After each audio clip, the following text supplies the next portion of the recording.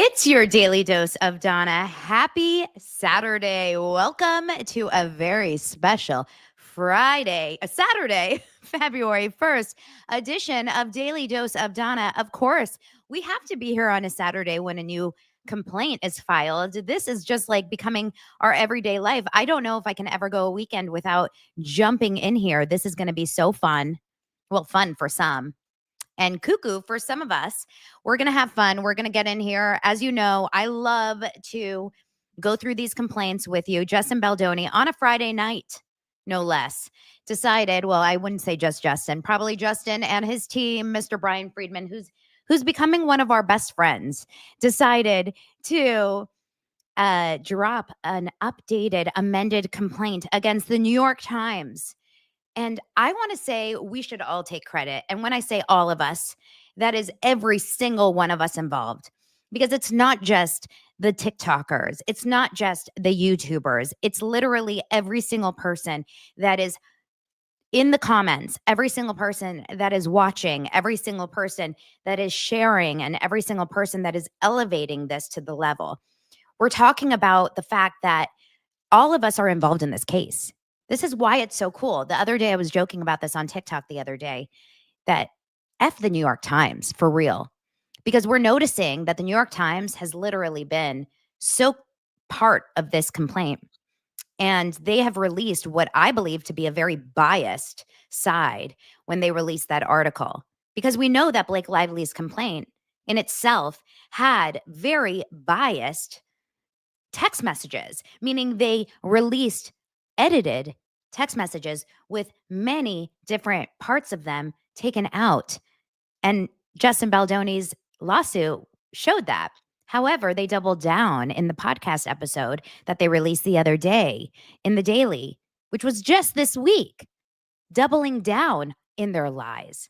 Now, the New York Times for many, many years has been showing their bias, but this is like such a loud, obvious way to show it. And we are all seeing it in real life.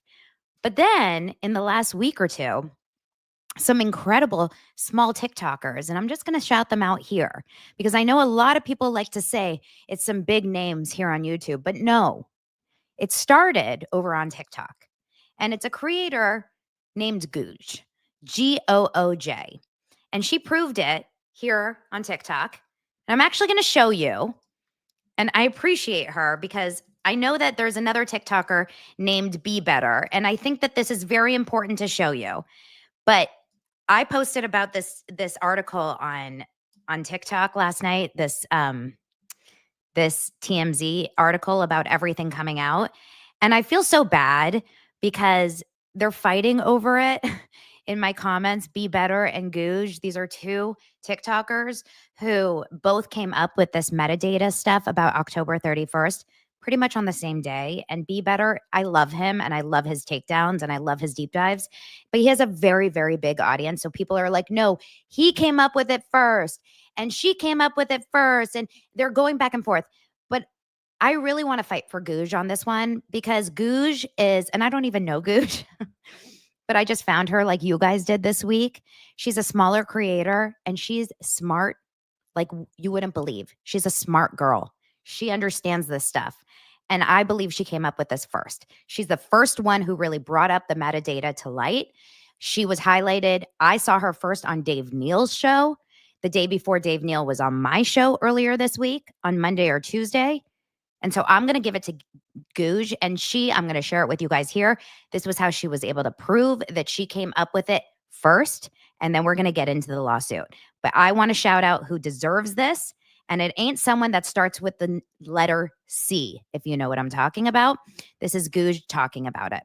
I'm actually taking a little bit of a break from TikTok because stuff like this specifically has me so in my feels that I'm being reactive and honestly disrespectful to people, but I literally cannot help but defend myself in this one case and then back to my break. Be Better says, I'm sorry, I'm not even trying to be rude, but why is everyone crediting Gooj? I was clearly the one that found the October 31st date embedded in the image generator, which is what the article is talking about. It is possible that Be Better found this information on his own. He certainly did not find it first. He certainly did not post it first.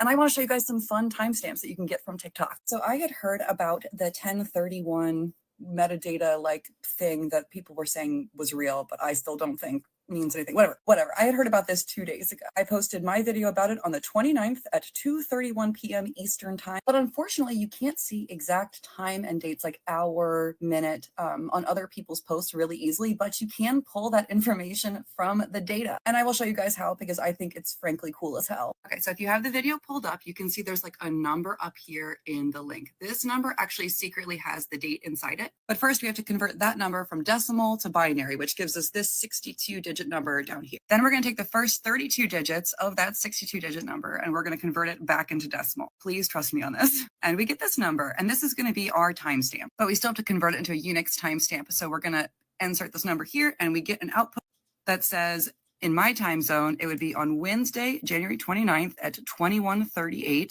which is 9:38 p.m. my time. So like 6 hours after I posted-ish, 7 hours after I posted. So there it is. My video was posted first.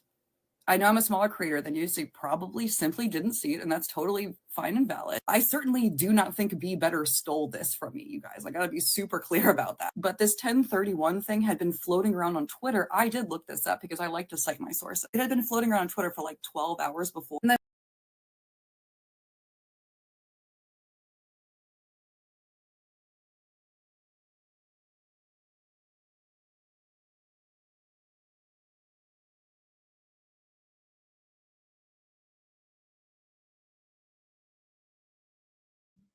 I was muted.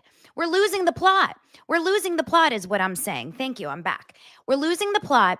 And if we are fighting over who is finding things first, who is finding things first, we are losing the plot over this. So what we need to do is focus on Justin Baldoni and focus on the bigger journey here. So one creator specifically has created this discourse. She is a big creator. She has a huge audience, and she started this. No one else was doing this before her. You know who I'm talking about. If you continue to say this in my content and in my comments, I'm going to have to start blocking you. No one, please continue to say it in any creator's content saying, you should give credit to blank blank. You know who I'm talking about. No more. Okay? So many people are doing this. Now let's get into the complaint and let's start working for justice. Got it? Snaps for justice for Justin. No, I haven't looked through the complaint. I'm going to be honest. We're going to do this together. Okay. Last night I went to bed. This morning I woke up and it was there and I said, nope, I'm doing it with you guys. Although I did see something about a perineum. Hold on. Perineum. I hope I'm saying it right. Perineum. Okay.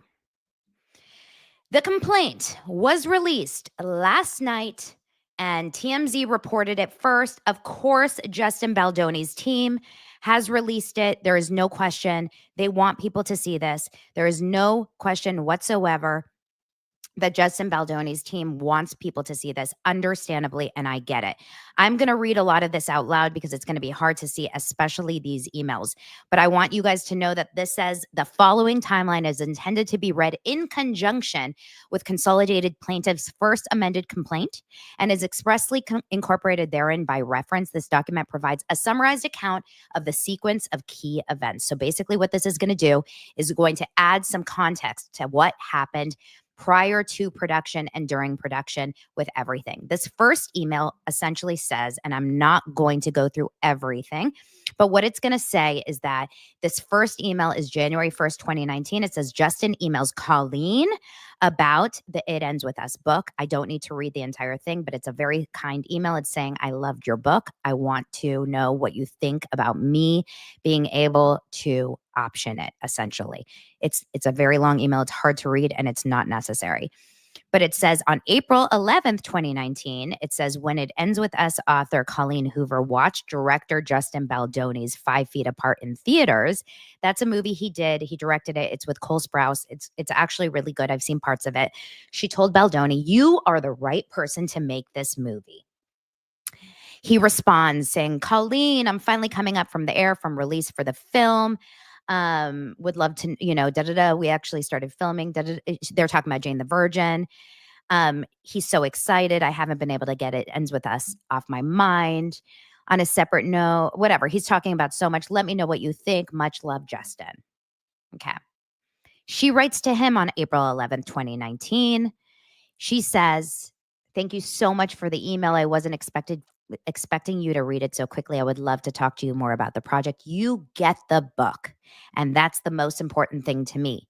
My big fear is that I'll option it to someone who thinks it's a hot romance and they'll take it off in the absolute wrong direction. I'm going to be upfront with you about a couple of things so you can decide if you want to move forward. I've sold several film options. I really realize none of them get made, and I'm okay with that. One of the options was not a great experience. And she goes on and on about the different experiences, okay? She was saying that this didn't work, some of the producers didn't work, this and that. It Ends With Us is so important to me, though. I would love more involvement on this film. I've actually been working on a script for it already, along with a producer, a friend of mine who lives in LA. Her name is blank, and she is a very dear friend of mine. I am a huge fan and supporter of this book. We sat down for a week and outlined it last month, and I had to put it on pause because I am on deadline for a book I'm writing. We planned on picking it back up. Are you based out of LA? Maybe we can meet and have a chat and vision for the film to make sure we're on the same page, etc.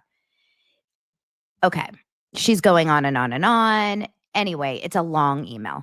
Then she suggests in April 12th, 2019, she suggests Baldoni plays Ryle in the film. So she actually wants him to play Ryle. A lot of people want to say that he cast himself, but she says, have you given any thought to whether you want an acting role in this? Say, maybe Ryle?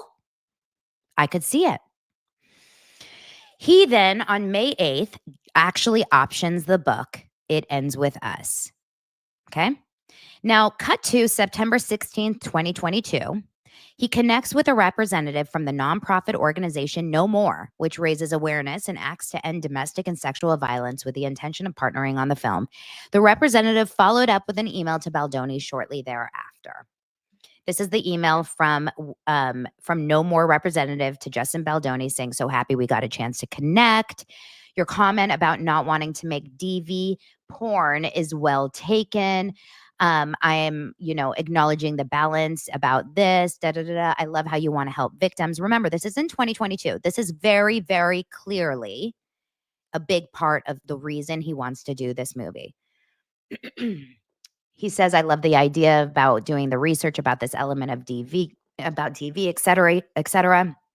He says, whoever says this, P.S., I'm sure you hear this a lot, but your wife is just lovely, beautiful inside and out. I can just tell from 3 minutes of conversation. On September 23rd, Wayfair partners with Sony. This is 2022 still. Their agreement includes, at Wayfair and Baldoni's insistence, a requirement that 1% of the film's proceeds be donated in support of survivors of domestic abuse. 1% was ultimately earmarked for the organization No More. December 31st, Lively agrees to take the lead role of Lily Bloom. So at the end of the year of 2022, Blake Lively says, yes, I will do this movie. January 13th of the next year, so this is now 2023, Baldoni and Wayfair develop marketing ideas for the film. They share these campaign ideas with Sony, including an idea for Lily Bloom pop-up shops nationwide, each of which would provide access to resources and safe houses for domestic violence victims. They also sought to partner with the nonprofit No More, which raises awareness and acts to end domestic and sexual violence. So in this email from Wayfair on January 13th, 2023, it says, hi, it was great meeting with everyone to discuss the vision for the 3 pre-production social videos and initial content and campaign concepts. I've attached an overview of the topics. This is from Wayfair to Sony. In this pre-premiere campaign, it says nationwide Lily Bloom pop-up shops, fun and sexy floral shop around the country. Justin, and if possible, other cast to show up impromptu for photos, book signings, maybe even working in the shop. Partner with a domestic abuse organization, No More, and local shelters to facilitate access to resources and safe houses. Early fan screenings across the country. Cast flies from screening to screening before premiere. Very clearly, they wanted to keep it aligned with pretty, floral, and domestic violence appropriate themed marketing. I mean, it was like a little bit more and more, like half and half, right? On January 22nd, Lively introduces Baldoni to her friend and celebrity trainer, who would become Baldoni's trainer as well, who we now all know as Don Saladino. He is very famously Blake Lively and Ryan Reynolds' trainer all over Instagram. The next day, Justin Baldoni and the trainer start collaborating, with the trainer delivering Baldoni's workout program the next month on February 26th. Hey, Justin Baldoni here, he says on January 23rd, a new friend of Blake's. We're working together on a film. I'll be headed your way for the first week of March for 4 months. Great to meet you, Justin, he says. Happy to discuss. Let's jump on a call at some point. February 9th, Lively and Baldoni are exchanging texts. She jokes with Baldoni that she is 20 pounds from her goal weight. Baldoni responds by disliking the messages. Lively thanks Baldoni for his friendship and support. Blake says, your friendship support helped me with that also, so thank you. Blake says, not holding to anything professionally, just thank you for the friendship side in the meantime. She gives the little thank you. Justin says, for real, I was worried about you. That's so much to hold. I'm really happy for you. I bet you feel 1,000 pounds lighter. Blake says, I really, really do. Only 20 to go, with a smiley face. He disliked that text. And then he did a happy, crying, laughing face. And then she kind of smiled. February 14th, he begins writing and sending script revisions to Lively, all the while also building rapport with his co-star and lead actress. Lively responds, you're safe here, indicating he need not worry about his choice of words and could speak freely. He writes, perfect. Ah, thanks. It's left over from the book tour from months ago. This is still pre-production, y'all. Thanks. It's left over from the book tour from months ago, but nice to see people still care about it. She writes the clapping emoji. He says, been deep into writing. Really fun with you in mind. Fun, not the right word. I can't really tell what that emoji is. And then he says, exciting. And she wrote another smiley, and that is that clapping or praying? And she goes, you're safe here. And he wrote a heart. Okay. They're clearly in a very good space. They're both very friendly. Okay. They are very, very friendly. They are clearly writing very happily to each other. This is on Valentine's Day. I don't think there's anything weird about that, but they're definitely writing very nicely to each other. February 17th, Lively shares her concerns with Baldoni about having her body ready for the forthcoming sex scenes their characters would shoot, asking, what's the chance we can do body scenes at the end of the schedule? Baldoni tries to reassure Lively that she doesn't need to stress about her body and emphasizes his determination to work collaboratively with her to ensure her comfort. Okay, this is going to be a small read. So she texts to him, holy shit, she's like Bronwyn on Real Housewives of Salt Lake City. She's like a very long-winded person. Thank you for your voice memo. It is deeply appreciated, she says. You are everything you promised to be as a collaborator. Thank you. I know my job here, and this piece is in big part my job here. We both understand the assignment as actors in the roles, but also as producers and also as marketers. We understand artistically, yes, but we get what we need to do in all aspects for this movie commercially. As woke as we both are and work to be, whoa, this movie requires a certain aesthetic. It's part of the job that we both excitedly signed up for. I don't shy away from it because it's not problematic. It's the assignment. Like when someone is about to start an athletic event, it's their job to be in top shape. My husband and I both look at certain roles as athletic events, and this is one of them. We've seen some of these texts. It's not always a part of the job, but on this one it is, and that's great. As much as I'd love to not think about it, that would be irresponsible and also impossible because it's unrealistic to not acknowledge what I need to do. This is my job here, and I meet my responsibilities with extreme work. My extreme work. What was I going to say? Hold on. I got lost. You guys, it's so long. with extreme work ethic. I look for solutions to achieve my high goals instead of lowering my goals. We all win. We're each firing at our highest capabilities, and you and I both are, and we will continue to. I just need as much time as possible because I just had my fourth baby. I understand that you'll never personally know all the nuances and challenges until you've lived this physical moment of time.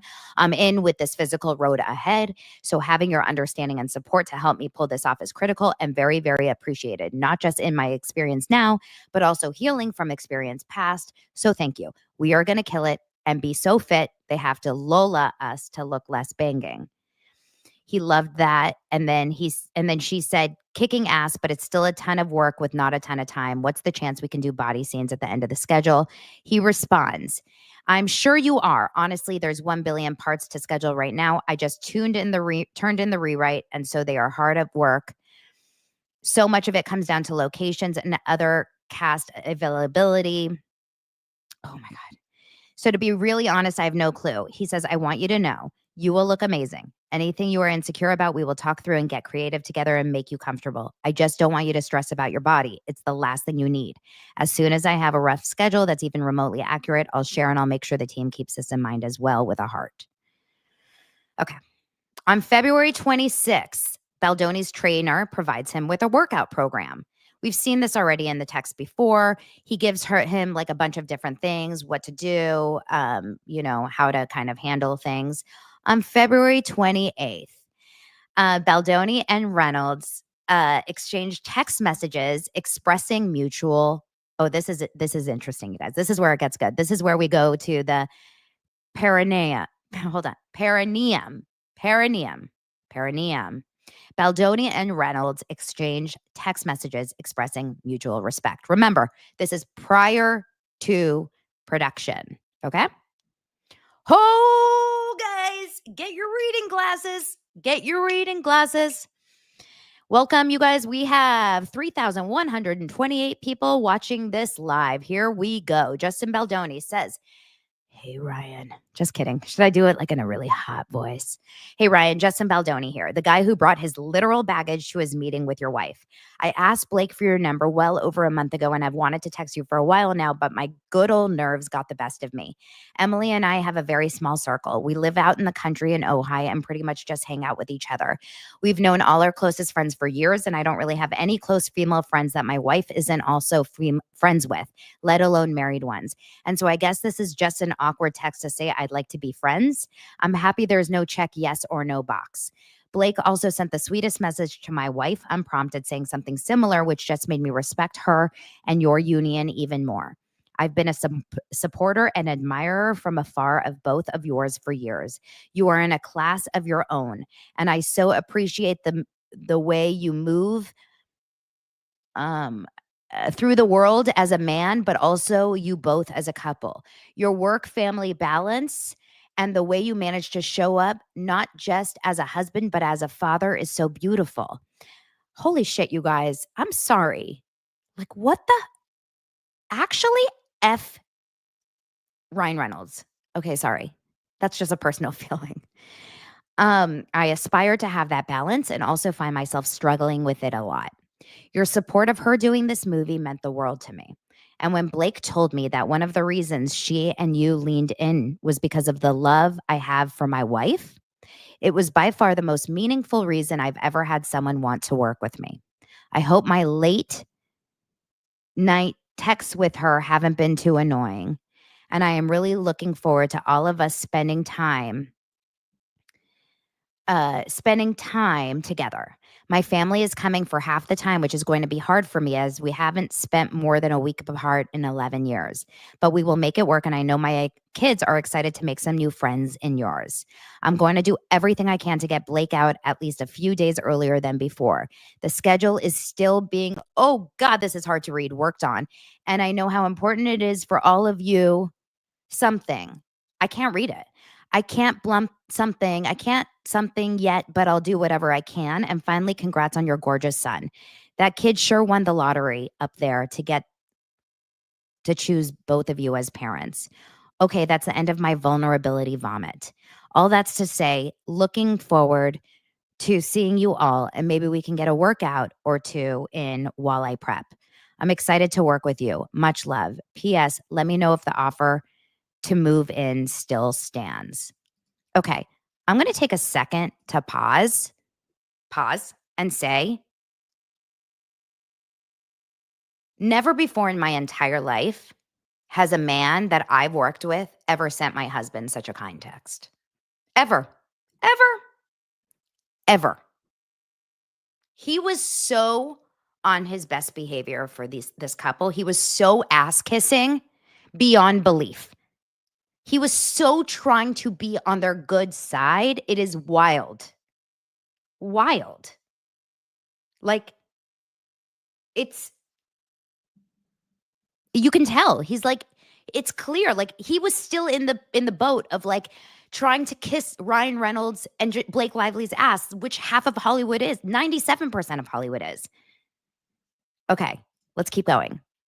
So Ryan Reynolds writes back. Wait, it says sorry for the delay. I wonder what the delay is. I wonder when he wrote the first text. February 28th, Justin wrote the text, and then when did he respond? It doesn't say. Hey, Justin, sorry for the delay. I've been in a writing cave and the girls are sick again. I'm told they have an immune system, but it's in beta testing. Oh, he's so annoying. Sorry. Okay. I gotta stop my personal feelings. What a loving and generous message. Okay, that's nice. Thank you. We're both looking forward to getting to know you and your family better. We're also big fans over here. Okay, so this is nice too. Thank God. Since before we met and more so after. You've been a wonderful collaborator with B, and that means a great deal to both of us. Being a stand-up person is everything, and you've been just that since day one. Thank you. You've hit the jackpot with B. She literally passes on every film and every filmmaker all the time. But one thing I know, and I speak from a deep wellspring of experience here, having her in your court behind the scenes as a creative is invaluable. I'm certain blank would say the same. Is he saying Taylor Swift? I'm certain Taylor Swift would say the same. Some of the greatest creative decisions I've made are in fact Blake. The same goes for, I bet he's saying Taylor. I guarantee you he's probably saying Taylor Swift. The acting is a small piece of a pretty astounding patchwork quilt of creativity. More than anything, I rely on her taste. Far beyond movies, I rely on her taste for all aspects of my businesses. That multidimensional creative output is something I can see in both of you. I'm excited for you. Okay, hold on. I'm excited for you to work together. I'm excited for Blake to crack open her creative piggy bank with someone as dynamic as you. This is going to be incredible. And thank you for understanding what it means to me personally to have my family reunited as soon as possible. Nothing means more to me, to her either, I can promise you. We're hardwired for keeping our family together.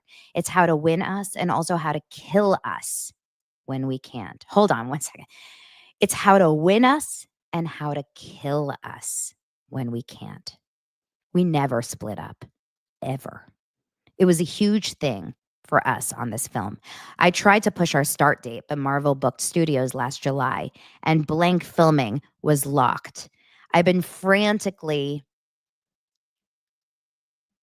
smashing out my third pass of the script to address structural changes, but mostly to get our budget down and shorten the shoot so I can fly back with the girls when school starts.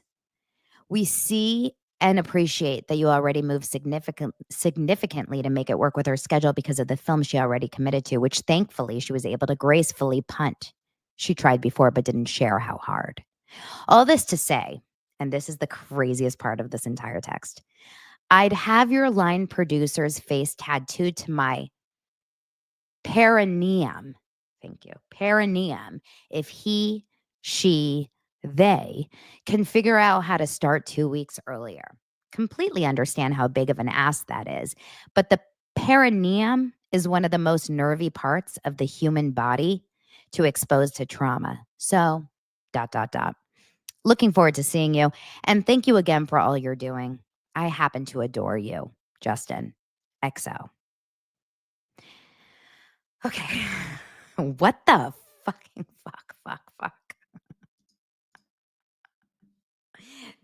2 text messages. 2 text messages. This is nuts. This is a whole novel. This is a Colleen Hoover novel. That's wild. That took 45 minutes just to write that. So he basically is they're trying to kiss each other's ass. Obviously, Justin wants to be on Ryan's good side just because he's Ryan Reynolds. And Ryan Reynolds wants to be on Justin's good side in a manipulative way. I can see it for 2 things. Number 1, he definitely wants to be on his good side because he's going to be working with his wife. But also, he's trying to get him to move his schedule so that he can get Blake in out earlier so that they can be together, because not being together can kill their family. That's a wild thing to say. A perineum, by the way, if you don't know what that means, that's the literal, I have to zoom myself up here. That's your taint, which is, it's the space in, like, it's by your butt. Why is he talking about that? Oh, and a line producer on a film or a TV show is who actually covers your schedule, right? It's who covers your schedule, like who makes the production schedule. That's the person who like does the call sheet and figures out all production stuff. So this was in February of 2024. 2023. In March, Lively shares with Baldoni that she has strep throat, and Baldoni offers to send her some amazing gut health protocols that help after antibiotics. Lively responds, please. As a result, Baldoni reaches out to his board-certified integrative holistic health coach. That's very probably Baha'i, you know? I'm just pushing it out there. I think that Baldoni, just from seeing his content, like he seems like a very kind of granola hippy-dippy guy. He lives out in Ojai. That's kind of my vibe, right? Lively shares that they connected, saying she's incredible. Lively later then claimed in her CRD complaint that this health coach was actually a weight loss specialist, and this was all a ruse for Baldoni to fat shame her subtly. What the hell? This is the actual text between them. Justin writes in March of 2023, he says, so happy you're feeling better. There are some amazing gut protocols that can help after antibiotics. I can send you if you're interested, but I'm sure you have a ton of that stuff. She goes, please, literally just off with the doctor now about that. This is my blank. So my body is all out of whack. He says, we'll send shortly. Would you want to do 7 or 8 p.m. and I can book you 30 minutes or an hour, my gift either way. Booked it for 7:30. If that works with you, your permission, I'll give her your number and she will call you then. She goes, perfect. Thank you. Sorry, been on Zooms. Thank you so much. Hi. Or thank you so much, H. I don't know. He said, no problem, like a thumbs up and a heart. She goes, do you mind passing along her number? I want to be sure she's not waiting on me. He said, sorry, just get out. She said she left you a voicemail. Blake says, because she wasn't in my contacts, it didn't ring. It went straight to voicemail, but we connected. She's incredible. Thank you so much. Justin emphasized that, like did a exclamation point.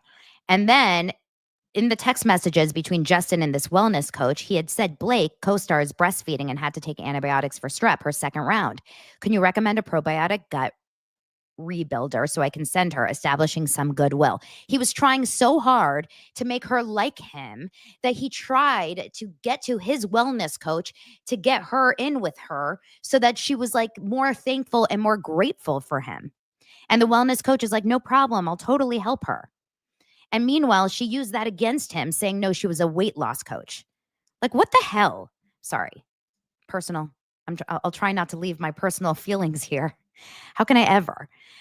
April 1st, Blake shows up for an in-person chemistry read with potential co-stars to play her love interest, Atlas, who ended up being Brandon Sklenar, of course. At the end of the day, Lively sends a message to Baldoni stating, that was fun yesterday. What a great assembly of people. So remember, this is April. She goes, ha, ha, ha, blank for the win. I can't wait to meet her. She's sparkly. And thank you, and Jamie. Jamie Heath is the co-producer that she ends up going after for sexual harassment. And thank you, and Jamie, for such a kind voice note. That was fun yesterday to try on Lily for a moment, but mainly just to get to spend a little time with the core group. What a great assembly of people. I can see why you adore Jamie. He's got the goods in all the ways. And Blank is the producer I always wanted but have never met. And Blank was so sweet and welcoming. It was lovely. Each of those men were so kind and giving their best. I was rooting for each of them. And it was nice to feel what a safe, open, soulful, and encouraging room you create for your actors. Excited to do it all real soon. And he loved it. April 5th. Baldoni hires an intimacy coordinator and texts Lively to coordinate a time for them to meet. Lively declines to meet. He says, just hired the intimacy coordinator who I love. This ends up being probably that Lizzie. We'll set you up to meet her. She liked the text and she says, I feel good. I can meet her when we start. Thank you, though. He liked that text. And then he sent the screenshot of that text of Blake Lively to his producer saying, just wanted to tell you about this. Seems she doesn't want to meet the intimacy coordinator until we start, which may mess up the workflow, but I can still meet with her, of course. Producer says, that's fine. If she doesn't want to meet her now, you'll just have to walk her through what you and Lizzie, the intimacy coordinator, are thinking. April 7th now, Baldoni shares the updated script with Lively. Lively excitedly texts Baldoni her thoughts on the pivotal rooftop meet cute scene, acknowledging its significance in the story. She asks if she can take a pass at the dialogue, hoping to infuse more of her voice into the character and make it more flirty and yummy. Baldoni welcomes her input, eager to see her take on the moment and make the character hers. He waits for her notes. Holy shit. Here we go. Someone give me some cough drops or throat drops. We're about to read some novels here. He writes on April 6th? Yeah, April. It looks like April 6th in the text, but it said April 7th. Oh, it's April 6th, 7th. Yeah. New script coming to you shortly. We worked on a lot of the Lily and Rel stuff to make it more playful and sparkly. Thank you for giving me my favorite new word. She liked that word, sparkly. She goes, so excited to read Monday. Love a sparkle pass. That's so Taylor Swift, by the way. Sparkle, like bejeweled. You know, she totally loved saying Taylor Swift words. Then she said, I lied. So excited to get to work on this movie. I can't wait till Monday. Already reading. My kids are going to kill me. They've had enough of me, though, for Christ's sakes. So have we. The meet cute scene to me is the most important scene in the movie, sets the tone and needs to feel extra special. You okay if I play around with some of the dialogue to give her a bit more agency and fun to send to you?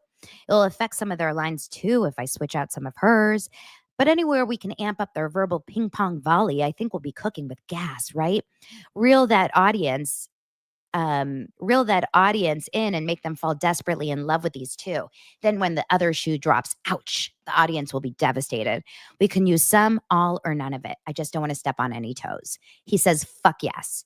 I couldn't agree more. It's what I tried to do in the last pass and some of what I was hoping we could do together.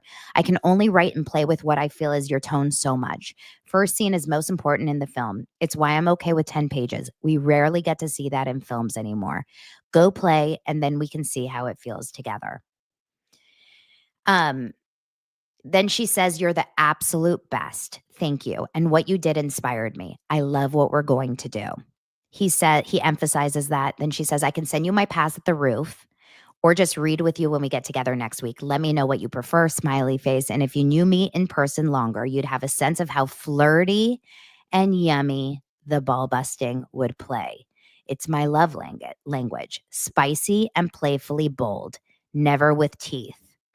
Wait, hold on. What? Okay. Spicy and playfully bold, never with teeth. And him, sir, this sounds like sexual harassment. Hold on. If you knew me in person longer, you'd have a sense of how flirty and yummy the ball busting would play. It's my love language, spicy and playfully bold, never with teeth. And him serving it back to her is just as important. You don't usually see both the man and the woman with such agency and humor. Any way I can act it out for you next week to make sure it comes through, or I can send now. Let me know what you prefer. XX. Never with teeth. If you guys don't understand kind of what that means, she's talking about ball busting. She's talking about yummy. She's talking about flirty. She's talking about spicy, playfully, yummy, never with teeth. I truly mean she's sexual. I'm not trying to be crazy, but this is a little bit of sexual harassment. I wish I had a banana near me, if you know what I'm talking about. Okay? Where's my eggplant emoji? Someone get it up there in the chat fast. What the hell? This is projection through and through.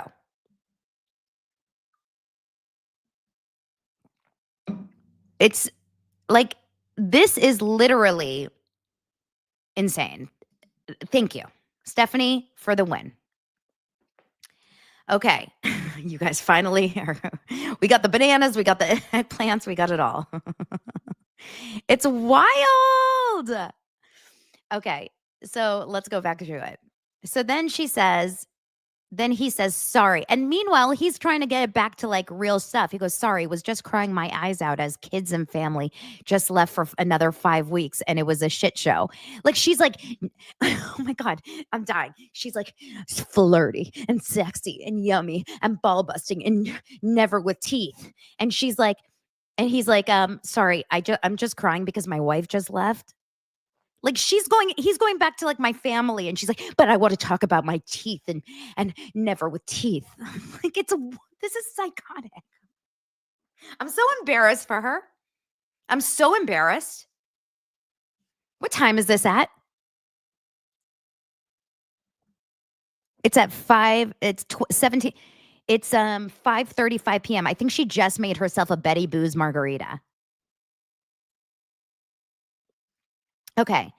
Then he goes, yes, send. It's so important to the film, and I can't wait to play and find it. I agree so much. Lily needs to be strong and witty and playful and bold. That's why I wanted you. It's also one reason why I wanted to age her up. If a woman like you could fall into that relationship, then anyone could. And the more we love them, the more devastating Act 3 is. And Blake said that photo is devastating. So sorry to you all, but the love is gargantuan and apparent. I imagine he sent her a photo of the families leaving or whatever. Then Blake says, thank you for saying all that and also couldn't agree more. React 3. That's the mission. And then Justin loved that. Oh my God, this was a wild ride. April 9th, Lively shares her notes on the rooftop scene with Baldoni and follows up with a text eagerly awaiting his thoughts. Baldoni responds via voice note expressing his appreciation for her passion and edits. While he likes her changes, he envisions the final version landing somewhere between her take and the original. Blake Lively, happy Easter. What do you think of the pages? April 12th, Baldoni meets with Lively at her apartment in New York. He is greeted by Lively's husband, Ryan Reynolds, who enthusiastically praises Lively's rewrites of the rooftop scene, which he had sent on April 8th. Hours later, as the meeting is ending, a mega celebrity friends of Reynolds and Lively walks into the room and also begins praising Lively's script. Who's that, guys? Oh my gosh. I forgot to make it big. Sorry, so you guys can see it. Oh, so Taylor Swift walks in. Hi, I'm Taylor. Hi, Taylor Swift. Do you know me? April 13th. Lively shares that she's ill again for the third time in 1 month. Baldoni asks if she would like to speak to his health coach, whom he previously connected her with on March 29th. He also offers to take it one step further by connecting her with his medical intuitive. Lively later claimed that the health coach was not what Mr. Baldoni had represented her to be and alleged she was a weight loss specialist. She further claimed in her CRD complaint that this was yet another attempt by Mr. Baldoni to shame her for body and weight. She said, so sorry. Been at doctors all AM. I have strep again and a sinus infection. I haven't had strep in over a decade and now 3 times in 1 month. Will send as soon as I get home. He goes, what? Oh no. Do you want to talk to blank, the health coach? She goes, you think she could help with this? Would love to. It's perplexing all my doctors. I was hoping it was COVID this time. This is what, and then he says, this is what blank is for. I also have someone one step further. She's a medical intuitive. She's normally booked up for months and months, but she's a dear friend of mine and can see what's going on in your body by just talking to you. Doctors call her when they can't figure out patients, talks to world leaders, etc. She's incredible. Might be too woo-woo for you, but she's the most grounded person and a saint. Can't promise I can get to her today, but happy to try. She says, never too woo-woo for me. I'm open to it all. You have enough on your plate, though. You are so generous, but I don't want to add to it. He goes, service is something that brings me joy. I got you. So sorry you're sick. Give me a beat. She goes, I know the feelings. I'm my friend's go-to personal concierge for all needs.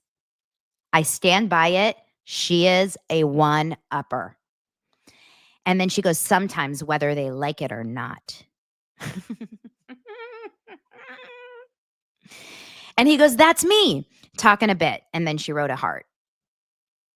Then he goes, hey, just talk to blank. She can help, but needs you to fill out these forms so she can legally talk to you. Do you still have them? She goes, yes, we'll find them and sign now. I emailed you also.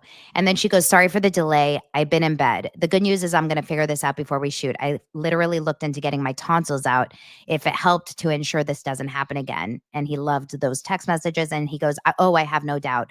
I'm just sorry you're not feeling good, waiting to hear back from my friend, but let me know if I can be helpful with blank. I think she was just waiting on those forms. Blake said, I filled them out. We're in touch. Thank you again.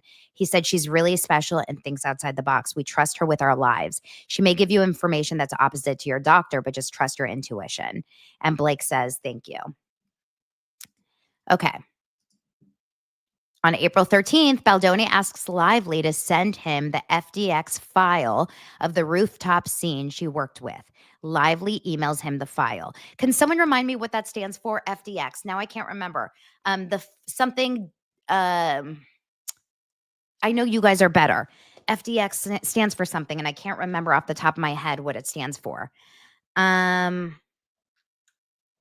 just need to charge my mouse for just 2 seconds. Final draft X. Thank you. Thank you. Final draft. It's the script. It's the first final. It's a script. It's something about a script. Yes. Yes. Okay. I'm just worried that my mouse is running low on battery because it's driving me crazy. Okay, here we go. April 14th, Baldoni and Lively text about script changes and enhancing dialogue for the role of Lily Bloom's mother, Jenny Bloom. Baldoni conveys he is happy for Lively to share her notes, but ultimately wants to run any changes by the scriptwriter out of respect. Lively agrees. In the wake of the meeting 2 days earlier, in the presence of Reynolds and their mega celebrity friend, who Lively describes as her dragons in a lengthy text to follow, Baldoni feels obliged to text Lively saying that he liked her pages and hadn't needed Reynolds and her mega celebrity friend to pressure him. Baldoni acknowledges Lively's text about her dragons and apologizes for not responding right away. However, he promises to send her a more thoughtful voice note later that evening when he gets home from his plans. So remember, this is when they're going back and forth about the script. So in the meantime, we didn't know this, but in the meantime, during all the script changes, he's literally going out of his way, trying to get this like doctor for her, like she's sick. He's going out of his way to like get his medical intuitive who doesn't ever take on people, obviously really trying hard to helping her and like being there for her when she's sick. They have a good friendship, but obviously, she's like throwing the writing thing out here. Okay.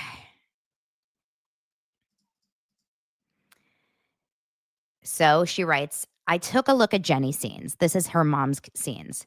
It's always different when you read with yourself in mind as the character. I can see why a higher caliber of talent isn't working out. It doesn't feel like Jenny has a POV. If she's going to care so much about what's on the surface or appearances, we have to at minimum see what's underneath. We need to see where that comes from. Or if we don't have the runway, we need to give her more faceted depth in what we do see of her. I also think we're missing an opportunity to see more of Lily and her mother and vice versa. It would help make the characters pop and feel indelible. Anywhere we can undercut all the drama with irony, effervescent characters, and unexpectedness, our movie will sing. I think it's a quick pass that it doesn't add page count. I'm happy to take a run at it if you send me the script via FDX. I can also play with anything else that needs a little magic to help fast track some of the conversations and rehearsals. Or if you prefer I stand down, please let me know. Okay. Is she not a writer? She's not a writer. I'm very confused by this. Hold on. Why? Baldoni conveys he is happy for Lively to share her notes, but ultimately wants to run any changes by the scriptwriter out of respect. She's like literally inserting herself as a writer. He didn't know what to do probably, but she's not a writer. She's never been a writer. And he didn't hire her on as a writer. So he goes, hi, on with No More, our domestic violence partner on this film. Respond shortly. And then he says, I think you're exactly right. So well said. Happy for you to take a pass. Love what you did on the rooftop, but out of respect, we'll want to run it back to my Christy,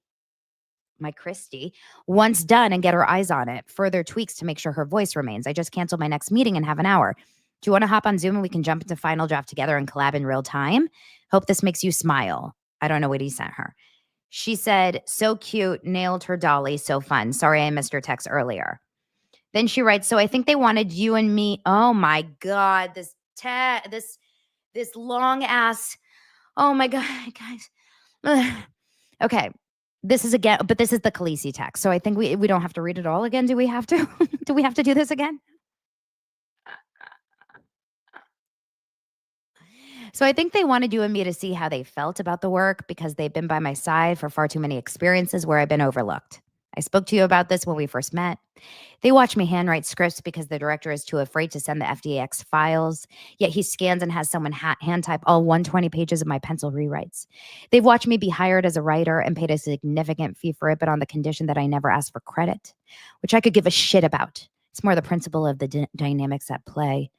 Okay, you guys, I can't read this all. This is the exact same text that we've read, but it's about the Khaleesi text again, okay? Which is basically saying, like, I've been overlooked. People overlook me all the time. And then Justin says, hi, wow, wow, wow. Thank you for writing this. I have so much to say. I am so sorry for the slow response. I gave a talk tonight to a bunch. Meanwhile, he's like dealing with real people. She's like, no one respects me as a writer. And Ryan and T and my dragons, they are the only ones that respect me. And he's like, sorry, I was talking to Baha'i youth in the city.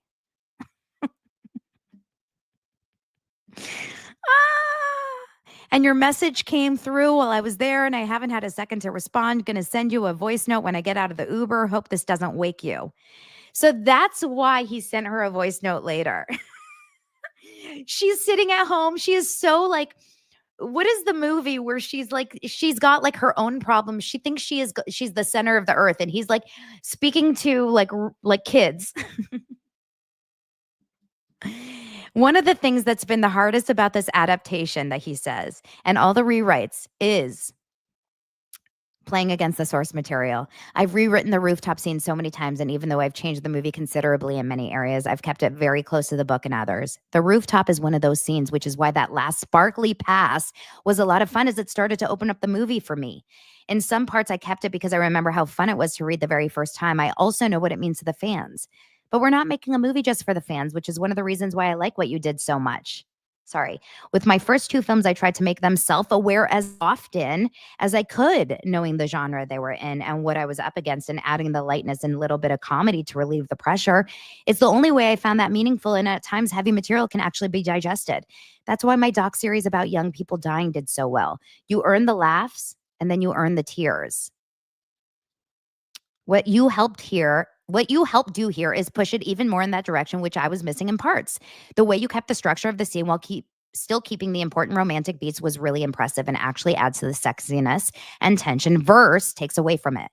I do think us running it together is going to teach us a lot. If we had shot the early drafts, it could have been like eating too much rich chocolate cake. I like the messiness,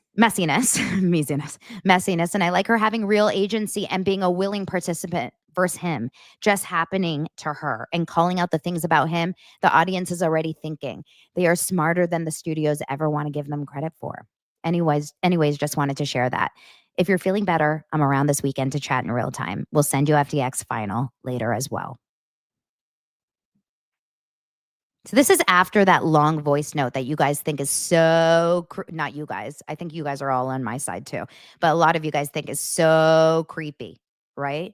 She responds, "Thank you so much for the thoughtful messages. They're very appreciated. Looking forward to catching up in person. And I too promise I'll freak you out, spook you, upset you, and be an action." And I do promise I'll freak you out, spook you, upset you, and be an actual beast. But I can promise it will always be in service of this movie and our shared goal. But I will also always apologize. I appreciate being able to communicate openly, always. Then he says, here you go. Since this is our white draft, anything starred will come out in colored pages. Since I'm getting pressure to go to a Monday AM, please let's start there. Also, if you can leave tracking on that would be helpful. Wow.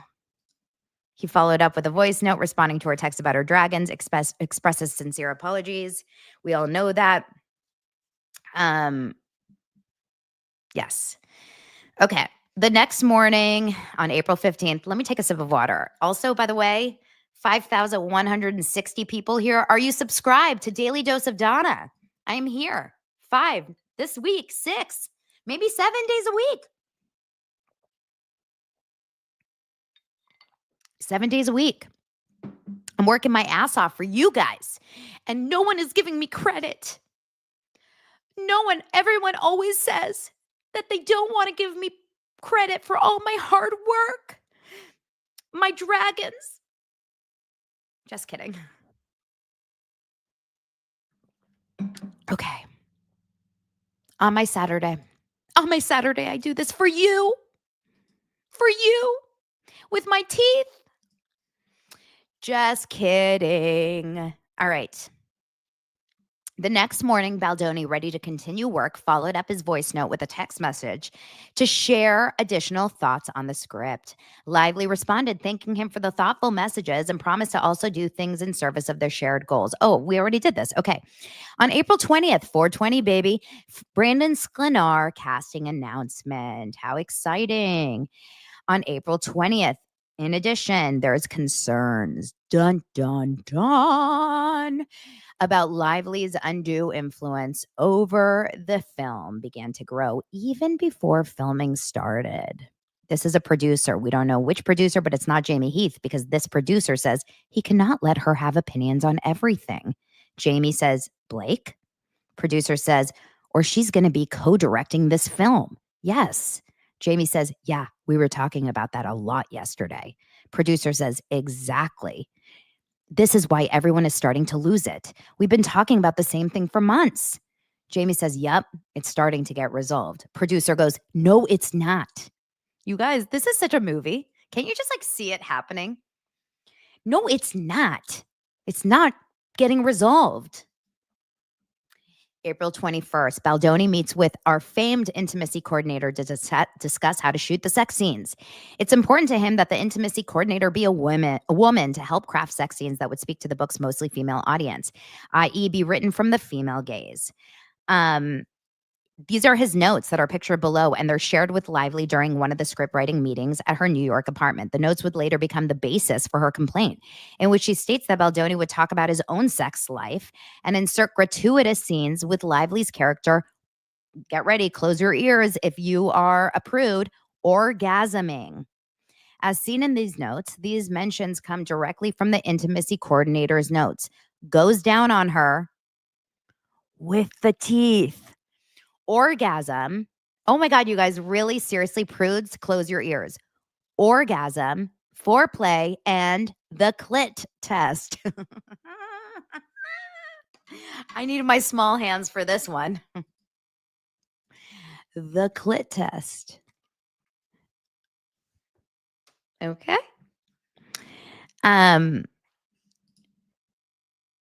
Ideally, these conversations would have taken place directly between Lively and the intimacy coordinator directly, as Baldoni had requested. However, Lively declined to meet with her, leaving Baldoni in the less than ideal position of having to relay these notes to Lively in her penthouse.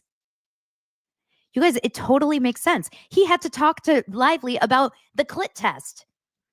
Okay, wow. This is going to be major porn for a lot of women out there, is going to be Justin Baldoni's notes talking about clits. I'm just putting it out there. My hands, they're small, I know, but they're not yours. They are my own. Okay. Intimacy coordinator, meet before something, sex in Vegas. Without showing she doesn't want, push and pull foreplay.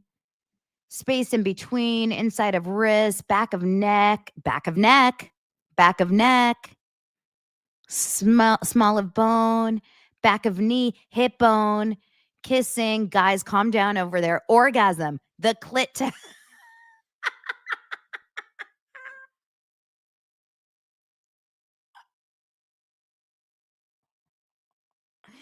Can I call this episode of Daily Dose of Donna the clit? Am I going to get, are we going to get, wait, someone said the best comment ever. Oh my God, this is the Mrs. Valentine. That's the best comment I've ever seen in my life. Clithesi.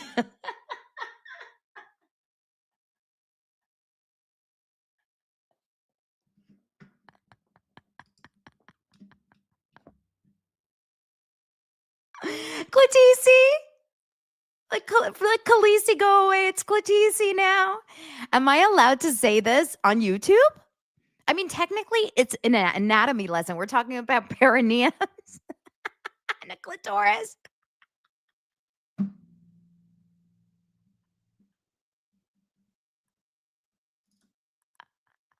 Daily dose of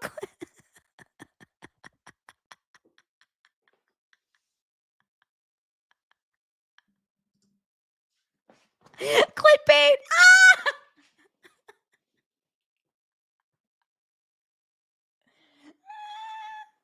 You guys are so funny. This is too good. It's clickbait.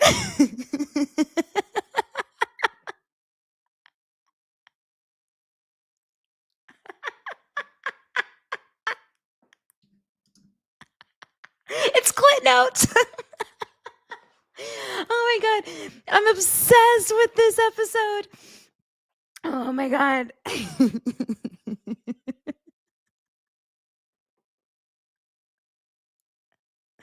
I'm a serious journalist.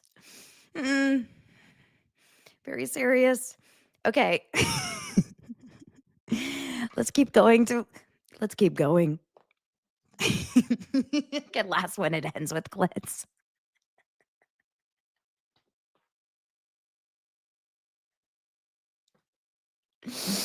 Oh my god, this is going to be in court. That's the best part about it. Okay, I don't think I can end it because this keeps this whole lawsuit is a the whole lawsuit is a catastrophe.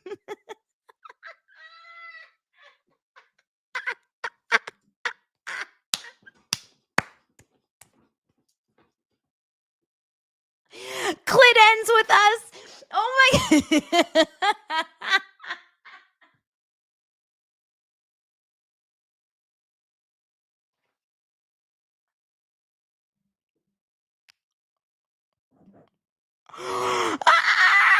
Okay, you guys, I have to stop. But this is gonna actually happen in court. They're gonna be like, did you talk about the clit?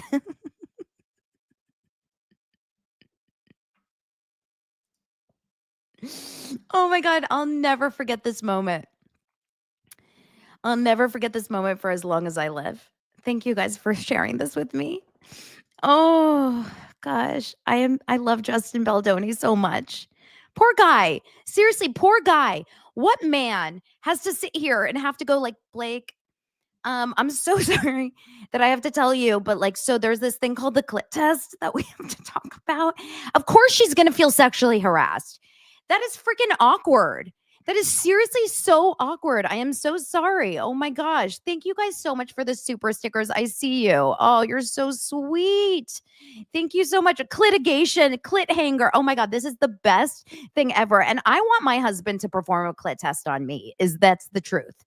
Like, shouldn't we all get a clit test at some point? Like, it never ends. Oh my God, you guys, there's too many good ones in the comments. If you are watching this later, please go and watch the live chat replay at this moment. This is clearly the best thing I've ever seen in my life. It's the best moments. I don't know, but we need to all Google a clit test. Every intimacy coordinator needs to publish the clit test. Bring your girlfriends and wear your clitoris. Bring your girlfriends and wear your clitorals.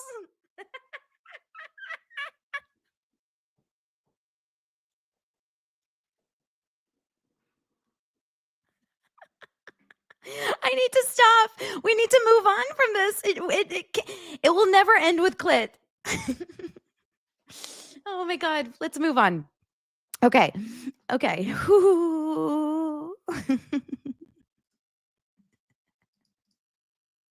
Clit pool. Clit the like button. Wear your clitorals is one of my favorite things. Oh my God, bring your girlies, wear your clitora. Oh, I can't wait to get the really, really bad reviews for this episode. There's going to be comments that are going to be like, this was so unprofessional. Like, we were talking about sexual harassment. I can't help it, you guys. I'm just a girl, just a girl that just has like sometimes a sense of humor. Okay. In preparation for a lift sequence in which Baldoni's character Ryle would lift live. Oh, this is about the lift. So this goes now into the time where we're lifting her up, and he had to ask the trainer about how much she weighs. And this totally makes sense to me, which I don't understand because actually at this point, a lot of women, specifically women, are very upset about this because they're like, I don't care what the case was. At this point, it doesn't make sense why you would ever ask someone how much they weigh. And I don't stand by that. I get it. I actually personally fully understand why you would ask someone how much they weigh. Because if you have back issues and if you have bulging discs, which he actually does, and we've talked about that before, it makes sense to me that you would say, like, how much does this person that I'm supposed to lift for this scene weigh? It makes sense to me, but okay. So he reached out to their personal trainers. This is the mutual trainer of Ryan Reynolds and Blake Lively's. And it says that he asked how much they weigh. So here's the scene that everyone thinks is not even in the movie. Well, it went away because of this whole drama. But here was the scene where Ryle says, he presses his mouth to Lily's, breathes her in. Lily is so upset she starts to kiss him back in need of comfort until Ryle scoops her up, gently laying her down on the floor. Okay, that was the scene. So it was actually in the script. And on April 25th, Baldoni was summoned by Lively to her penthouse and greeted by Reynolds, who swore at Baldoni and accused him of fat shaming his wife. How dare you fucking ask about my wife's weight? What's wrong with you? The tone from Reynolds and Lively was so aggressive that Baldoni felt he had no choice but to offer repeated and completely unwarranted apologies for what was a good faith and reasonable question to his trainer, not Lively. Reynolds demanded that Baldoni remove the lift scene entirely. In Lively's complaint, she falsely states that the scene wasn't even in the film, suggesting that it never existed. But clearly, obviously, it did. Baldoni was stunned by the accusation because clearly they were talking about the weight, obviously. And in this meeting where Baldoni aggressively confronted by Reynolds and Lively told Baldoni that if he could not get on board with how she works, he still had 2 weeks to recast her. Okay? So in this meeting, Blake Lively yelled, and when Ryan yelled at Justin, Blake Lively said, if you don't like my body or whatever, you still have 2 weeks to no. Yeah, you still have 2 weeks to recast me. This came out of nowhere, you guys. Think about this. This is April 25th, and they were texting nicely back and forth on April 15th about the script. So this is 10 days after he started to give her a little pushback about the script. This is how fast she turned on him. How crazy is that? So it was between the script changes, and it's because that stupid trainer, and I'm sorry, I'm going to go strongly on this. That trainer completely changed the game for Justin Baldoni. That Don Saladino guy who's still like publicly posting about Ryan Reynolds and Blake Lively on his do you guys know who he is? I don't know. He is such an ass for doing this. He totally wanted to kiss Ryan Reynolds' ass by doing this, I think, and felt the need to go in there and like just I don't know why, but his telling Ryan and Blake this, I think, completely ruined this entire thing. He's an ass, allegedly, or by opinion, I should say. I think he's a jerk. Okay. So that probably came out of nowhere. Obviously, it would be impossible to recast her without incurring millions of dollars of expenses. So that was never going to happen. On April 25th, the line producer on the film shares concerns about the wardrobe budget from her takeover, stating that it was way more than she had ever seen wardrobe go over budget with the initial spend. the wardrobe budget ballooned. So the line producer is in charge of the budget and the schedule. So this line producer, this poor line producer, basically was saying, "Hi all, wardrobe's budget for spending is 185,000. Normally wardrobe overspends and then does tons of returns and ends up in budget. Our wardrobes team told me they spent about 500,000 but then lands back at 185,000 once wardrobe returns are done. To date, they've already spent 615,000 and they need their cachet cards all replenished because they've only shopped for Justin and Blake. They had to reshop everything for Blake after creative changes, but it's a lot of money. I trust them, of course, but want to keep you all posted as this is way more than I've ever seen wardrobe go over budget with their initial spend." That's just for 2 of the characters, y'all. 2 of the characters. April 27th, Baldoni feels homesick. His family's back in California. It's been weeks since he has seen his kids. Lively offers to have Baldoni fly with her to Los Angeles and back for the weekend so the 2 of them can continue working on the script. 6 hours there and 6 hours back. Lively feels at ease with Baldoni and is not only willing but invites Baldoni to share an airplane cabin with her and her children. So clearly she still feels comfortable with him at this point. Justin writes, "Blake just offered to fly me to LA with them tomorrow at 2 so we can get 6 hours of work on the script in and then fly back Sunday and get another 6. Jamie says, "Okay, let's talk when you get here." He says, "I just got a 5-minute voice note from Emily crying about how hard it is without me. I gotta go. I'm with Blake, but at least we can actually justify it." He goes, "Okay, you on your way here?" He goes, "No, coming at 2. Jamie says, "When do you need to know for certain? I'm sure we'll work it out. I just want to walk through it over here, just what that means." Justin goes, "I'm on with a neurosurgeon." He goes, "Wow, okay, call me afterwards." April 28th, Baldoni flies to LA from New York with Blake Lively. For the duration of the flight, Baldoni and Lively work on the script. On April 30th, they return together to New York. May 1st, Lively begins altering the script daily. The frequency of Lively's revisions and input alarms the producers who anticipate that her interference would persist every day of the shoot and disrupt the carefully planned production schedule. Producers, are you listening to this? She's fixing the script. I think Blank's advice was actually wrong. Blank advice was actually wrong. Blake is now directing the movie. This is bad. Jamie, I'm listening. Talking through it is better than not. Seeing what's possible, as long as any decision is done with approval. Producer, not for something that was already intimately planned.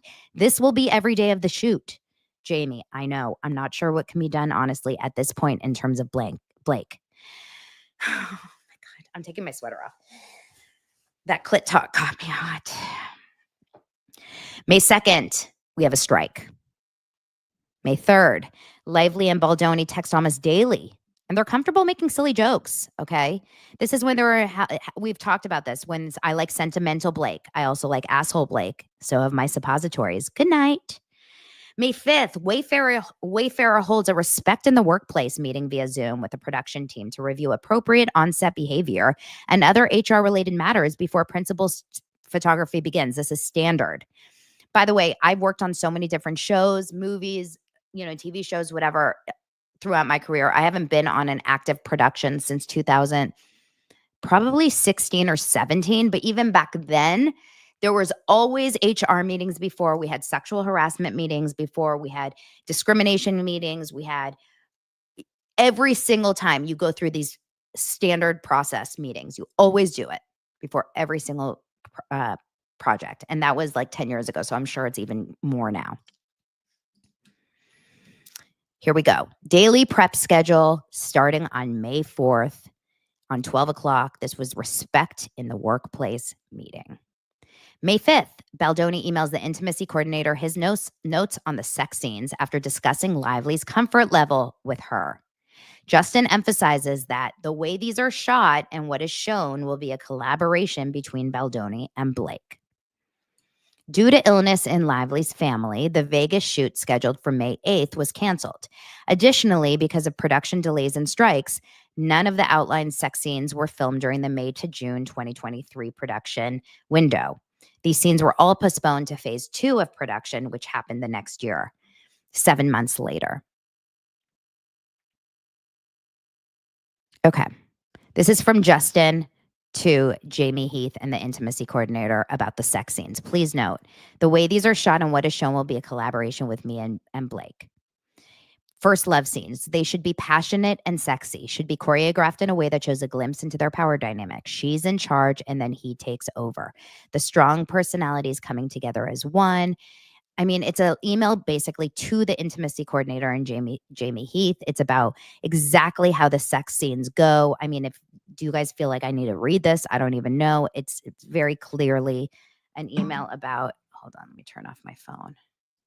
An email about, exactly how the sex scenes should go, but it's very on brand. It's saying like, I am fine showing my butt, female gaze. There will be pelvis movement, but no orgasm, no oral sex. Hands should be able to grope various body parts. If Blake is comfortable showing Ryle kissing her belly, then leaving frame for a moment, then staying on her face. I think that's something women would like to see, but also fine not doing it. I know oral sex was something off limits, but wasn't sure about implied oral sex. He's very clearly speaking to the producers and the intimacy coordinator very clearly about what he wants to do. Okay. And then he's talking about the morning sex scene, the frittata scene, the onesies makeout scene. He's like very clearly communicating about it. May 8th. As production was set to begin its first days of shooting in Vegas, a member of Lively's family falls ill. Baldoni shares Blake Lively's family and her are constantly sick. Like they're seriously constantly sick. Baldoni shares his prayers and wishes for their speedy recovery. Meanwhile, production is left to manage the fallout and attempt to recoup costs from the canceled shoot date. My whole family is praying for you guys and you're sending love. Blake, thank you so much. I'm horrified by the timing. Thank you for all your support. This has been brutal. Blank is going to be okay. We're both going to be good. Just need to get through it. Justin, just so happy Blank is going to be okay. Rest well. Blake, excited to go home. That was intense. You around tomorrow or Thursday to go through and finalize script? Okay. May 8th. Lively's attorney is provided with a nudity rider, in which Wayfarer includes the intimacy coordinator approved nudity rider, followed by written confirmation of the approval. For clarity, providing the intimacy coordinator approved nudity rider served as confirmation that Lively and the intimacy coordinator discussed and mutually approved the sex scenes. Notably, the sex scene scheduled for the week of May 8th had to be rescheduled multiple times due to illness and strikes. As a result, they were ultimately filmed in January, meaning no sex scenes were shot during phase 1. Okay? No sex scenes. This is from Wayfarer to Lively's counsel, saying, I hope you had a good weekend. Here's the nudity rider. Lively's counsel said confirmation. Thank you. And then from the intimacy coordinator said, thank you for sending. Everything is exactly as discussed. We're good. May 12th, Lively and Baldoni work at her apartment, making final script changes. May 15th, Baldoni shares an encouraging message with Lively saying, Blake, well, here we are. Even though I've told you a bunch of times, I will say it again. Thank you. Thank you for listening to that part of you that told you to do this film for me. With me, thank you for diving in headfirst and caring so much about every little detail. Thank you for not settling for good at the expense of great. Thank you for the hard conversations and the fun ones, the long-ass nights and the flights where I'm not intentional. You are a once-in-a-lifetime talent, and you make everyone around you and everything you touch better. As your collaborator, your director, and your friend, I'm so grateful and excited to take this journey with you and grateful for your trust in me. Let's tell the truth and enjoy ourselves while doing it. Love. P.S. Happy Mother's Day. You are also a fucking amazing mom. It's been a joy to witness how you love and adore your kids. They are all amazing and a testament to their parents. He's such a great guy. Blake writes, the finale for the win. This note means so much to me. I'm excited to start tomorrow, but it's only one piece of the journey. We started months ago, and I'm grateful for all we've built so far. Thank you for caring so much and for putting every bit of you into showing it. You have given so much of your time to fight for great, and that hasn't gone unappreciated or unseen for a moment. Let's do this shit. Everything's good. May 15th, a No More representative who attended the table read the day before shares a message of encouragement with Baldoni. He's eager to establish a plan to ensure the film has the greatest impact in supporting victims of domestic violence. So No More is excited about it. May 15th, on the first day of photography, paparazzi capture and publish photos of Lively in character, wearing her hand-picked wardrobe. The images were widely criticized as unflattering and sparked a backlash from Sony. We all remember this one. guys remember this guy? This Gorge? As the Toast Girls say, Gargy Pargy. Reddit was losing their minds. I never pictured her this homely. Wow, they made Blake Lively look older than she actually is. Also, what the fuck is this outfit? Mom, I want Carrie Bradshaw. Like really bad. Remember, this is all Blake Lively's choices. All Blake Lively's choices. May 16th, Baldoni approaches Lively in her trailer to discuss necessary wardrobe adjustments and his desire to have more control of wardrobe decisions going forward. Before this meeting, Baldoni texts Heath saying he was terrified of saying the wrong thing and asked Heath to send him prayers. The meeting lasts 1.5 hours. As noted in the Daily Wrap email, Lively's complaint falsely characterized this exchange as a lengthy outburst that delayed filming and caused the crew to wait for hours, while Baldoni cried in Lively's dressing room. Baldoni did briefly become emotional during the conversation, but only in response to what he believed was a genuine compliment from Lively, praising his work as a director and actor. Baldoni later realized this was the first of many manipulations by Lively, who in this moment was trying to convince Baldoni to continue her autonomy over the wardrobe. This is his text message to Jamie Heath. Seeing her in 10, send me prayers. I'm just saying I've been ignoring my gut and there's a few things we need to course correct on. I'm fucking terrified of saying the wrong thing. Talk after.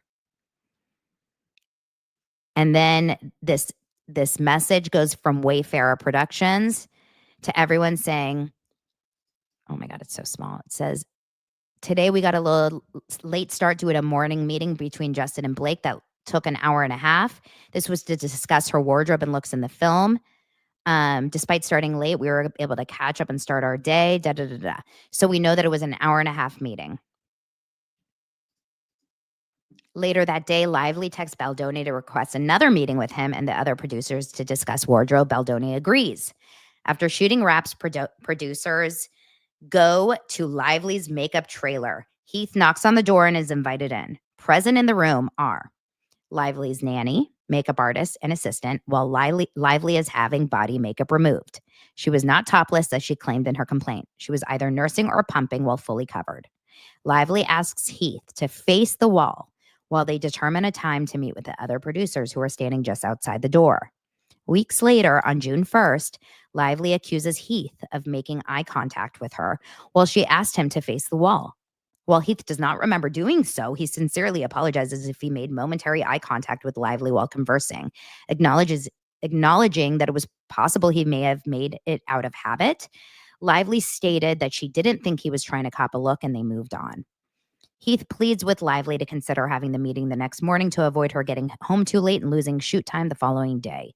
The conversation in Lively's makeup trailer only lasts a couple of minutes. They agree to meet with the rest of the producers in her personal trailer. 10 minutes later, they meet and discuss the wardrobe at length. Any suggestion that Heath stared at her inappropriately is not only blatantly false, but also difficult to believe.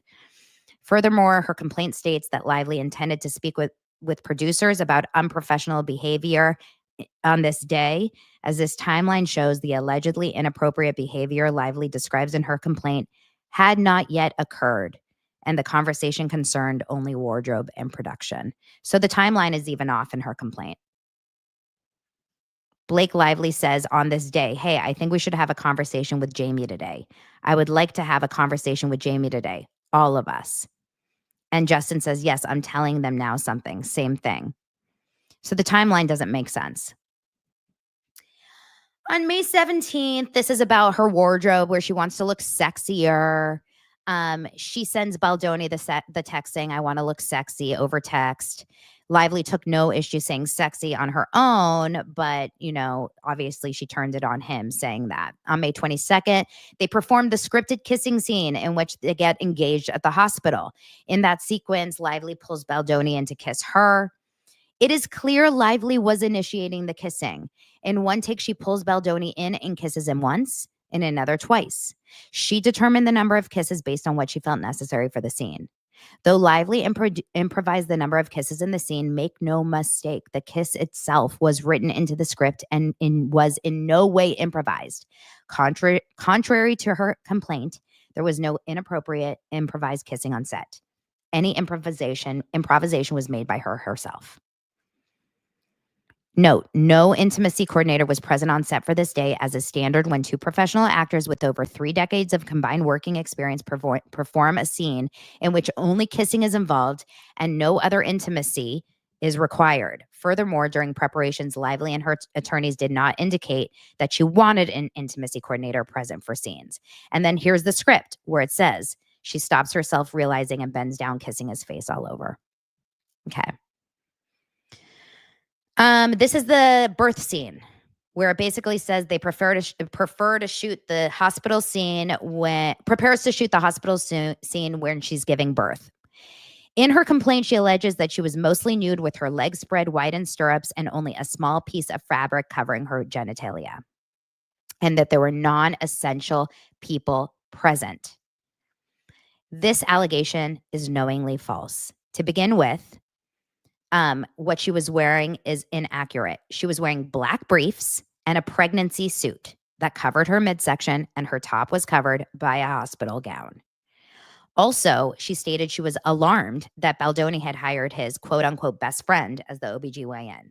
The actor portraying the obstetrician is award-winning, Shakespearean-trained actor with an MFA in acting from UCLA. In addition to appearing on numerous hit television shows, he has toured nationally with the Tony Award-winning acting company and attended Oxford's acting program on a full scholarship. His engagement was no different than the engagement of Lively's sister, who was hired because she is Lively's sister. Despite their personal relationship, they are both experienced professional actors. Lastly, in Lively's complaints, she stated that the set was crowded, chaotic, and utterly lacking in standard industry protections for filming nude scenes. For one, Lively was not nude, nor did the set diverge from industry standards further. Closed set protocols were followed every day on set. She also says that Steve Sarowitz, who's the head of Wayfarer, was present for the filming of the birthing scene. This is entirely false. Mr. Sarowitz arrived later in the day after the birthing scene had already been shot. And this goes to show exactly who was on set. It says it's a closed set on the call sheet. And at the end of that day, Baldoni praises Lively. In turn, she expressed her regard and appreciation for Baldoni while acknowledging she could be difficult and critical of others. Get ready. Justin says, I'm not going to tell you that you were amazing because you tease me for being so sentimental, but you were amazing today. He wrote that day at the end of the birthing day. She writes, thank you. I do appreciate it. I'm just a ball buster, but it means a lot to me. I care a great deal and I always want to deliver. You were terrific. I am proud of everything we did today, but really every day. He says, thank you. She has no issue with him that day. No issue. May 23rd, next day. Baldoni, during a scene in which the cast is wearing loose-fitting onesies, attempts to give Lively directorial feedback. This is the day that she's wearing that big onesie. And in her complaint, she says he used the word sexy. That made her feel ogled and exposed. But as you know, Lively had said that she said that even though she had said sexy earlier, his statements were immediately followed by a gesture indicating that Lively had something in her teeth and a request for someone on set to give her a toothpick. This exchange, all of which was captured on camera, was bookended by Baldoni's immediate recognition that Lively appeared offended. Baldoni offered multiple apologies to Lively moments later, despite the fact he was merely doing his job. Later that day, during this action sequence, Lively and Baldoni's characters would kiss, which is all caught on camera. Lively's complaint later accused Baldoni of discreetly biting and sucking on her lower lip during a scene in which he improvised numerous kisses on each take. As shown in the below script pages, the kissing was not improvised. Here is the script. It says, we watched these four live it up at the bar in their onesies, laughing and drinking, Ryle grabbing Lily around the waist and kissing her as ... There is no fake kisses here. It's in the script. This is a May 12th revision, and this was shot on May 23rd. Who the fuck can fight this now? During lunch on May 23rd, as part of a continued creative discussion that Baldoni and Lively were having about the hospital birthing scene, Baldoni asked Heath to show Lively his wife's post-home birth video. stating to Heath that Lively had not seen one and was presumably interested in watching. Baldoni himself had seen the video prior and felt it was demonstrative of the spirit of his vision for the birthing scene. Heath agreed to share this deeply personal video and approached Lively with the video in hand. He proceeded to show her 1 second of it before Lively asked if Heath had permission to share the video. So it sounds to me like Baldoni is like, oh, Jamie, you should show Blake the video of your wife giving birth at home, like a bath birth or whatever it's called. And then he showed it to Blake, and Blake was like, oh, did your wife say I can see this? And then Jamie said, oh, yeah. Lively states she would like to see the video, but asked to watch it after she finishes her lunch. So she said, oh, let me eat my lunch and then let me see it. Heath did not press the matter and moved on. Okay. Lively never saw the video after that. Like, it never came back up. The video in question showed Heath and his wife cradling their newborn daughter post-birth. This was the video. Notably, his wife was not in labor. In fact, the video begins with the cries of the baby while she's resting on her mother's chest. A still image of the moment is included below. Heath's wife remains covered with a towel for the duration of the video, submerged in water and holding her newborn. This entire interaction between Heath and Lively lasted less than 30 seconds. Lively later likened this 1 second clip to pornography and stated that Heath showed her a video of a fully nude woman with legs spread apart. The attempt to transform this benign event into an act of sexual misconduct is intentionally offensive, and to characterize a photo with a newborn baby as pornography is actually disgusting and perverse. I added the word disgusting because I feel disgusted by her. May 23rd, that evening, Baldoni and Lively's characters filmed a romance montage, slow dancing at a bar. This is that video that we watched. We talked about that like crazy. The romance montage. Lively learns that the crew, this is on May 25th, Lively learns that crew members had called out sick with COVID, and as a result, requests that testing be conducted on set. Despite the return to work agreement expiring, which laid out COVID protocols on set.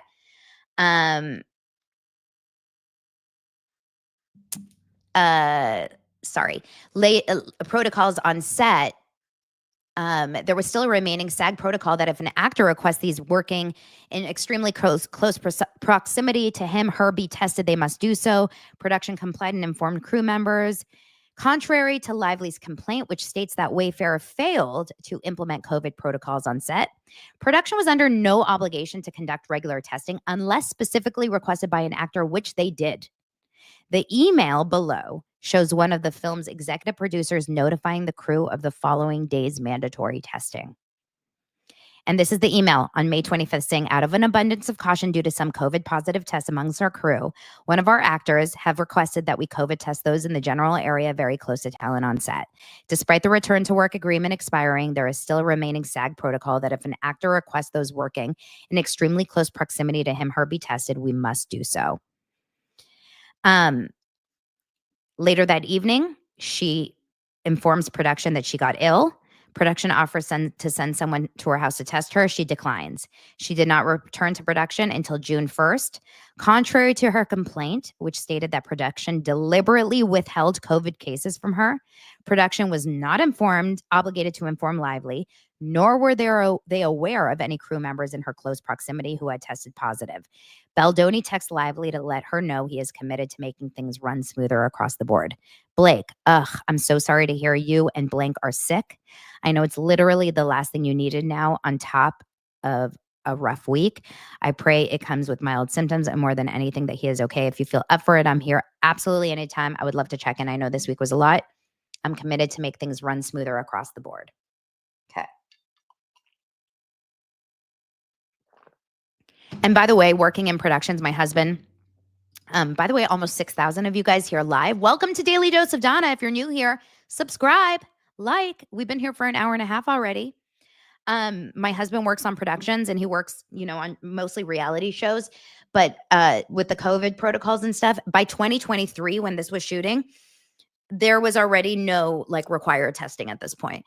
In 2021, it was required testing. He had to always swab before every single day. But at this point, there was no required testing. And this was 100% totally legit. People would go to work probably all the time with COVID and people didn't know. So this absolutely was not required that they had to like test to know. And this happens. Like life happens. People get sick and get other people sick. Okay.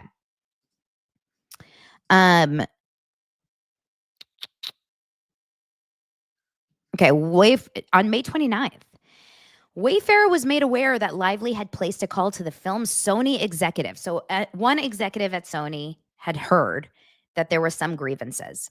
Number one, Baldoni's sexy comment about the wardrobe of her character Lily, which is previously contextualized, was benign and mischaracterized by Lively, who took the comment personally. Okay. So clearly she didn't like that he called her sexy. Number two, Heath showed her the birth video. She didn't like that. And number three, Lively shared her grievances about the first AD, suggesting that she be replaced. She and the second AD, who is also a woman, were shortly thereafter let go. So Blake Lively not only didn't like the sexy comment, she didn't like the birth video, but she also got two women, the AD and the second AD, let go. Why? We don't know. The AD's jobs usually on these films are responsible for scheduling, for getting people, from place to place, kind of just like they're assistant directors. So they're not really responsible for any like creative decisions as much as they're responsible for like production aspects. That's pretty shitty. Like I didn't even know that, but that's pretty crazy.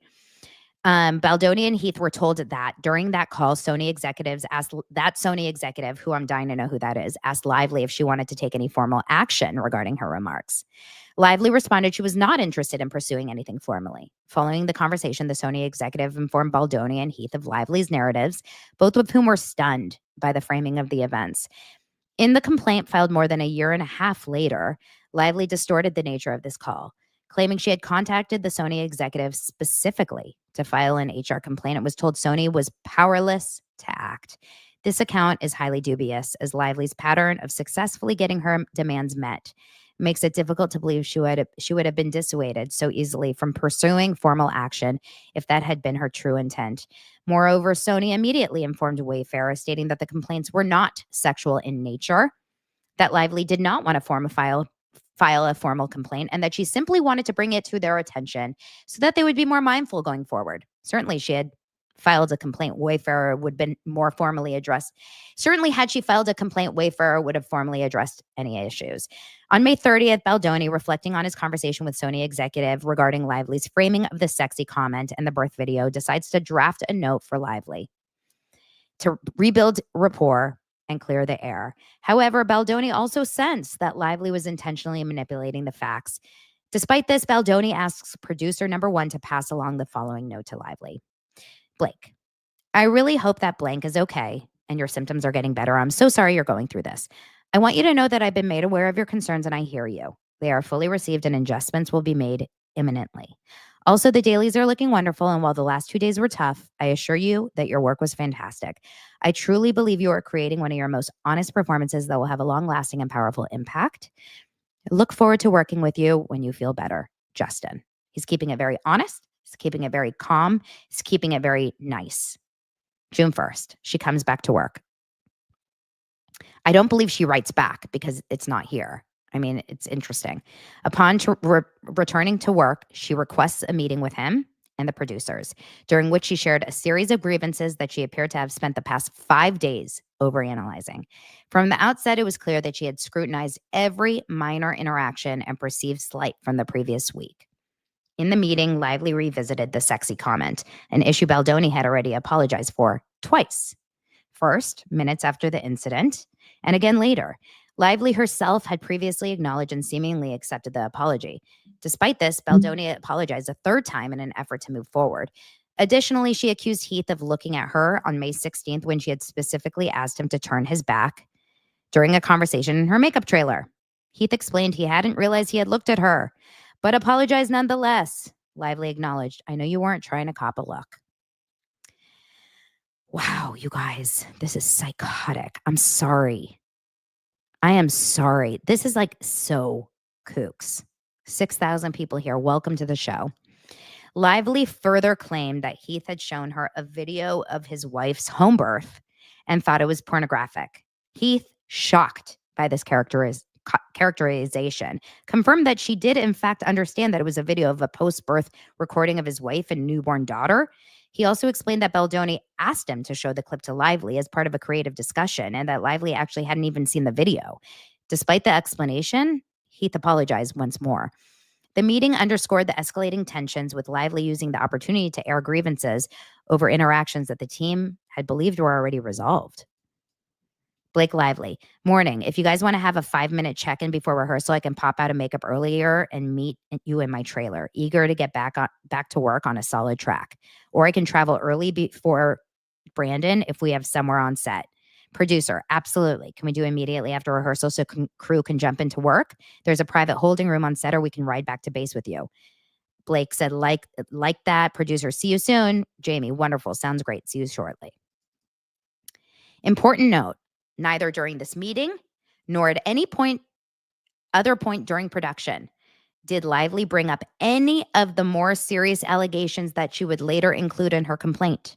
We've included the facts of the matter above for the sake of the timeline, while fully believing that these allegations were only added to Lively's complaint to bolster her claim and not as a reflection of the truth.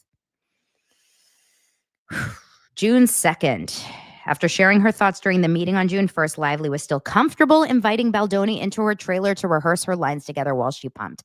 After all of this, she still, the next day, said, "Come into my trailer. I'm just pumping." He says, "Okay." She goes, "Take your time. I just have to tell my husband, can you take Dylan to rehearsal, please? Thank you."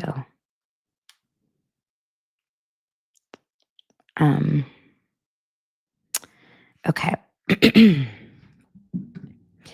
After facing pressure from Sony and one of the film's producers, this is the next day, who believed Lively was no longer responding favorably to the first AD, Baldoni and Heath made the difficult decision to dismiss the first AD, despite feeling she was being unfairly scapegoated. In their text exchanges, they both expressed discomfort with the decision. This move created turmoil on set, as the first AD played a pivotal role in production, making her replacement a significant challenge. Nonetheless, they ultimately conceded to Lively and Sony's request to replace her. Justin writes, someone says, "Where you at?" Justin says, "Best Buy with blank. You need something?" Justin writes, "Nope, just checking." Oh, Jamie and Justin are texting. Justin says, "Nope, just checking on you. I really don't want blank to get fired." Jamie says, "I know, me either. And yet we're there, man. Let's talk later." June 3rd, Heath informed the first AD that she would be replaced. Meanwhile, Lively prepared to film an emotionally intense scene in which her character, alone in a bathroom, reflects on the abuse she endured from her fictional husband. A close-set protocol was implemented that day, restricting visitors without prior approval to ensure privacy and focus. Lively, who had rewritten the scene herself, was deeply attuned to an intimate and emotional nature and played a significant role in directing the action. Notably, Baldoni's character was not involved in the scene. This is when she goes into the bathroom. Okay, whatever. This is a closed set, no visitors on set.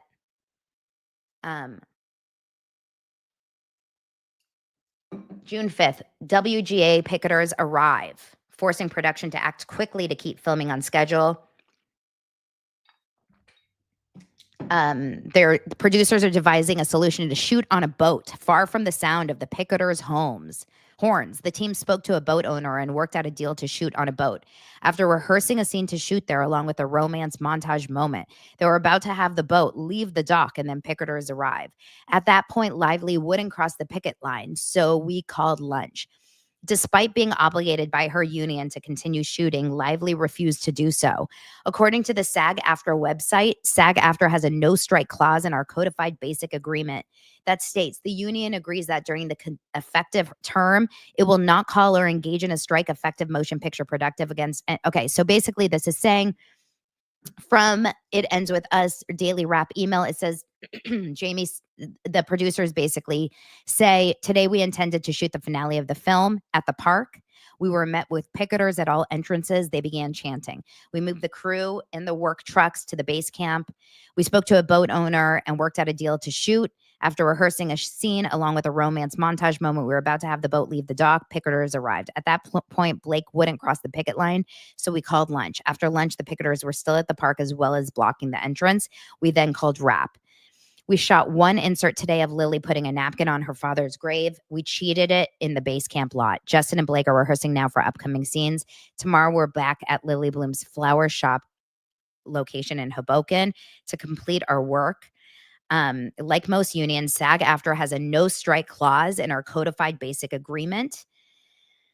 And then it says that Baldoni's still feeling terrible about letting the first AD go. Shared that he wanted to reach out. Below is the text exchange between Baldoni and Heath. They're clearly feeling really bad about it. And Jamie says, I think you should write an email, not a phone call or a text. Justin says, I want you to know that I love and appreciate you deeply. This whole thing has been such a heartbreaking mess. I know this must be hard, and I'm so sorry. This is what this person says, Justin wants to say to this AD.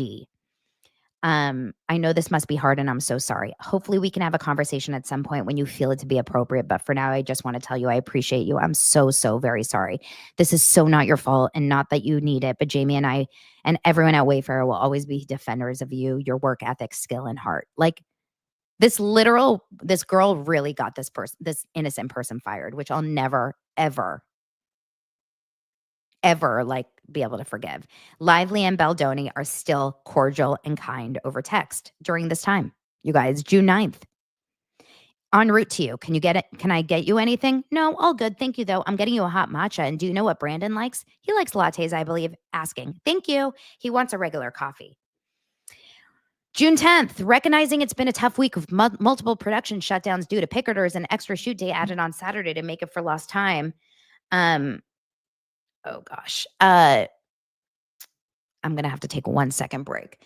Baldoni sent a text to Lively stating, I just want to thank you for giving this week 110%. I know it must be hard shooting and also have your partner gone and feeling exhausted. Lively replied, I appreciate your empathy and give it in return. You're in the same boat. So they're really writing back nice. June 13th, Lively is now asking for the dailies. You get it? So this is where things really start to turn. She goes, hey, would you mind giving me access to dailies? My manager flew out to visit set and leaves tomorrow a.m. He heard all about it from I'll forward you. He heard all about it from blank, and I'd love to show him. I appreciate you may be too slammed right now to make this happen, but maybe someone else can facilitate. Thanks so much. So this is where we've already been, where he's sending Lively's request to his producers and saying, like, what do I do? Where do I go with this? And this is where, the producers are saying, like, oh, I'd say no. We've already gone through this. Producers are like, this is kind of weird. So this is when he writes back and says, like, let me see what I can do, but I don't really know. At this point, there's a lot of, production shutdowns. Obviously, we know that that's happening. So, guys, let's just recap where we are right now. Production phase 1 is done. It's mid-June right now. It's June 15th. We've already passed my birthday. Okay. My birthday is June 11th. It's June 15th. Production phase 1 is done. So we've gone through all of pre-production and production phase 1. All we have are, in terms of relationship, Justin and Blake are getting along really well, fairly well. Okay. They're still on copacetic terms. I think Justin is losing his mind over Blake's demands, but in terms of their relationship, it's pretty good. She had one issue with him calling her sexy, and she didn't love the fact that Jamie Heath showed her that video of the birth, and that she felt like he made eye contact with her that one day when she was breastfeeding. But they've talked about it. She talked to a Sony executive about it. They've had a conversation about it. Supposedly it's all good. She also didn't like the first and the second AD. That's all. At this point, that's all. Okay? There's no HR complaints. There's no lawyers involved. There's no real issues. Everything's fine. She's being difficult. She's being incredibly demanding. She's rewriting scripts. She's getting people fired. She's changing the wardrobe. She's being annoying as all F, but there's no real issues. Strike is happening, okay? But I do need to take just 1 second because I have to forward my husband an email because he's taking my my husband my my husband's taking my husband. Yeah, you guys, by the way, I didn't tell you about this, but I have a sister husband. No, he's taking my son to rehearsals. So he is going to do that for me. My son is in Beetlejuice, the musical. Okay. June 15th. So they have shot, the production is shut down. In total, Lively has shot for 16 days. Notice there's like no mention of Colleen Hoover on set ever. I've heard that Colleen Hoover was only on set for 4 days out of all of the days. Okay. We had to shut down for 1 day to the strike. However, receiving a waiver from WGA, we were cleared to pick up again. This is on June 21st. It says production made an attempt to reach out to Blake to stay until the 23rd, but we were told that she was leaving. And as a result, we're using the time to shoot other scenes where Blake's character is not in. So she's being a little difficult once again. Wayfarer undertook a significant and costly effort to rework the shooting schedule, prioritizing scenes featuring the younger versions of the characters who had not shot any scenes thus far over those requiring Lively. This was no small task as it involved relocating to different locations. So she challenged everything. She changed everything. She created so many difficulties, completely. She was like, "No, I don't feel like going. I'm not going to go." This is such a difficult thing, you guys. This is not like on a stage at Paramount Studios. This is on location. You have to completely rework everything. There's so many moving parts. June 22nd, Alex Neustadter, who played young Atlas, participated in an on-set electronic press kit interview designed for the film's promotional campaign. Below are the questions and the producer's responses, highlighting his experiences on set and his thoughts on working with Baldoni. This speaker says, "Tell me about working with Justin. What's that been like?" He says, "I love his energy, man. He brings so much passion. And even through the turbulences of the scenes, it's the energy and the passion. He's very creatively open, makes the actors more comfortable." Isabella Ferrer says, and this is what I played. I think I played this yesterday. "Working with professionals, I've been doing this for a really long time, but who are also so open. The crew and Justin and all the actors that I've worked with have just been so open and welcoming. I've never felt belittled. I'm comfortable. I feel very accepted.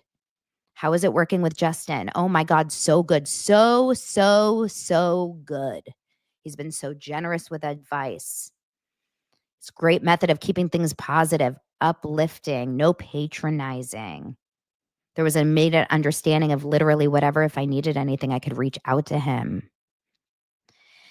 Important note, Isabella and Alex shared these sentiments regarding their working experience with Baldoni prior to spending time with Lively during the promotional tour of the film. June 22nd, Brandon Sklenar, that's Atlas, participated in an on-set interview designed for use in the film's promotional campaign. Here are the questions and his responses, focusing on his experiences on set and working with Baldoni. Speaker 1, "Well, did you talk to Justin? Did Justin reach out to you about to talk about the piece?" He says, "Yeah, no, he did. Yeah. I mean, yeah." And by the way, I've really turned on Brandon Sklenar after this because he jumped so fast to Blake Lively's side, as did everyone else, by the way. But Brandon Sklenar is an adult. He's an adult man, and he fully jumped to Blake Lively's side. So did all of these people, but this sucked.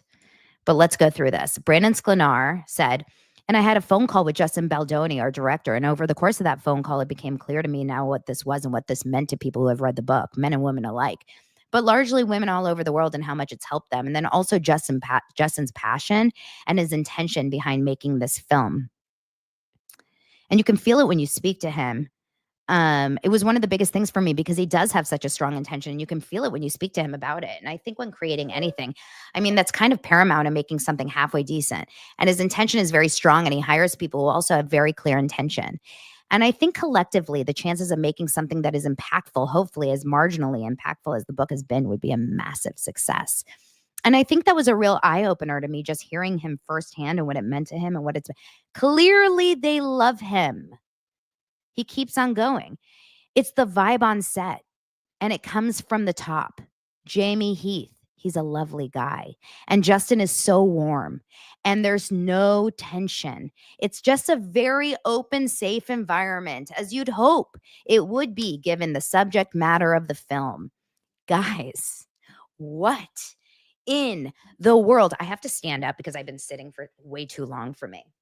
What in the world were these guys doing turning on Justin? What were they doing? Like, this is kooks. Okay, stand up with me, y'all. I've been sitting for 2 hours and my legs hurt. Hold on. Okay. It's an open, safe environment. And this isn't always the case on sets. It could be a really tense environment, and sometimes that kills art, and sometimes it fuels it. It's been a really, really pleasant experience being on set. Oh my God. Both have been great. Really positive work environment. June 26th, Lively checks in from London to send well wishes and request access to select scenes. Hey, Khaleesi herself jumps in. Hey, I hope it went well this week. You happy with what you got? Would you mind asking whoever sent before the pick again? I was locked out of my account and never got to see it's expired now. They can make it so it doesn't expire. Ideally, I would love to see that edit of the scene you have as well, and anything else you want to share. Also, we all have strep again. You guys, this family gets more sick than anyone I have ever seen in my life. You should look into that. What is up with Clatisi? Clatisi's family is the sickest people you've ever seen. I thought you'd appreciate that. Hope you're all well. Oh no. Poor Justin. He's like, again you're sick. Again? And he says, kids have been amazing. So proud. Last day today. I'll email them now and get it reposted for you. Thank you. And so happy to hear. Final day of shooting phase 1. Production will go on hiatus until the WGA and strike is resolved. So this is this beautiful, cute calendar. It's production notes. It's all about, when they're shooting, when they're not. Isabella Ferrer, this is the young young Lily Bloom, reaches out with her adorable text. We've talked about this so much, where she says, like, this is the best experience I've ever had. You were so amazing. I was so comfortable. Thank you. Lively reaches out again on July 19th to check in with Baldoni during the strike, to ask for dailies again. She asked on June 13th, and now she asks the next month. Baldoni feels it's too early to share. Promises to send her cuts as soon as he is ready. Lively reluctantly paid nominal lip service to the notion that Baldoni, the film's director, was entitled to the time and space needed for his directorial cut, but continued to push. Baldoni did not assent to this request and said he was excited to show her when the time is right. We've seen these texts before, when he's like, I'll show you when the time is right. And she goes, I don't want to infringe on your time with your cut, of course, but don't feel the need to send me cut scenes. I was just excited to see. And she goes, read dailies. None of the producers have had access to dailies. It's just you. And he says, no, not just me. Jamie and I have access to dailies, but not assemblies or cuts. Like, get off my jock, Blake. As promised, Baldoni reaches out to Lively and shares with her his favorite scenes. A day later, Lively disregards the note about the film and instead thanks him for the matcha machine. Happy birthday, Blake, he says. Coincidentally, today is the last day of my edit as we are closing the room until we shoot again. It's been wildly successful, and I'm so happy. You are so fantastic in the film. I'm sending you over one of my favorite sections. I won't be posting or sending anything to anyone after this, but I'm excited to show you more in person when we come back. Please watch before Sunday, as all my Pix accounts get shut down on Monday until we're back up. Can't wait to hear what you think. Have an amazing day. She responds, thank you so much for the matcha machine. That was very thoughtful. October 17th, Lively's agent and manager reach out to Heath, requesting that Baldoni fly to New York to show Lively the assembly cut of the film. Heath responds that Baldoni is not available to travel at that time, but looks forward to showing her the rough cut when they resume production shortly. Jesus. Now, I know Blake Lively's manager. That's interesting. Okay. Lively's agent says, Blake would like to see the cut of this week if possible. Hate to make him fly out, but if that is how he would like to do it, she gets it. I assume he's just going to intro it. Awkward otherwise. We'll write Jamie too. Let me know how best to coordinate. Jamie says, hey, blank. The end of your text said, we'll write Jamie too, but I'm here. Did you meet someone else? Did you mean someone else? Lively's agent, blank. She suggested he would be down to do it this week, so I asked Blake if that would work. Jamie says, let me check on that. Not sure why what blank is referring to. Maybe she had a convo I wasn't part of. Let me look into what's possible. The agent says, thanks. Then on October 7th, Jamie says, hey, Justin is very much looking forward to sharing the rough cut with Blake in person. As mentioned, he is not nor will be sending any links as he's still in his director's cut. He's 4 weeks in and breaking until we have concluded shooting. He's not available to fly there as of now. The plan has been, once we got to Jersey prepping for our shoot, he would then take a segment of a day to have Blake join him in a screening room where he can walk her through the cut, as this has been the only way he's shown it to anyone. So much missing, and there are placeholders, and it requires his real-time input while viewing. So quite simply, the plan is once we arrive to Jersey, he will share. If we don't make it due to the strike, then once we deal with that, we can revisit and figure out a path to share. I am sure you get it. This November 8th. In anticipation of the SAG strike ending soon, Heath reaches out to Lively's representative to share her shooting schedule, which was set to resume on November 15th. Jamie says, here's the schedule as of now that is still being finalized. November 9th, Heath reaches out to Lively's lawyer about getting aligned, informing her that production was on the ground in New Jersey and eager to get started. Hi, long time no speak. Hope you're well. As you might know, we're back in Jersey, prepping for the last 2 weeks now that the strike would end, hoping that the strike ends. Here we are. With that, I'd love to have a chat with you moving forward. November 9th, on the very day that the strike ends, Baldoni studio producers are eager to resume production. However, they get an email from Lively's lawyers. Dun, dun, dun. The email contains a 17-point list of a non-negotiable conditions that Lively demanded be met before her return to work. The list, both in tone and content, appear to insinuate or outright allege that Baldoni, Heath, and others had engaged in sexually inappropriate conduct during filming. Guys, what?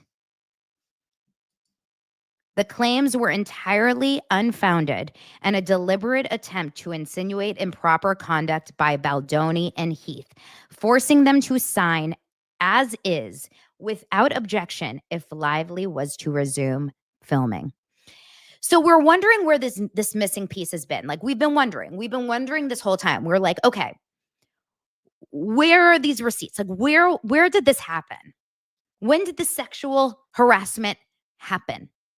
We know it didn't happen after the strike because after the strike, she said things got better after this meeting. But now we know exactly what went down according to him before the strike. We basically have a day-to-day log of what happened before the strike. Where did this happen? And this is where she came up with the list of 17 demands. You guys remember the 17 demands? Okay? They probably were dumbfounded by these 17 demands. November 10th, Heath contacted Sony to gather their perspective on the 17-point list of return to work conditions, aiming to ensure that their feedback or concerns from the team were also addressed. Sony's counsel share their point of view as outlined in the email below. Sony says, hey, Jamie, take a look at the following our conversation. No change in our mind from what we discussed last evening. And they're saying like some of these are obviously, yes, of course. Like, and remember, some of them were like kind of obvious. Like there were things that were already done. Items 11 to 13, I want to know kind of what she's talking about. Item 14 is kind of a question mark. Item 16, I'm kind of confused about this one. Like they were kind of confused about them too. They were so random, right? On the same day, a producer emails Heath and other members of production to notify them that Lively would be available starting December 5th. They also share that Lively would like to see new script pages and a one-liner. These demands, presented separately as the lawyers were discussing the 17-point list, had nothing to do with safety, and it appeared to be another condition before Lively. Another condition before Lively would return to production. They were further addressed in an email between Wayfarer's attorney and Lively's attorney the following day. So this is from on Friday, November 10th, from a producer to Jamie Heath. Says, spoke to blank, who spoke to Blake. Knowing there is a separate conversation happening amongst attorneys, he shared that she is available to us starting December 5th and would love to finish the film sooner rather than later. She would also like to see the new pages and one-liner. She did not mention a plan for seeing, Blank did not mention a plan for seeing the footage. Believe they're discussing that internally. Okay, November 11th. Production counsel responds seeking clarification and stating, Wayfarer, Sony, and production respectfully acknowledge that your client has concerns regarding safety, professionalism, and workplace culture. Although our perspective differs,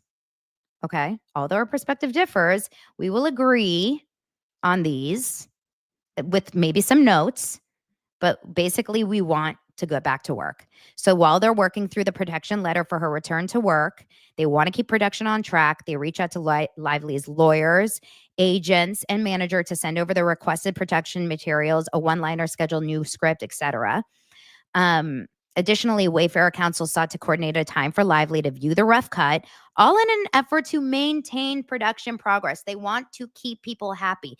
And by the way, I'm seeing your guys' super stickers. I see them all. You guys are so kind. Like, seriously, thank you so much. Honestly, this is really, really so kind of you. I see them. Thank you. Like, truthfully, this is like beyond. And honestly, I don't want you guys to see that, like, if I'm not pulling it up, that's so sweet. I'm just trying to stay focused, but thank you for gifting me. It's kind. Let's keep on going here. Wayfarer. Okay. This is basically saying, like, they're saying, we don't want to necessarily say that we agree with you, but we want to keep moving. We want to get this movie done. Like, we will try to do whatever we can to keep the damn peace, you know? So they're saying, like, can we just keep this working? We just want it to work. So Wayfarer is just saying, we want to know how we can make this work. After some back and forth with Lively's cancel, finally, they say, the list is not open for negotiation. Got it? Stephanie says, thank you for the breakdown of the catastrophe. Cease and declit. Back to the clit. There was never anything better than that clit moment. The clit moment made this day worth it. Okay, if you don't know what we're talking about, go back to when we talked about, I hope someone had a timestamp on our clit moment, because that clit, what was it called? The Clit Project? Team Clit? What was it called? The Clit Project, I need to go back to that Clit Project. The Clit Project? Oh my God. I need to go back.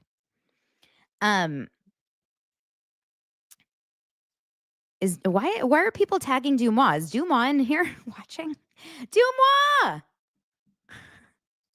That can't actually be Dumois. It's not actually Dumois. Is it really Dumois? Okay, I love it. The Clit Test. The Clit Project. That's my new movie. What was that movie? Like oh my God, I'm tired. The Clit Test. That's my new movie. It's going to be called The Clit Test.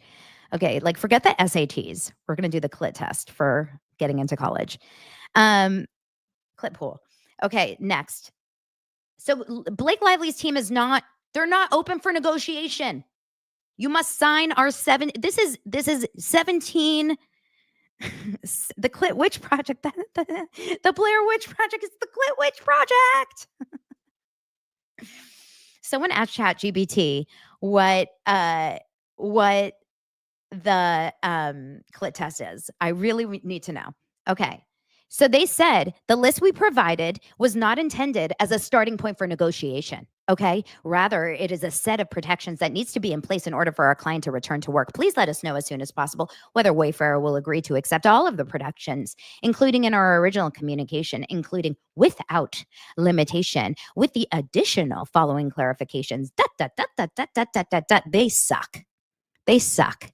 Where's Lance? My husband's here? Where's Bowling? Did I miss Lance? Oh, Lance is here. My husband's in here. He says Clipocalypse now. Is that our date night tonight, Lance? Are we having Clipocalypse tonight?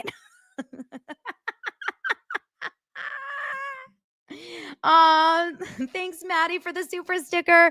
Lance and I are going to have a clit test tonight. Lady Clit Pool. Okay, we got to move on, you guys. This is too good. This is too good. All right, we're back to business. Back to business. Okay. November 15th, in light of learning that Lively would not be available for a November shoot, production reworked the schedule to begin in December instead. Heath shared the director's notes, the updated schedule, and notes regarding the rough cut with Lively's agents. It ends with us green pages and docs. They're sending it. You guys, this is literally, and I don't mean to like make jokes out of this, but it sounds like negotiating with Blake Lively and working with Blake Lively's teams is like, they say negotiating with terrorists. It feels like that, right? It feels literally like negotiating with like, there's no room for movement. It's kooks. It's nutty.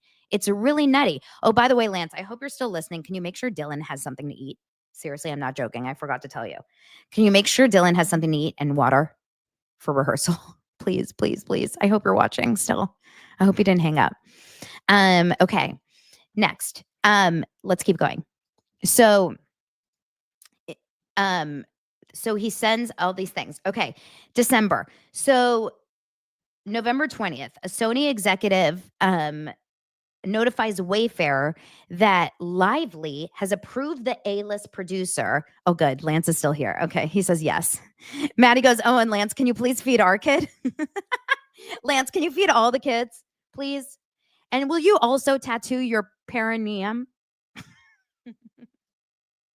Don't forget to tattoo your perineum. Don't forget it. Okay, Sony executive notifies Wayfair that Lively has approved the A-list producer and introduces him to Baldoni and Heath. Okay. Wayfair that Lively has approved the A-list producer. I'm confused on this A-list producer. Did I miss this? Oh, they wanted to bring in an A-list producer. That was probably one of the 17 notes. Yes. Hi, all. Okay, so hi, all. This is from the Sony executive. Blank has told me Blake has approved blank. Yay. I know you are all getting together tomorrow to show blank footage. Please share who Wayfarer should contact regarding your deal. Thanks. This A-list producer. Thanks so much. Looking forward to see you guys in the footage tomorrow. Best. Despite working around the clock to meet the December 11th shoot date, Lively was ultimately, shocker, unavailable. And production was once again rescheduled to start in January. The production office was notified, shut down, and set to resume in mid-January. Hi, all. Production will be resuming early January. Not on 12/11/23 as previously communicated. Ugh.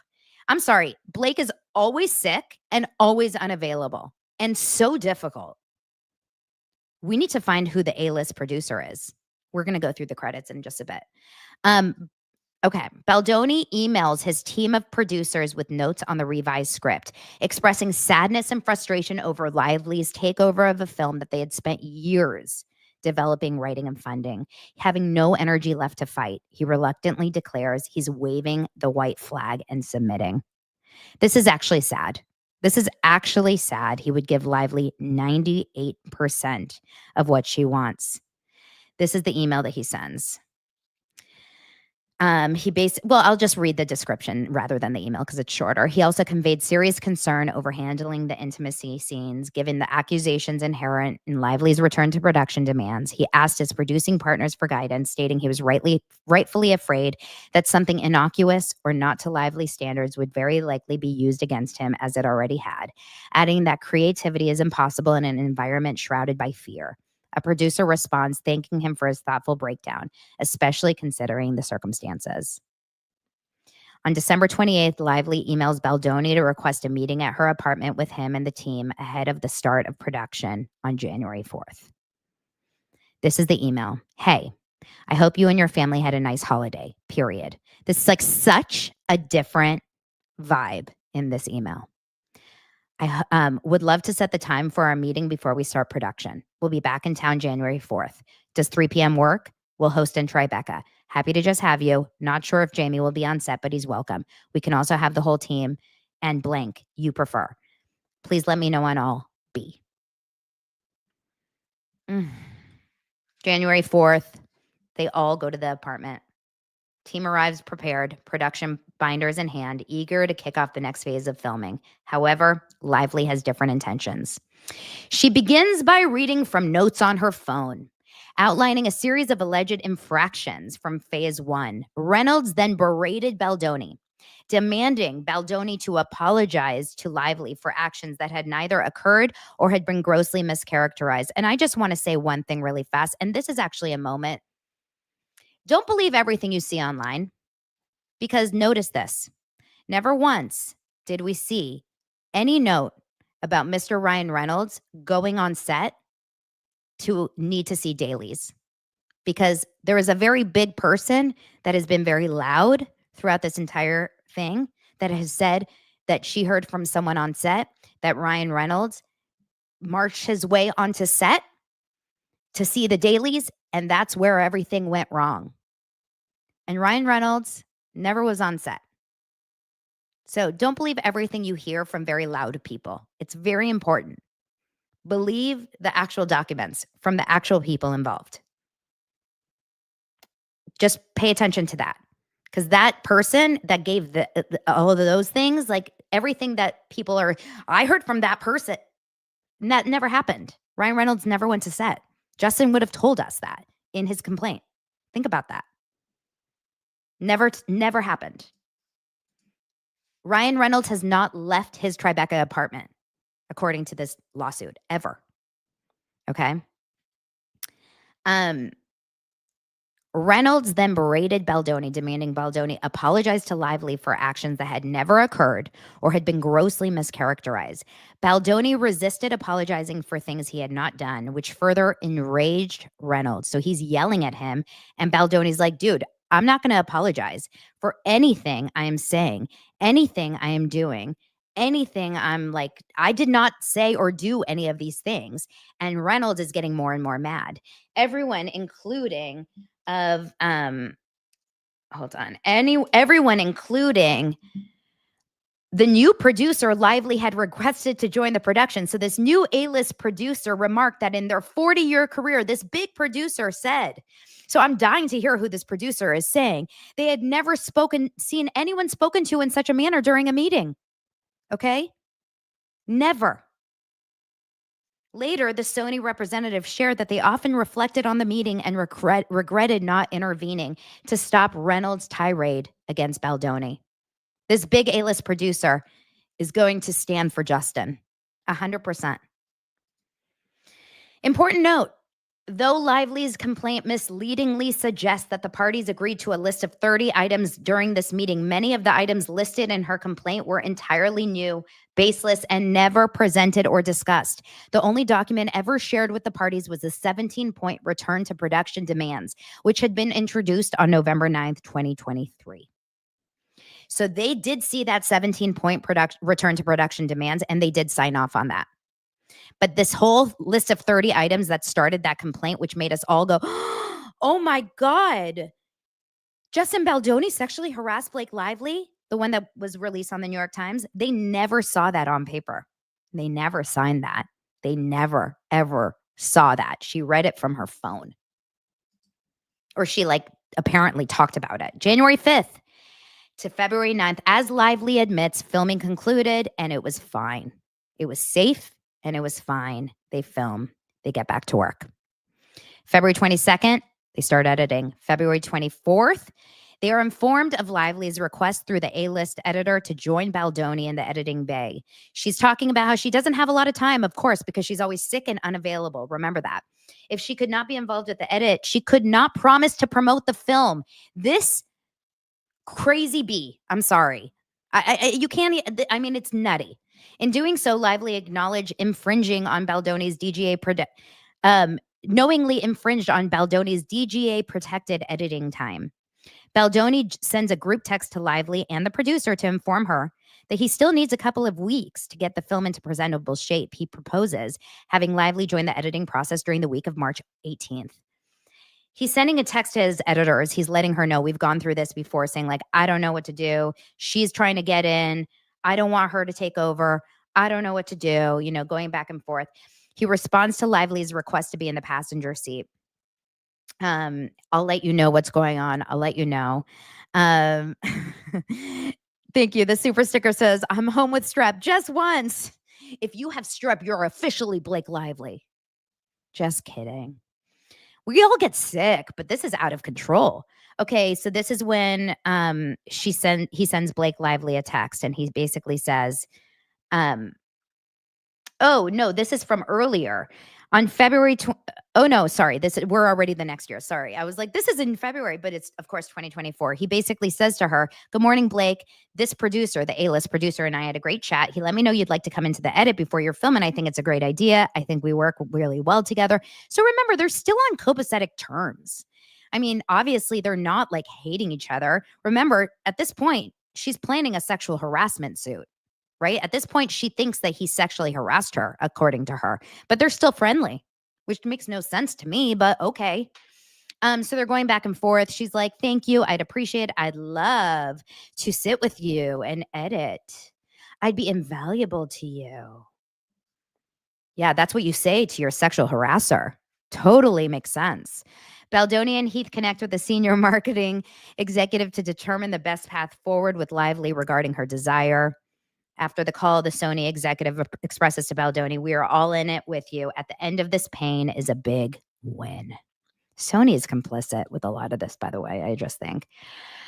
And there's like screenshots to prove all of that. Okay. Baldoni and Wayfarer enlist Screen Engine to recruit a 100-person group. This is a testing group that gets audience tests to watch films and give their thoughts on it. They get 90% female to watch the current cut, and they get those results. Baldoni shares the assembly cut of the film with Lively. Says, hey, Blake, you should have the movie in your inbox. I'm very happy with where it is and looking forward to your thoughts. She says, can't wait to watch. Thanks for sending tonight. Speak soon. Then she says, hey, guys, just for my own edification, I hired Screen Engine to recruit a 100-person, 90% women group to watch the cut I sent you. It played great and scored top 2 boxes with all females at a 90. Looking forward to Monday. Thanks, Justin. She goes, that's great. Please send the full breakdown. Would love all scores as well as cards. It's invaluable info as we dive in. He says, we'll send us soon, being compiled. Your eyes only, of course. Let me know if you haven't received, whatever. Then he texts with his editors all about it. And he's basically saying, we should all hop on. I know that she's definitely trying to get involved. Then she says, I'm starting the film now. And she says, she texts she watches the cut and informs Baldoni and the producer that she will not be joining the edit today, but will join the following day. But she's saying, I'm so happy. It's a great film. I felt so much. Super emotional. It's extremely watchable and engaging. Then she joins the edit on March 12th. She shares 7 pages of notes, which Baldoni and the editor spent hours implementing, despite Baldoni not agreeing. The next day, despite sharing the 7 pages of notes and requiring Baldoni and the editors incorporate them, she didn't show up for day 2 in the edit with Baldoni. Love people like her. So Jamie goes, hey man, did she show up today? Justin, no. I told her I would let her know. Jamie writes this emoji, basically, that emoji like, ugh, Justin goes, it's a sprint. Someone needs to tell her. She doesn't get it. And she thinks I don't get the fact that she's not promoting it until she gets what she wants. It's like a cordial Mexican standoff where the fighting is going to happen behind the scenes. This is where you guys and Sony step in. Yeah, let's discuss today, is what Jamie says. And editors asking, what do we do about this montage? Justin goes, I think we have to wait on this until we solve the other Blake note of the sexy romance after Atlas. We may pull the onesie sex scene out or not. So they're going through. Baldoni is keeping in mind Lively's threat to not promote the film unless she's happy. Well, I mean, she's holding something huge over his head, you guys. It's psycho. Hi, Blake. If possible, could you send your rooftop scene thoughts over as we never got to them? Stuff coming to you over this afternoon. He says, hey, the rooftop is a scene we're going to have to just get to there. We're just going to have to get in there on. It's nuanced and too many things to write down. So I put a pin on when we're all together working live. An overarching note from memory would be to see what Lyle think and process so we feel what Ryle sees and feels as he takes her in. Oh my God, it goes on and on. I can be more helpful when we're in the Avid. That's the editing room. Let's get into it when we can. Happy to wait until after this preview since it's a mammoth scene. I believe there's a cut that crackles. We'll find it. I mean, she goes on and on and on. He says, okay, thank you. Let me see where we land and we'll update you then. Stuff coming soon. Blake Lively. Okay. Loves that. Excited to hear how tonight goes. Good luck to everyone. I still haven't gotten the pics if you don't mind pinging someone to remind. Speak soon. He goes, great to hear from you. We're all super excited. Pinging them now. It should be in your inbox. And that's when he sends, hey, Blake, below you'll find a comprehensive working update on everything. Since we got the notes, have a great weekend. Super, super friendly. This is March 15th, you guys. This is 4 months basically before the movie comes out. 4 months. Okay. Sony informs Wayfarer that Lively has escalated her demands, now requesting solo time in the editing suite with her own editor. This is Sony. Sony's going to Wayfarer saying Blake wants to be alone with her own editor now. With her own editor. To make matters worse, Wayfarer is told that Lively has made it clear that she will not promote the film unless this demand is met. Knowing the failure of the lead actress to promote the film would be detrimental, the maneuver feels less like a professional request and more like extortion. Yeah. The gravity of allowing her access to edit, a process typically reserved for the director and post-production team, is not lost on Wayfarer. April 4th, the A-list producer reaches out to Lively and Baldoni in a group text to request that the three of them jump on a call to discuss time-sensitive things. Lively is not available to speak with Baldoni and ultimately did not speak to Baldoni directly about her demands. Shocker. She's not available. Okay. Hello, Blake. I am in New York and Justin is in LA and you're in Italy, I think. Is there any way for the three of us to chat tomorrow today? Justin is available tomorrow morning from 7 a.m. to 1 p.m. LA time. Let us know if any of these times work for you. Blake. Hey, I have no sense of my schedule this week. They're still finding their groove. It's day 3. I'm in every shot over here, and when I'm not shooting, I'm in fittings or meetings. This week is going to be near impossible. Faced with yet another unprecedented demand from Lively to edit the film on her own with her own editor, Wayfarer finds itself with no choice but to assent yet again. Wayfarer is forced to balance the need to keep the production on track with managing Lively's increasingly audacious requests. It reluctantly agrees to grant Lively 10 days in the editing room with her personal editor, with the understanding that her ideas will ultimately be incorporated into Baldoni's director's cut. I'm so mad. I'm so mad at her. Like, for all people that are creative, for all people that work, for all people that have like strong opinions or want to do it, this should make you mad. It really should make you mad. It should. Sorry. Okay. With each ask, Lively makes it plainly known that if she is not given what she wants, she will not promote the film at all. Sony Marketing and Baldoni coordinate efforts to have Baldoni book Bonanza and show audiences a surprise early screening of the film. Here it is. Okay. Hi, Justin and Jamie. We heard you love the idea of trying to screen the movie at Book Bonanza. Okay, so this is the Book Bonanza, basically, that they completely push Justin out of it, completely. And it's totally unfair. And wait, what's the website? Everyone's saying the website is live. Can someone tell me what the website is? Is that what I'm looking at, or is there another one? Okay. So then there's an A-list producer. Here, I'll check really fast so that you guys don't get all distracted.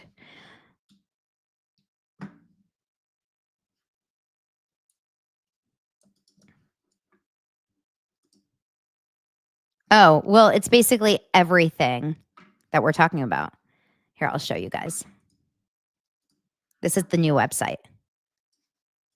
It's called the Lawsuit Info. This is literally the new website right here, you guys. It's called the Lawsuit Info. It says amended complaint, which is exactly what we're looking through right here, and the timeline of related events. So let's look at what the timeline of related events are. It's exactly what we're doing, but it makes it very easy to it's exactly what we're it's exactly what we're looking through. So he's just basically making it very easy for everyone to look through. I love it. He just wants everyone to have very easy access to see exactly what we're looking at. That's amazing. The website is just going to be very clear. This is how you see everything that we're all looking at. So no one's like, I can't find the lawsuit. I can't find the lawsuit. It's all exactly right there. Okay, oh my God, we have 6666 people here live. Someone come in fast. I can't handle 6666. Okay. Yes, I just saw the website. This is the website. What we're on basically is on the website. The website is called thelawsuitinfo.com, but we are on the website. Maybe I can change. If I change my edit, breaking Justin Baldoni drops the website with all of the text.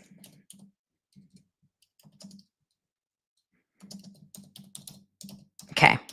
But we're ahead of it, you guys. We are ahead of all of it.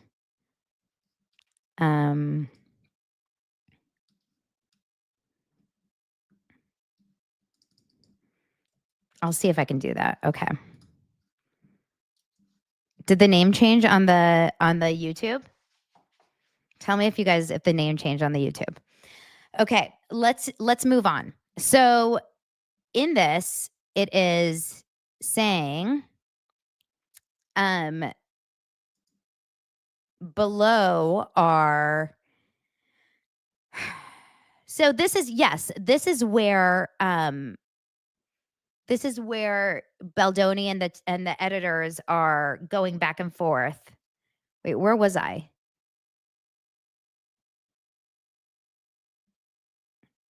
Yes, this is the editors going back and forth, trying to figure out the schedule, going back and forth, whatever. And clearly there was a big issue.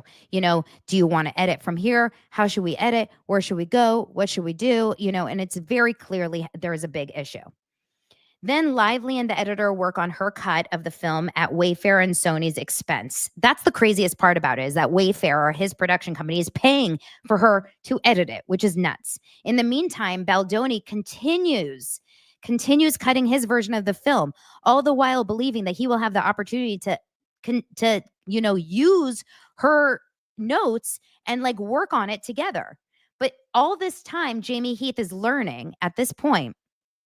On April 23rd, Jamie Heath is learning that Lively asked Sony to bring other collaborators in the cutting room with her.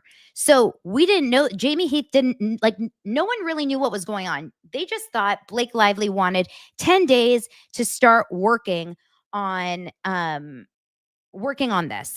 They just thought that they were doing kind of something on their own, and then they were going to be able to kind of incorporate it. But now they're figuring out that Lively is working with all these other people. And in response, a Sony executive relays a firm message to Blake Lively saying, hey, this is a Wayfair movie, and Wayfair actually is running the movie. Sony is just investing and distributing. Sony executive hoped that telling Lively that it would kind of like push her in her place a little bit. But Sony says, I spoke to Blank. He will tell Blake that he cannot authorize her request. It's a Wayfair movie and they have final cut. Jamie goes, thank you for having that conversation. I appreciate you. Like, we basically have to shut her down. She is completely like losing her mind here over this. On April 24th, on the same day, a Sony executive then informs Heath that Sony is holding firm in refusing Lively's request to bring others into the cutting room. Heath conveys Baldoni's growing frustration, noting that while Sony seems to bend over backwards to accommodate Lively's demands, they're not actually doing it for Justin. So Sony is basically like doing everything they can to massage Blake and Ryan's shoulders, but not doing anything for Justin Baldoni, and it's totally unfair. So Sony's saying, I texted with Blake Lively, shut down Blank or anyone else in the cutting room. She said, okay, she understood. She did say her editor avail now tomorrow, and Blank asked if Wayfair is okay to have the editor come in with her, basically the Deadpool editor, and look at some stuff. Can I tell you guys are okay with this? And then says, so I understand, are you saying Blank coming into editorial now is conditional on this Blank phone call? Whatever. Jamie's saying, Justin needs to hear the feedback from you. As you know, this whole thing is incredibly overwhelming and troublesome. The fact that Blake has access to Blank during this process and we don't is not landing for him. So if this ask is coming from Blake through Blank, it's not unreasonable that we have firsthand conversations as well. That said, I heard your point and understand. I'm trying to manage both sides. Putting my own position aside, I think once we three speak, he will sign off on it after hearing your thoughts, going back and forth. Essentially, like, Sony, be fair. You're not being fair here. You are completely being unfair. So Heath and Wayfair are eager to get the film back from Lively. Ask the producer to tell Lively's agent that on Wednesday, May 1st would be her last day editing. So the producer says, I'm dealing now. Stand by. The agent was just told firmly by me that Wednesday is the last day. Sit tight. And then they spoke to Lively's manager again. And after that, Lively demands another extension of her time in the cutting room, pushing the deadline from May 1st to May 8th. Now she wants another week editing this damn film. Adding to the audacity, Lively insists that Sony and Wayfair hire her personal editor. I literally want to vomit. This is when she wants to bring her Deadpool personal editor in, right? Faced with this escalating situation, Wayfair considers granting the extension, but attaches a significant condition. She would need to sign her long overdue acting agreement. This document, which had been left unsigned for over a year, would prevent Lively from continuing to leverage her promotional participation as a bargaining tool. So basically, they would let her do this, but now she would be forced to have to promote the film no matter what. Okay? Heath basically communicates this to Lively's representative, saying she can get these next days, but she has to sign this contract saying that she will absolutely promote no matter what. Now it's April 30th. Heath is informed that Lively tells Sony Marketing that she will refuse to approve trailers, TV spots, and digital marketing assets if Baldoni's acting credit appears alongside hers. Oh my God. Sony Marketing citing Lively's contractual approval rights over her image and likeness in promotional materials, warns Heath that she could effectively block the release of almost every piece of promotional content featuring her face or name, essentially all of it. Faced with this leverage, Baldoni and Wayfair reluctantly agree to remove his name from the before or above title credit in trailers and related marketing cutdowns. The concession is yet another clear example. So this is freaking them out, of course, because, oh my God, the situation escalates further. Oh my God. Further when Sony requests that Baldoni's, quote, film by credit be removed from the film's poster. Sony marketing team member. Hi, Justin. I hope this email finds you well, considering how hard you've been working. I'm helping Blank tie up some loose ends as we near the launch of our trailer. I know Blank mentioned this to Jamie, but I wanted to follow up with you regarding waiving your name/actor credit before or above title for assets including trailer, TV ads, and related digital marketing. Can you please confirm that you're okay with us to proceed? Hey, Justin. Fuck you, dude. So while Lively is holding the film hostage in the edit room, she's simultaneously stalling the film's marketing by refusing to approve all of these things. Adding to the pressure, she makes a veiled threat, implying she may change her mind about reaching out to Taylor Swift to secure the use of My Tears Ricochet for the trailer if her demands are not met. When Heath stands firm and refuses to acquiesce, the Sony marketing executive delivers a sharp and pointed warning. You don't want to play ball. You're going to delay and greatly hurt the movie. Good luck. The stark response signals that Sony, too, was beginning to apply pressure on Wayfarer, effectively strong-arming them into compliance. Sony is totally complicit here. Honestly, the worst. The message makes it clear that the studio is growing increasingly frustrated with the situation and is prepared to hold Wayfarer accountable for any negative fallout, adding yet another layer of tension to an already fraught dynamic. So this is when Sony executive on May 2nd saying, Blake is calling Taylor to approve the song and she may change her mind. We just want to make sure she doesn't change her mind. You guys don't want to play ball. I'm worried about that. Faced with Lively's escalating threats again, and now maybe taking out the song, Wayfarer's only request was that Lively provide updates by the end of the day on May 8th, allowing the director sufficient time to review and incorporate her edits into his cut.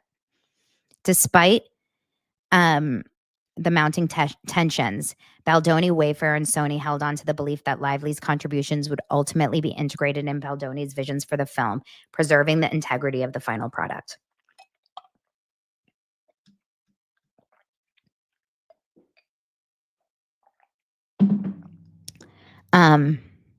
Jamie writes to Lively's managers and agents. Hello, everyone. In light of the conversations that have been happening over the last few days, I wanted to align on where things are now. We have withdrawn our request for your client to sign her agreement in order to extend the time with the edit. As of 3 p.m., Blake Lively and her editor have full access to the film and will continue to have access through May 10th. So on and so forth. They completely give up. They give up. On May 6th, Baldoni and Colleen Hoover host a trailer launch event at Sony Studio Lot and shoot promotional content in support of the film. Oh, wow. I've never even actually seen any of this. Have you? I've never seen any of these pictures or videos. May 10th. On the final day in which she is approved to edit the film, Snake Lively refuses to turn over her cut to the film's director and instead tells Sony that she wants to do a friends and family screening of her cut to gather feedback and continue working on her edit. This was, of course, at Wayfarer and Sony's expense and not accounted for in the budget.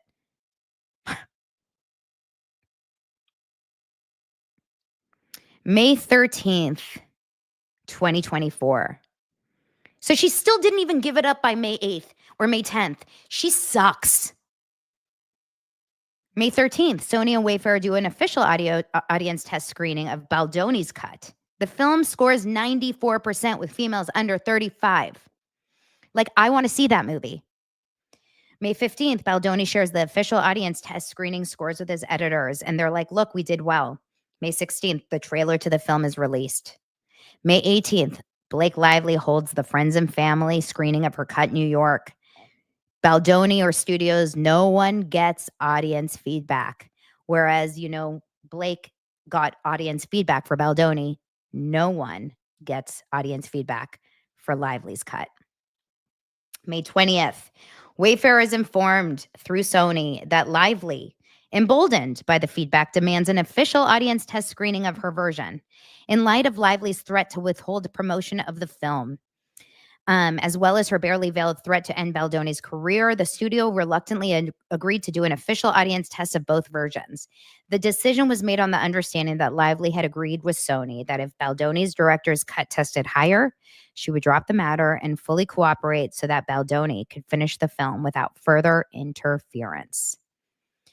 So they did. They held an official test screening of Lively's cut in Aliso Viejo. The results revealed that Lively's cut scored an 82% approval rating, which was 12 points lower than Baldoni's version. Okay. That same evening, a marketing executive contacted Lively to discuss the scores. Instead of honoring her original promise, Lively rescinded it, doubling down on her refusal to promote Baldoni's cut, regardless of the audience performers. And to make matters worse, she further asserted that Colleen Hoover would also refuse to promote the film. Okay. She further asserted that Colleen Hoover would also refuse to promote the film unless Lively's cut was released. Oh, really? Wait, hold on. You're not going to let my movie go out there? Okay. Well, then good luck, because Colleen Hoover will not promote the film then. So clearly she had a conversation with Colleen about this. Once again, Wayfarer found itself with no choice but to let Lively continue with her edit. By now, it was painfully clear that Lively was determined to assume full creative control from the director, the financier, and the studio behind the picture. Her campaign to marginalize Baldoni's role in finishing the film had proven devastatingly effective, leaving him and the team devastated and frustrated. Poor guys, man. Okay. And this is when Jamie writes to Sony. As discussed, the team has gone through Blake's last edit in the following notes. Not sure how you wish to deliver. I believe there's nothing, whatever. It's basically, everyone's feeling defeated. Baldoni's informed that Lively's going to book Bonanza without Justin. And this was such a bummer. And this is when Baldoni's publicist, Jennifer Abel, gets involved saying, hey, Jamie just told me about BookCon. I'm so sorry. Justin says she's kicked me out officially from the film now. She's finishing it all. I can't be involved. Music, sound, visual effects, everything. I'll make it out through somehow. I just need to feel it all.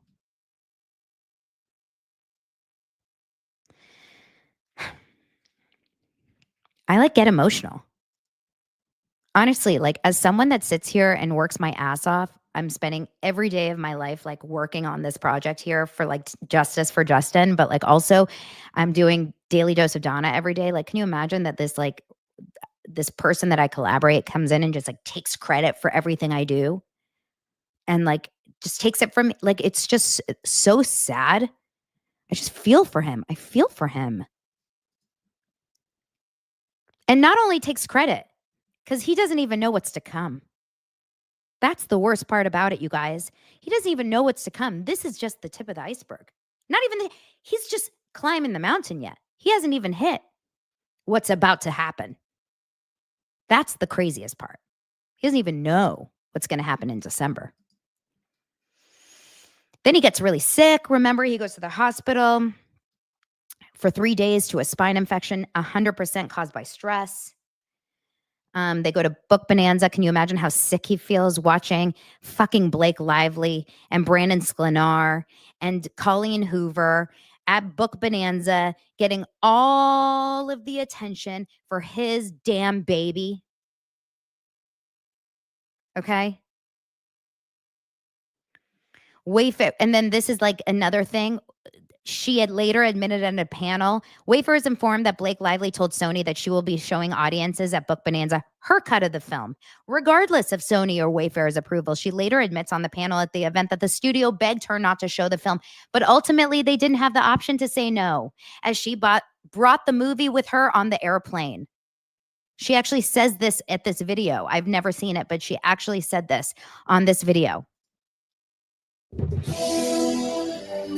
Wait.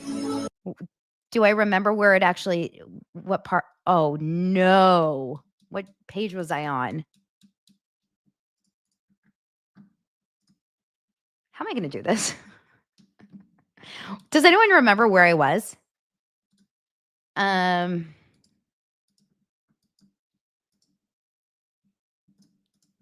God. I feel like I was right here. Yeah. 48:32. Let's just quickly watch it. And how she comes in.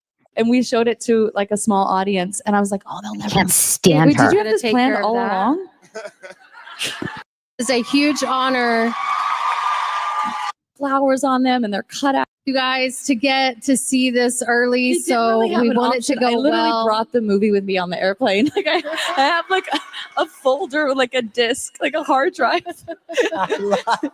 Yes. No, yeah, it's and the other thing is I have the cutest jeans ever that I'm wearing tomorrow night. Also not sponsored.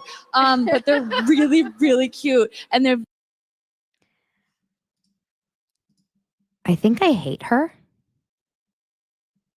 Like, I actually think I despise her. I don't feel that way about a lot of people, but I actually think I despise her. Okay. I'm going to try to like speed through a lot of the next of it because I don't know if I can actually like sit here all day. I just looked at how long we've been here. Okay. Because a lot of the rest of it is going to be like the PR stuff, but I'm just like shocked because the biggest thing for me here is, to me, the biggest stuff was the sexual harassment. And like, we have now definitely gone through production of the movie and there's no sexual harassment, you guys. That was the only thing that she had in her pocket. That was the only thing that I thought, if anything that she had. Like, do you hear my voice is like kind of like I feel like shaky a little bit for him right now. I'm like so upset for him. It's sick. It's actually a sick thing. I may do a part 2 at some point because there's so much more to cover, like with the PR of it. Let's just go a little bit longer and then we'll cut off at maybe at the premiere. Okay. Let's see. So then at Book Bonanza, let me make it a little bigger here. Oh, this is about the composer.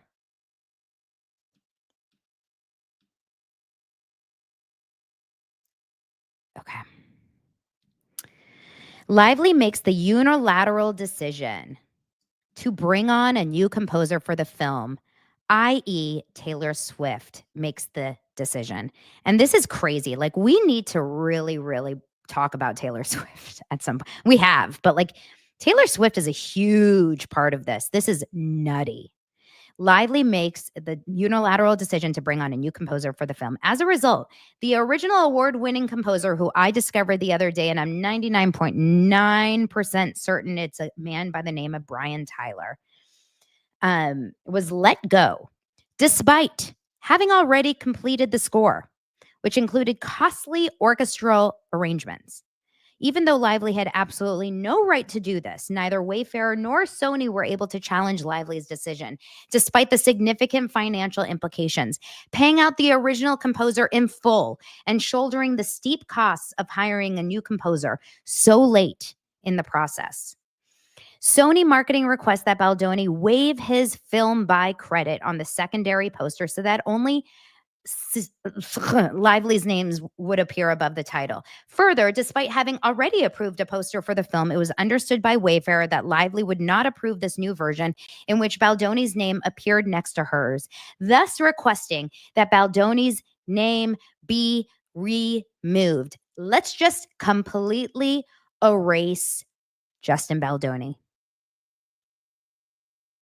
Given this is a contractual right that Baldoni negotiated, Sony needed Baldoni to put in writing that he was waiving his right to a film buy credit. For clarity, there would be no reason for Baldoni to waive this right without Lively requiring him to do so. So ultimately, he acquiesced.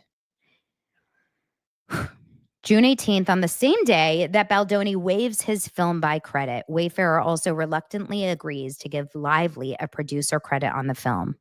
This was an ask that she took to Sony, despite it being a decision made properly by Wayfarer.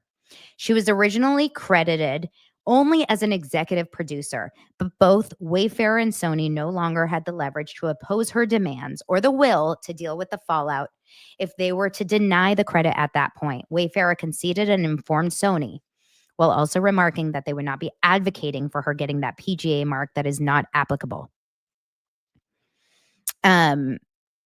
Given Lively's contributions to the film, it was collectively agreed among the producers she had not earned the distinction of the PGA mark.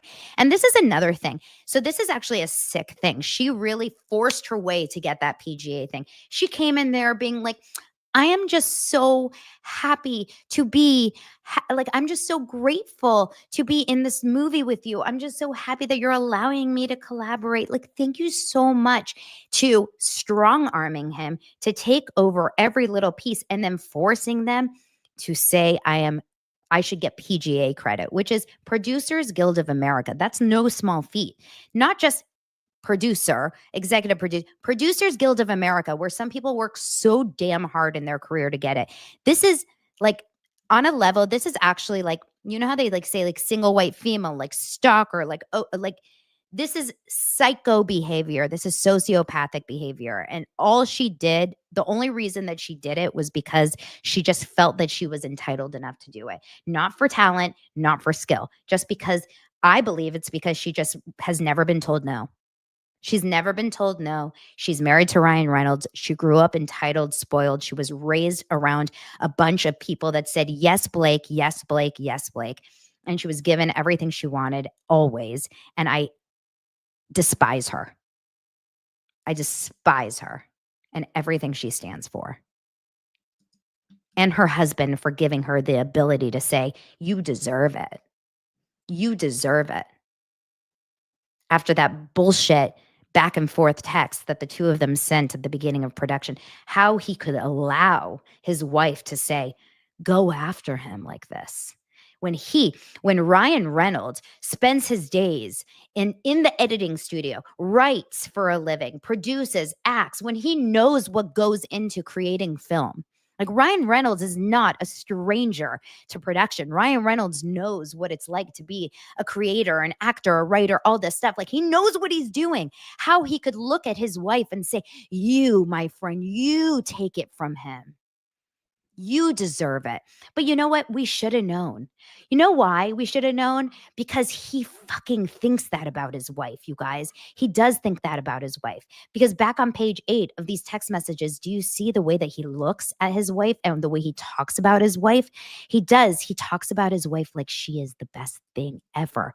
He says this about her. He says, I don't think you understand. He says, I rely on her taste for all aspects of my businesses. That multidimensional creative output is something I can see in both of you. I'm excited for you to work together. I'm excited for Blake to crack open her creative piggy bank with someone as dynamic as you. And he basically says, some of the greatest creative decisions I've made are in fact Blake. The same goes for Blank. The acting is a small piece of a pretty astounding patchwork quilt of creativity. He talks about her like she is just the most intelligent, like genius person in the entire world. Like they have like a weird obsession with building each other up to not a normal, healthy place. It's sick. It's like a sickness. Okay. So like you need someone in a relationship to be like, dude, that's nuts. Like, let him do his movie. Okay, so they're going back and forth about the PGA, and it's really, really, really weird back and forth. Okay, so the PGA letter, and then of course at the end of the day they have to write the PGA letter, and they do. They write the PGA letter, and then they write a letter to the production and say, like, I'm so sorry that we had to do this, but unfortunately we had to do this, and we don't really feel like we wanted to, but we had to do it. There's something in Forbes here. In June 28th, Heath, the CEO of Wayfair, expressed to Forbes that his high hopes for the film. The article was released in August. He said, I hope that people leave the theater feeling inspired, that for those that have been hurt, that they feel seen and the story was told in a way that honored them. Coffee. My husband said, do you want water or coffee? Honored by, okay. I feel like people who may in themselves as someone that may hurt somebody may think twice about it. So I hope that people leave feeling they got a glimpse into the world that oftentimes we turn our eyes away from. June 28th, Lively and Reynolds company Maximum Effort organizes a content shoot for the film's promotional campaign with the entire cast making flower arrangements, baking cookies, playing Pictionary, and other concepts developed by the Maximum Effort team in support of the film promotion. They later posed for seemingly staged paparazzi photos before having dinner together. Of course, without Justin Baldoni. It's like the cool kids club. Total shit move. Total shit move. Flower Pictionary. So cute. This is like, bring your girls, get your florals, Betty Buzz. So fun. Look at this. All of these mofos, all of them are complicit in this, by the way. They're all mean girls. Every single one of them. And I'm sorry, I understand that they were put in a tough position because they wanted to, stay good with Blake and Ryan, but they're all complicit. I look at every single one of these actors and feel the same way about them. Sorry. By July 2024, Baldoni was completely locked out of the film's final cut. By virtue of his role at Wayfarer, he was permitted to give notes as a studio. Despite his personal feelings, he redirected his thoughts to focus on the one positive, the film. And he basically is saying this to the editors. He's saying, I have not seen the locked cut of the film. Evidently, it's been worked on more. She's been mixing. I'm getting to give notes as a studio today, not as a director. Very hard, but I'm okay. We made a beautiful baby together. The baby might not grow up to exactly what we thought, but it's still beautiful. That's what I'm holding on to. I'm very proud of us. Like, this guy's just trying to make lemonade out of lemons. On July 2nd, Sony ended up hiring fucking Reynolds company Maximum Effort to produce the promotional content of the film. Hold the phone. I don't understand this. Now it makes sense. I know that there was a couple things that I passed over there, but now it makes sense. Maximum Effort is Ryan Reynolds' production company. They got hired to produce the promo for It Ends With Us. Of all the companies out there to produce promotional materials for It Ends With Us, they hired Maximum Effort. Oh my God. Also, the cost significantly increased, and this charge was despite Lively's claim in a January 2023 text to Baldoni that Maximum Effort would work free for the family. Earlier in the year before, Blake Lively said Maximum Effort is on board to help as much or as little as you want. Let me know. We have a great group over there who can help supplement and do the work that Sony won't, just so we can hand it to them between our collective resources. Oh my God. So she basically said, thank you. So she basically said that they will do it for free. Thanks. My husband brought me coffee. Wait, hold on. He wants to say hi. That's Lance. Hello. What a piece of shit. Oh my God. Unreal. Okay. So,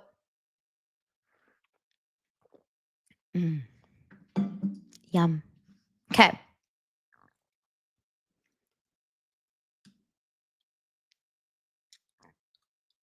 So they're going through promotions. Oh, I love when they use the word whilst. Am I the only person that says like whilst? I love whilst. Whilst dealing with his Baldoni's mounting PR headaches, Baldoni's publicist Jennifer Abel was also dealing with a difficult oh my gosh, now we're going into the PR stuff. I don't really want to get into the Stephanie Jones and PR and Jennifer Abel stuff, you guys, because that's like an entire different journey completely. And it's like totally a separate story, but it's so important, but it's totally a separate journey. And I kind of want to just focus on Justin and Blake and Ryan. So if it's about Jennifer and Stephanie, I'm going to skip through it if that's okay. But basically what's happening is Stephanie and Jennifer are having their own internal drama. And that's basically why Blake Lively and team had those first text messages, is because Jennifer and Stephanie had issues, and Stephanie went to Blake Lively's team and said, I've got all this stuff. So that's kind of why there's that. But we don't need to get into that really fast here. So let's see here. Okay. In anticipation, this is a month before the movie comes out. Baldoni reaches out to the post-production house working on It Ends With Us to do a mock coloring session. That's like an editing thing. At this time, coloring was near complete. This was all in an effort to promote the film. However, when Lively was informed of this fake coloring session, she was incensed and demanded that Sony intervene and stop the interview from happening.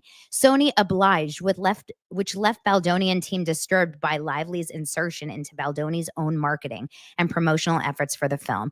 So Sony, for real, needs to be completely liable for being absolutely like they were completely complicit and part of this. Justin should be suing Sony. I don't know why they're not, but they should be. He should be. Okay. Wayfarer is informed that Reynolds contacts Baldoni's personal agent at William Morris. During this call, Reynolds escalates his attack on Baldoni's character. He calls him a deranged predator. Baldoni's agent relays to Wayfarer that he did his best to reason with Reynolds and challenge the absurd claims, but Reynolds was unwilling to consider any counter narrative. Reynolds reiterates that Baldoni should not attend the premiere on August 6th, stating no one wants him there.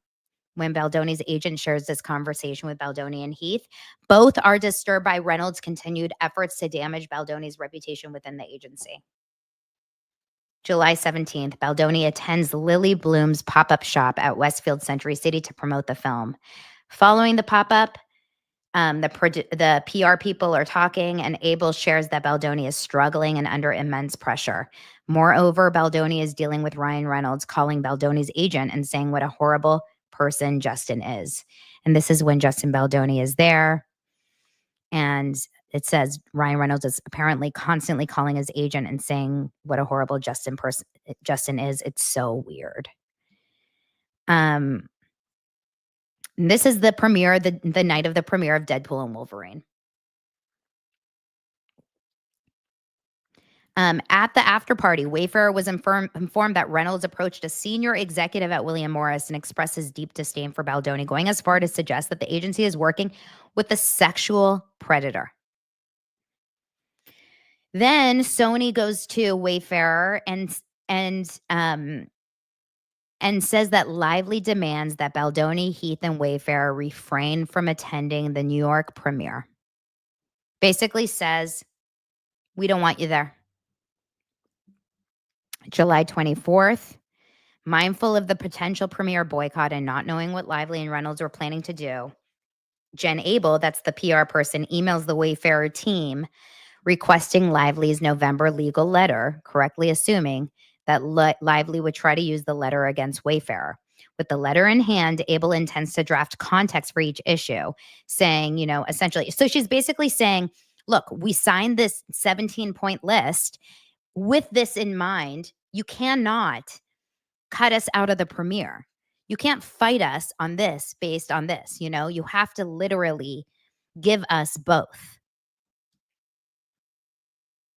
Later that morning, at Wayfarer's request, Abel contacts Jones for crisis PR firm recommendations to represent Baldoni. So this makes sense. So this is where it gets complicated, or this is where we bring in the crisis PR people. At this point, it's getting serious. Ryan Reynolds has now contacted William Morris, his agent, saying he's a sexual predator. He's effed up. He's got to get out of there. You've got to drop him. We don't want them at the premiere. We want them not to come. Like, we don't even want them at the premiere at all. We want Justin Baldoni, Wayfarer, producers, not to be at the premiere of the movie. We want to pretend they don't even exist. We want to erase them from the poster. We don't want him to have an agent. Wouldn't this make sense that this would be the time that as a publicist, you would say, we need to bring in the big guns? This is the moment that you would bring in a crisis PR person. I would. So I think Jen Abel's doing exactly what you do right now, which is like, this may be over my head as a publicist.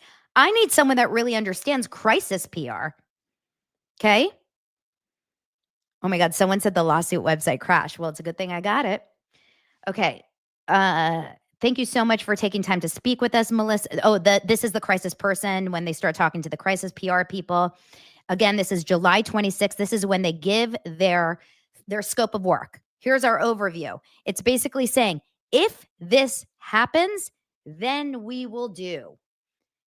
It's a 3-month fee and expense, $15,000 a month. The expenses are as incurred.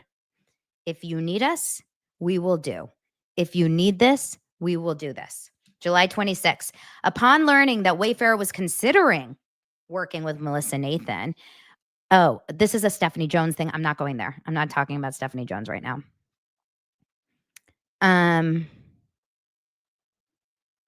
Hold on. Oh, this is interesting. After extensive consultation and frustration over Reynolds and Lively's ongoing threats, Baldoni and Heath informs Sony that Wayfair will attend its own premiere. Given Lively's heavy promotion of the film, the likelihood of her boycotting seemed low, and her leverage appeared to be weakening as the event neared. However, Baldoni remained deeply anxious, fearing potential retaliation from Lively and Reynolds simply for attending his own premiere. That same day, an article surfaced about another director facing allegations. What am I doing on page 99-100? Adrian, you keep telling me 99-100. What did I do? Did I skip something?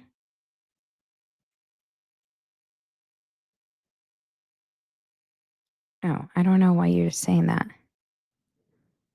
Oh yeah, I got that. Reynolds called Baldoni a sexual predator. Yes, I got that, honey. Okay. Later that okay, hold on. I want to go back here really fast. Okay. So basically they're saying we're going to go to the premiere regardless. I don't think that they're going to back out. But that same day, an article surfaced about another director facing allegations of inappropriate on-set behavior. So Baldoni then sends this to his PR rep and says, this is the shit I'm sure they want to do. And it's an article about Francis Ford Coppola kissing extras on set. And he sends this to Jennifer Abel. He says, this is the shit I'm sure that they're going to want to do. Just sharing. I know. So he's already like sending it to his PR rep. He's like, I have a feeling they're going to turn on me. And this is what they're going to do.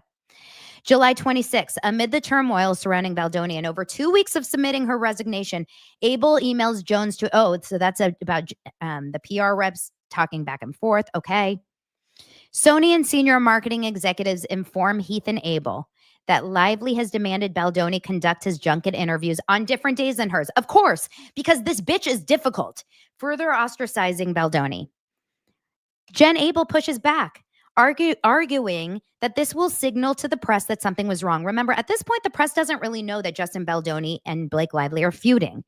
Ultimately, Jen Abel is able to find a compromise, and they agree Baldoni will conduct interviews separately at a different hotel, but on the same day. Social media detectives begin to notice Baldoni's absence on July 31st. People are saying, how come Ryle's character isn't in any of the promo stuff? Because we're not idiots, Blake, you dummy. August 2nd. I love how, thank you so much. I just got this. Thank you for reading this. I appreciate you for bringing a balanced perspective. I'm not so balanced anymore. I think I've stopped being balanced. I'm definitely not being balanced. I am definitely Team Justin. There's no way I'm balanced anymore. How can we be balanced anymore? How? This is like as receipt as possible. There is absolutely not one thing that Blake has given us of receipts. Everyone says, but she has evidence. I'm like, where? I'm looking for where's the evidence? Where's the evidence? Evidence, where are you? Okay. Okay, so this is when Baldoni and Heath decide to hire the agency group. That's the crisis PR. After this, they find out that a negative story is starting to circulate, labeling Baldoni's religion as a cult and accusing him of fat shaming Lively. So they start with a scenario planning document, which is essentially saying if they start this, then they're going to do this. Feeling uneasy, Baldoni texts Jen Abel for reassurance. She responds, "Truth is your defense." This is Friday, August 2nd. She sends a Wayfarer Studio scenario planning. "Hi all, as promised, sending our scenario planning document here before our call. Looking forward to discussing this." Justin says, "Just read. Please note this is my third film as a director, not my first." She goes, "Yes, apologies making that correction." Justin says, "Morning. Not in love with the document they set. Not sure I'm feeling the protection I felt on the call." Jennifer says, "This is the first time I've personally gone through scenario planning with them, so I think that let's let them discuss the thinking behind the document and the actual process and protocol of how they implement these things. That's the most important part of this. This is how quickly they can shut things down and place stories in your favor. Be honest on this call and let's give real feedback to each point." Justin says, "Yes, just feels very much like there is not much defense. And also them feeling strong like she's going to do something, just a bit concerning what everyone had already originally thought." Jennifer says, "The truth is your defense. You have done nothing wrong. And there is over a year worth of facts and paper trails and people who can go on background as your defense. This document is an overview. And I think as the situation evolved and it has become realized, the great length she has gone to in order to cut you out of not just the film, but promo, the premiere, will need to prepare as if she will also go through any great lengths with press. It's a good thing we all prepare for the worst outcome, because then if and when it's not as bad, we are over prepared." He writes a heart, and he goes, "Please get the lawyer hired ASAP." Dude, they had a feeling. They knew this thing was going to come out. They knew this sexual harassment thing was going to come, or something was going to come. They knew. They were like, something is going to come with this girl because she's already done so much. So in her CRD complaint, remember, she was cherry picking these messages. She was putting a little bit of it and not putting the entirety of it. So he is putting out the entirety of the text messages. She was putting it. He was putting the entirety. She was putting it. He was putting the entirety. August 3rd, social media chatter is intensifying. We're doing the entire thing, by the way, you guys. I'm on page 111. We're going all the way. Okay? We are going all the way today. 111 out of 168. Make sure to subscribe. Daily Dose of Donna here every day, basically. Okay? Please like this video. Please subscribe to Daily Dose of Donna. It means a lot. I work my ass off for you guys. Please subscribe. Please like this video. Okay. Social media chatter begins to intensify with users questioning, why is Justin not in any of the promos? That was like me. I think one of these are my comments, I bet. August 4th. Okay. Abel and Nathan commiserate about the situation, with Abel jokingly suggests they plant negative pieces about Lively. While Nathan understands Abel's comments are lighthearted, she actually responds seriously, advising they wait to see how the next few days unfold and stay vigilant. Nathan also notes being aware of a story from Lively's camp intended to hurt Baldoni's reputation. Both agree to stay alert and avoid taking any hasty actions. Melissa Nathan says, "You could have stayed at my apartment. Stay next time." Jennifer says, "Haha, I appreciate that, but I'm making them pay for a nice hotel and room service. I'm starving." Melissa says, "Okay, good." Jen says, "I'm having reckless thoughts of wanting to plant pieces this week of how horrible Blake is to work with just to get ahead of it. She's putting us through hell." Well, and I kind of get it. Now knowing all of this, I literally get it, why they would feel this way. Don't you guys? And then Melissa goes, "Same. Am I already off the records? I already off the record spoke to the editor Daily Mail because she's my friend.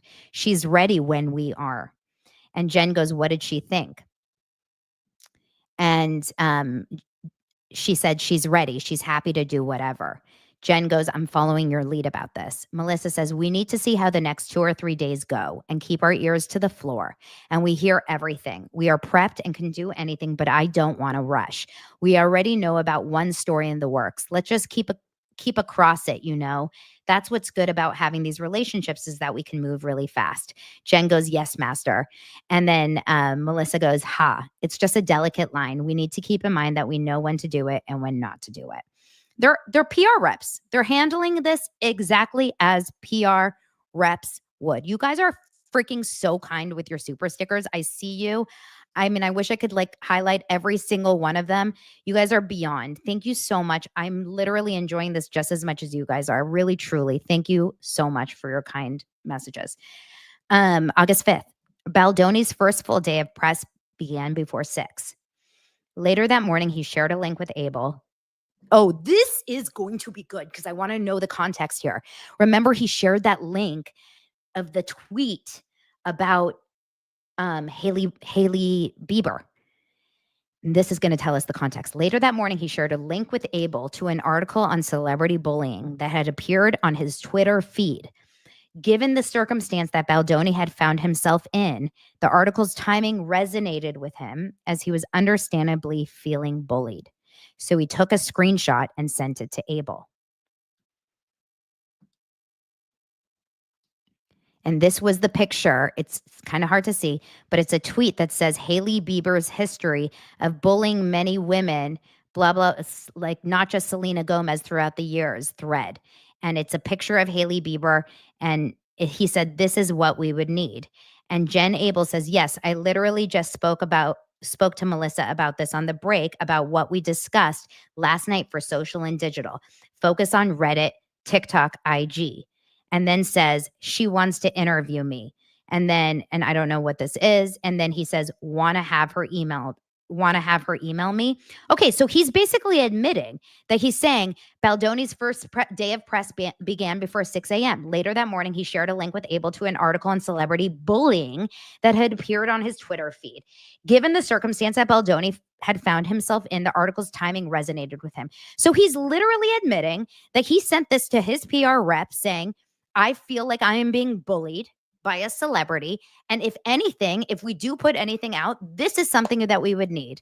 So he's fully admitting right here, straight up, that I would, if we ever put an article about her, we would need it to be an article that says something about a celebrity bullying. At least he's being honest and not trying to hide it. But I still get it. I do, you know? Thanks. Look at my husband here. My husband working for me. My husband supports me, but not like Ryan Reynolds. Not in a creepy way. Thanks, Lance Bowling. If you're not subscribed, hit that button. If you're not liking it, like it. And I also have an audio version of this podcast that you can subscribe to on Apple Podcasts and Spotify. Okay. You guys are so sweet, all of you. Thank you so much. Okay, let's move on. That evening, unbeknownst to Baldoni and Wayfair, Lively and the rest of the cast attend a meta screening of the film at the Roxy Hotel. So everyone's going to the screening, but Baldoni doesn't even fucking know about it. The event includes a Q&A session with Colleen Hoover and the cast, with everyone except Baldoni. The exclusion further highlights Baldoni's deliberate sidelining. Fans and journalists quickly noticed the absence of the film's director and co-lead, sparkling online chatter and fueling rumors about tensions behind the scenes. The incident underscores the growing divide and continuing efforts to exclude Baldoni from the film's promotions. So shitty. So shitty and so shady. But this is the video, by the way, that we were all talking about yesterday, where she talks about the fact that she never hears no for an answer. Remember? And she talks about the fact that Taylor Swift was with her for this entire experience. Do you guys remember that? At the premiere of the film in New York, Baldoni is instructed to walk the carpet separately, right? We've seen so much of this. He walks the carpet separately.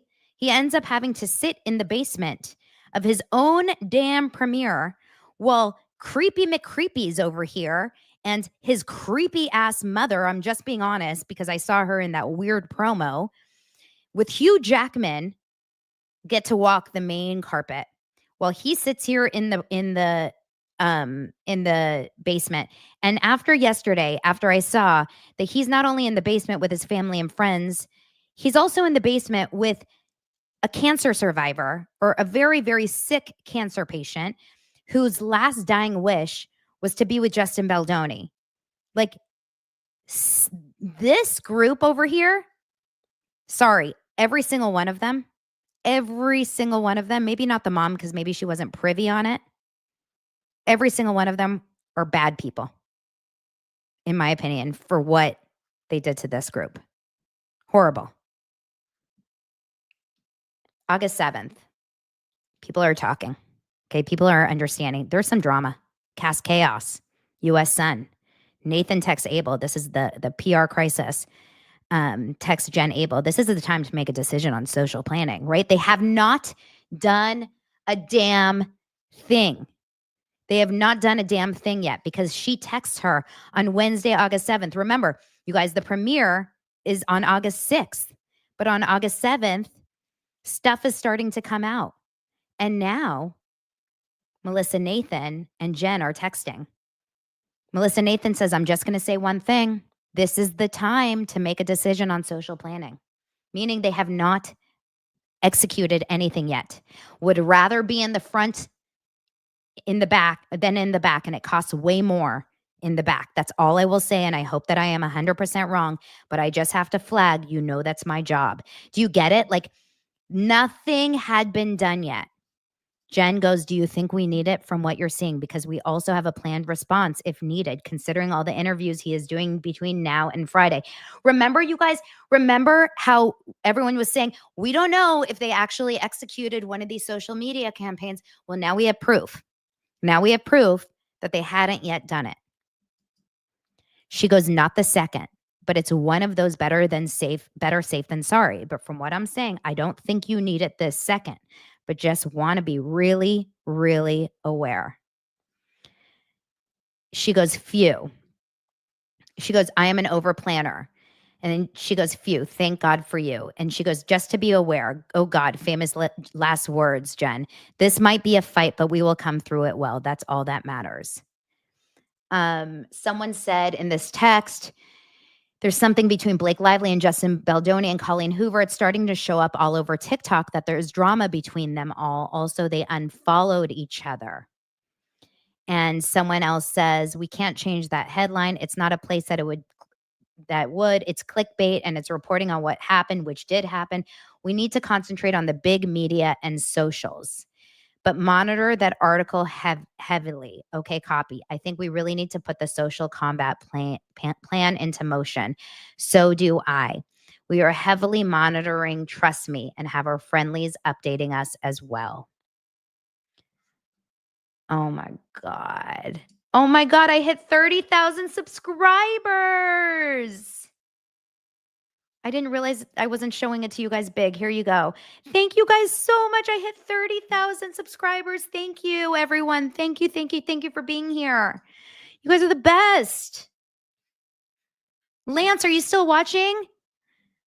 My husband, I want to make sure he's still watching. I hit 30,000 subscribers. That's so exciting. Okay, let's keep going. Jen says, okay. Oh, yay, Lance is still here. Yay, Lance goes, yes. Okay. So Melissa goes, I am an over planner because socials. Jen says, understand, we should get a call with Jamie today. We will likely have a break around 11:30. Then Melissa says, from my friend at TMZ, they're saying Justin Baldoni tips hitting our email about his beef with Blake and Colleen Hoover. They say, what are the tips? I asked, that was my follow-up question, if we can kill before we do the Today Show. They're going back and forth, right? It's all fan speculation because he was in Sweden. Then as the director did press separately. I mean, this is a little like all over the place. But basically the point is that Melissa says, we are heavily monitoring, trust me, and we have our friendlies updating us as well. They said, can you call Jamie and get the green light? Melissa says, yes. She says, sorry, we're back in press. And they're writing about different articles, reviews. August 8th, online chatter escalates and cast tensions become the headline across everything. So this is all the articles that we're starting to read. What the heck is going on with Justin Baldoni on Perez Hilton? Daily Mail, it ends with its fans are convinced there's a huge feud.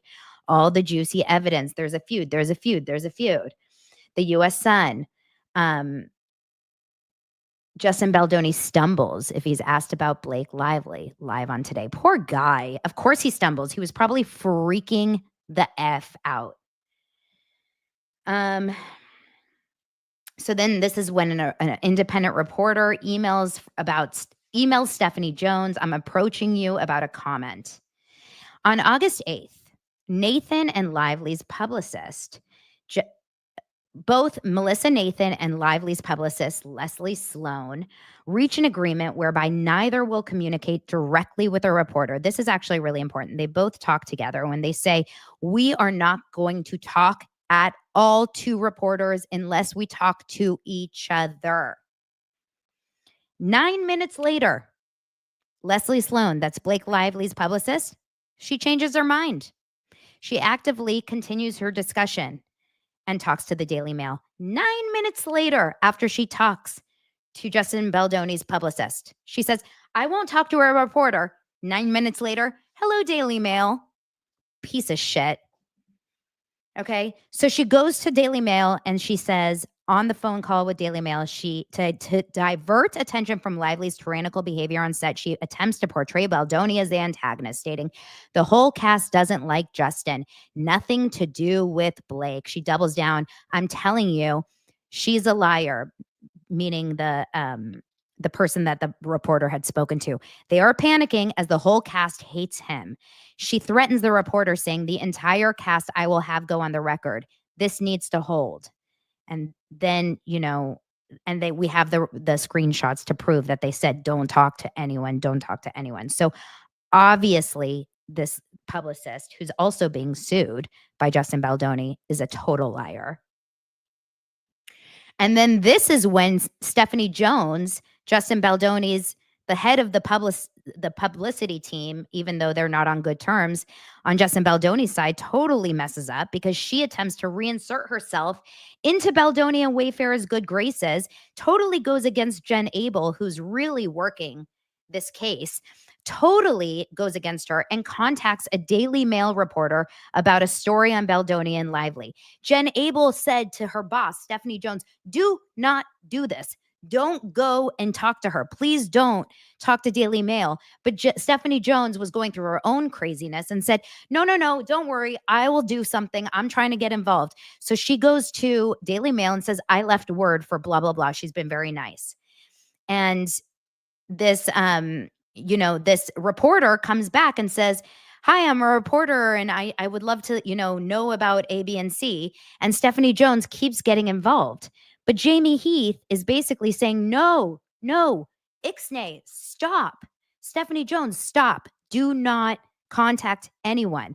They're literally saying, do not contact anyone right now. I'm sorry for being direct. I don't want any messaging with anyone. Do not talk to reporters. So Justin Baldoni's team is not contacting or speaking to anyone.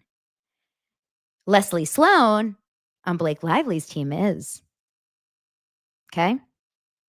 The only person on Justin Baldoni's side that is talking to anyone is Stephanie Jones. She's talking to one reporter at Daily Mail, but not because Justin Baldoni is asking her to.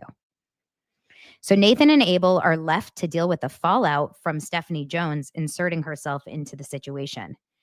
So they're talking about it. They're going back into. Jennifer Abel is saying Steph chimed into that Daily Mail article and then screenshot it and sent it to Jamie and Tara and was like, I know her, I will handle. And Jamie told her to stand down because you're handling it made me giggle.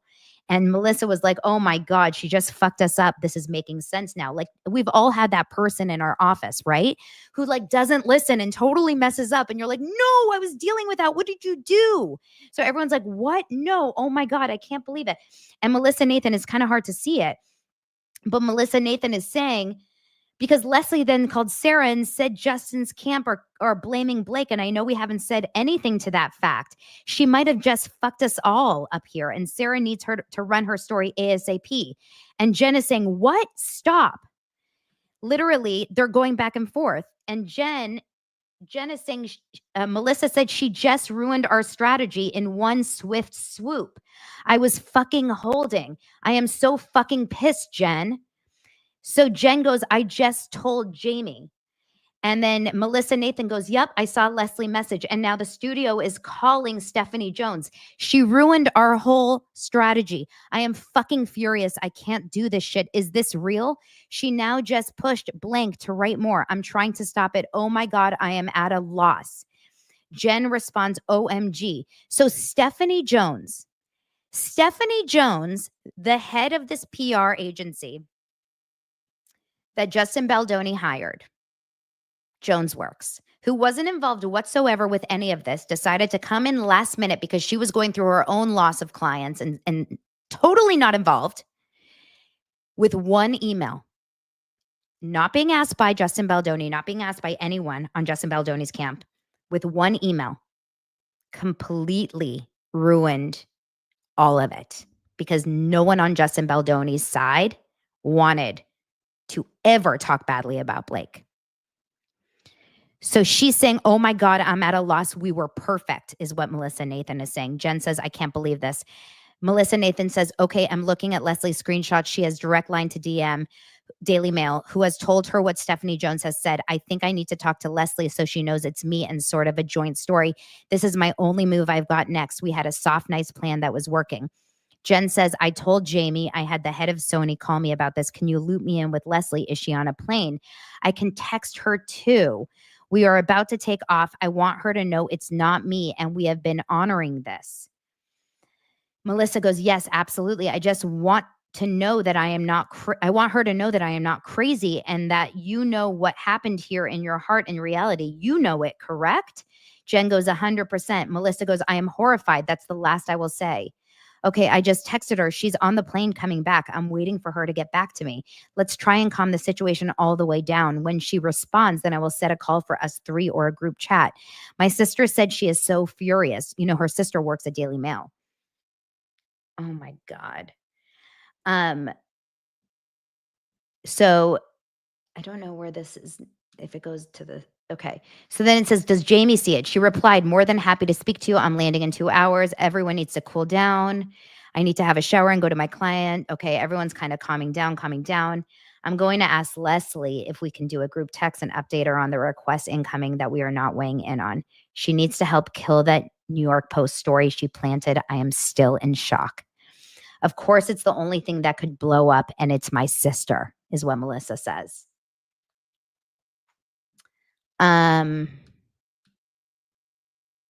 Okay, so I think that the article never actually comes out. The article actually never actually comes out. Now, Jed Wallace. Oh my God, you guys, we're still here. August 8th, crisis mitigation specialist Jed Wallace is engaged to assess and monitor all online and offline concerns related to Baldoni and Wayfarer, specifically pertaining to information received about a developing campaign to discredit and damage Baldoni, including his Baha'i faith and Wayfarer.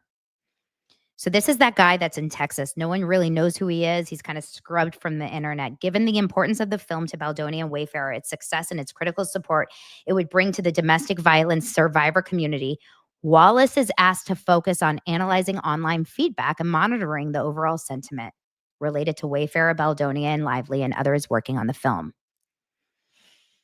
Early morning, Abel receives an inquiry from the Daily Mail. Jen says, so apparently Blank is speaking to Leslie to get Blake to cut the shit. I think if we can get through this, if we just get that New York Post piece killed and Leslie agrees to a truce. Melissa says, Jen, we can get through anything, just trying to bail. I don't know what that is. Jennifer says, shut the fuck up. Melissa says, good Lord, I'll be done in like 15 minutes. Can you speak then? Yes. I cannot understand or read what this is at all. Jen says, just got this. It's very hard for me to understand what any of this says. Confused a little on that. Oh my God. Okay, so these are text messages back and forth, but basically what they're talking about is this article. This article says, it's for the Hollywood Reporter, did Blake Lively, Justin Baldoni have a rift over It Ends With Us? Sleuthing TikTokers think so. Okay. And another article, Truth Behind Why Blake Lively is Feuding with Justin Baldoni revealed. Jen says, is it horrible to say that I don't think it's that bad? And Melissa says, no, because I know what we're watching for. So all things considered, it looks like trash and gossip. Jen says, it looks like a plant from Blake's camp trying to steer the narrative. And Melissa says, well, I mean, Jen says, I can tell you've done a lot of work here. Nothing about being unsafe, fat comments, sexual. Thank fucking God. Okay, now knowing everything that went on earlier, let's now read it with this lens. Melissa says, that's all I care about. The other stuff is just nonsense. And honestly, the money the movie is making it fucking great for you guys. Let's just keep it steering that way. And you guys take this fucking client and never talk to her again. I swear to God. Exactly. She says, do we still need to worry about New York Post? And Jen says she also just needs time off herself. If I'm just being mindful of humanity for a second, she just needs to stop because oh, they're talking about Stephanie Jones. Okay. She said, Baha'i needs to be out, and mostly the misogynistic. Swap that one word. And then she says, we are crushing it on Reddit. Jen goes, LOL. Melissa goes, she put me on hold, waiting for her. Say some prayers for us, Justin. Jen goes, oof. FYI, Stephanie is likely calling Leslie to clear her name about calling Daily Mail. Unbelievable. Tell her not to answer. This is crazy. Then she says, I feel better about New York Post. Okay, then there's another article that says, what's going on between Blake Lively and Justin Baldoni? It's from Instagram. And Melissa says, what is really interesting is that the comments are especially on an outlet like this are pro him. Okay. And Jen goes, yep. And Melissa says, it's fine, honestly. And then they send another article that says, the truth behind It Ends With Us feud rumors. Justin Baldoni made Blake Lively uncomfortable, sources say. This is from page 6. Melissa says, I know she would say uncomfortable. I knew she would say uncomfortable. Jen says, so are we in the clear now? Did we survive? Melissa says, we survived. I actually think because of all the noise and all of the stories, pretty much saying the same thing that I kind of got lost in a really weird way, if you know what I mean. And also now we have Leslie 100% telling us that they are not placing anything else. Jen says, no, totally, I agree. Oh, thank God. And Melissa says, and you've had no more requests. All press is so overwhelming. We've confused people. So much mixed messages. It's actually really funny if you think of it for now. And Jen says, I've had very few and nothing about the articles, which is wild. And Melissa goes, because it's too much press, so much messaging. It's crazy. Every headline is different. I really think the worst is over. I do think the next few months definitely will be a tiny bit bumpy, but not canceled. And then she says, number 1, please follow me back on Instagram. I can't message you until you do, and it's rude. LOL. That's funny. And then she said, people just texted me and said, I heard that you're helping with Justin. Is there any news you can share at me with all because it's completely silent everywhere? I'm just going to say I was asleep, but that's really good news to say. I can't talk to any more journalists today. Jen said, yes, I had some people text me too and I didn't respond. The narrative online is so freaking good and fans are still sticking up for Justin. And there literally has been no pickup of those 2 articles, which is actually shocking to me. But I see this as a total success, as does Justin. You did such amazing work. She says, narrative is crazy good. So did you. Are we still here, guys? Are we still here? August 9th, Jamie Heath calls Jones to clarify He doesn't want her to be involved anymore. He only wants Jen Abel leading communications. He doesn't want Stephanie Jones to be involved, obviously, because she's nutty. She's absolutely nutty. August 9th, Melissa Nathan, consistent with the pair's agreement, sends a text message to Leslie Sloan containing an email she received from the Daily Mail reporter. This was the same reporter with whom Sloan had been communicated. Happy to chat with you beforehand if you prefer. And then Sloan doesn't say that she spoke to that reporter. They're going back and forth. This is about the red carpet interview where Blake Lively says, the iconic rooftop scene, my husband actually wrote it. Nobody knows that.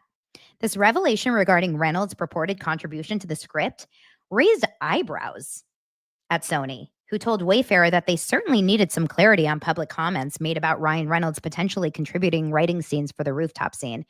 Who the hell wrote that rooftop scene is my question. Sony Legal Affairs sends an email on Friday, August 9th saying, can you guys, tell me who wrote the scene, the writings, the rooftop scene? We certainly need clarity on public comments.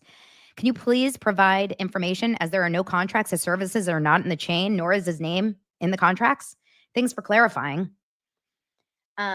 Wayfarer responds, your email was shared with me. We are not aware of any writing services. Regardless of what is being said publicly, this is not something we're aware of.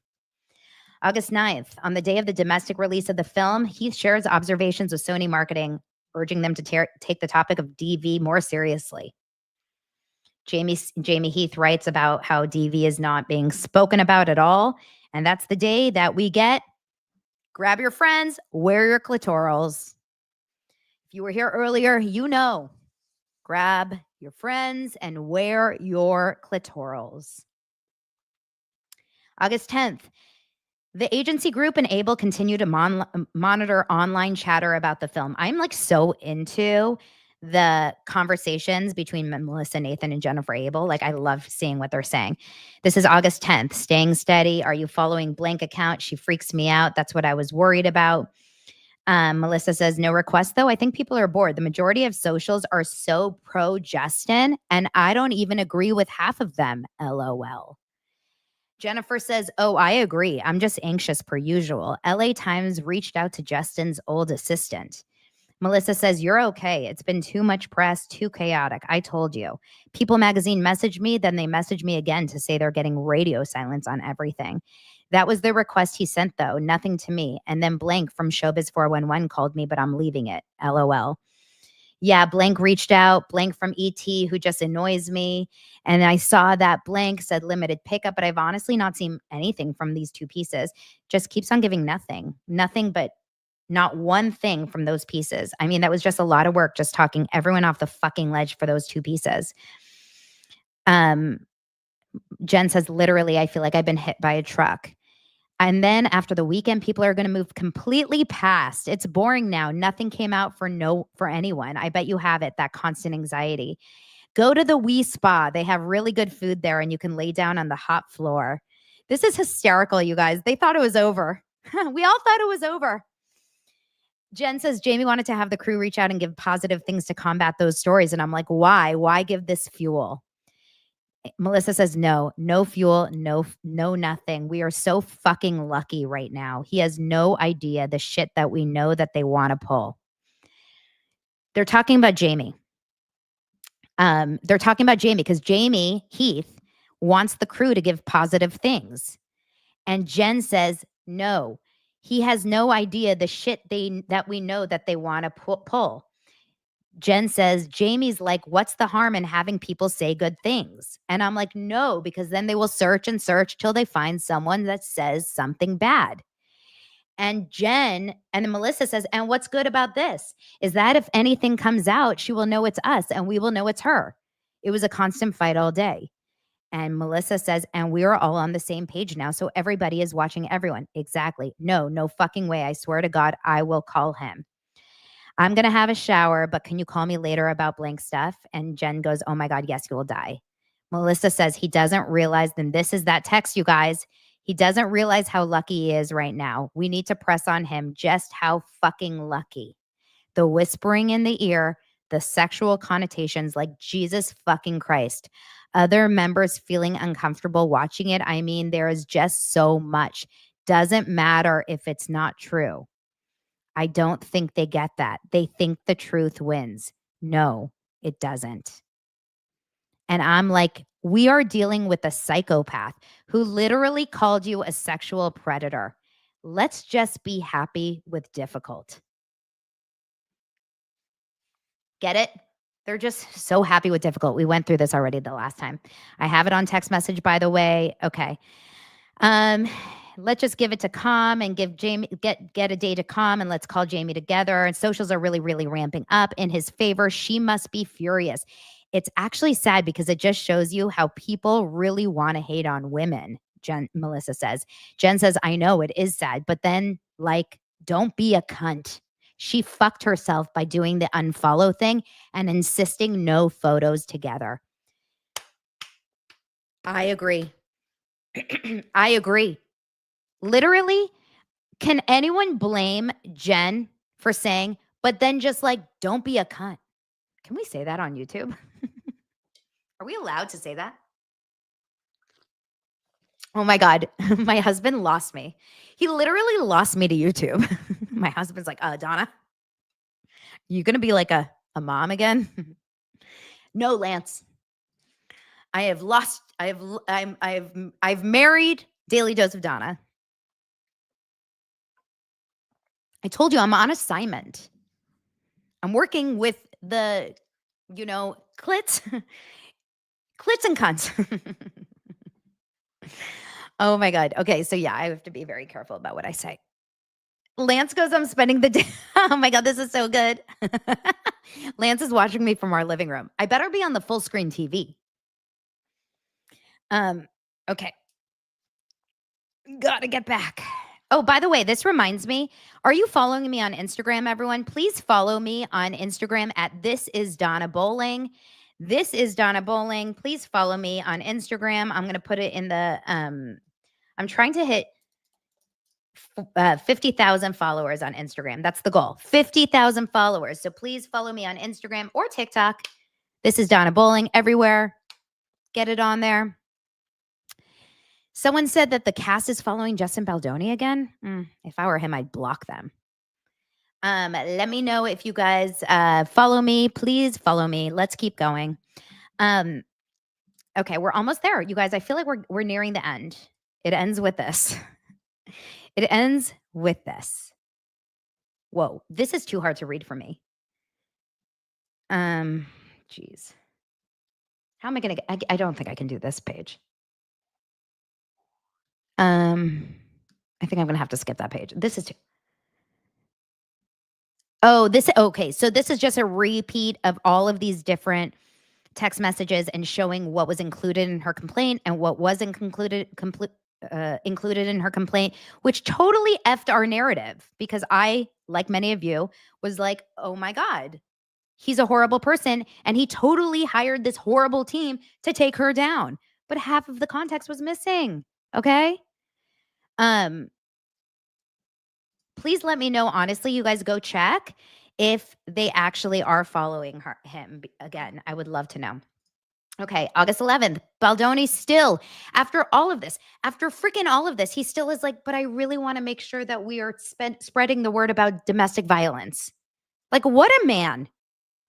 Baldoni still wanted to talk about DV. So he was still thinking, how can we bring it back to the survivors? Heath is still following up on his email to Sony about everything, expressing his gratitude about DV, telling everything. Now on August 12th, all these organic articles are coming out, right? This is when people are talking about the film, like what's going on. Blake Lively is blasting Blake Lively fans are blasting the actress over tone deaf marketing, bring your florals, bring your clitorals, all of that. August 12th, William Morris, Abel, and Heath discuss yet another conversation between William Morris and Reynolds.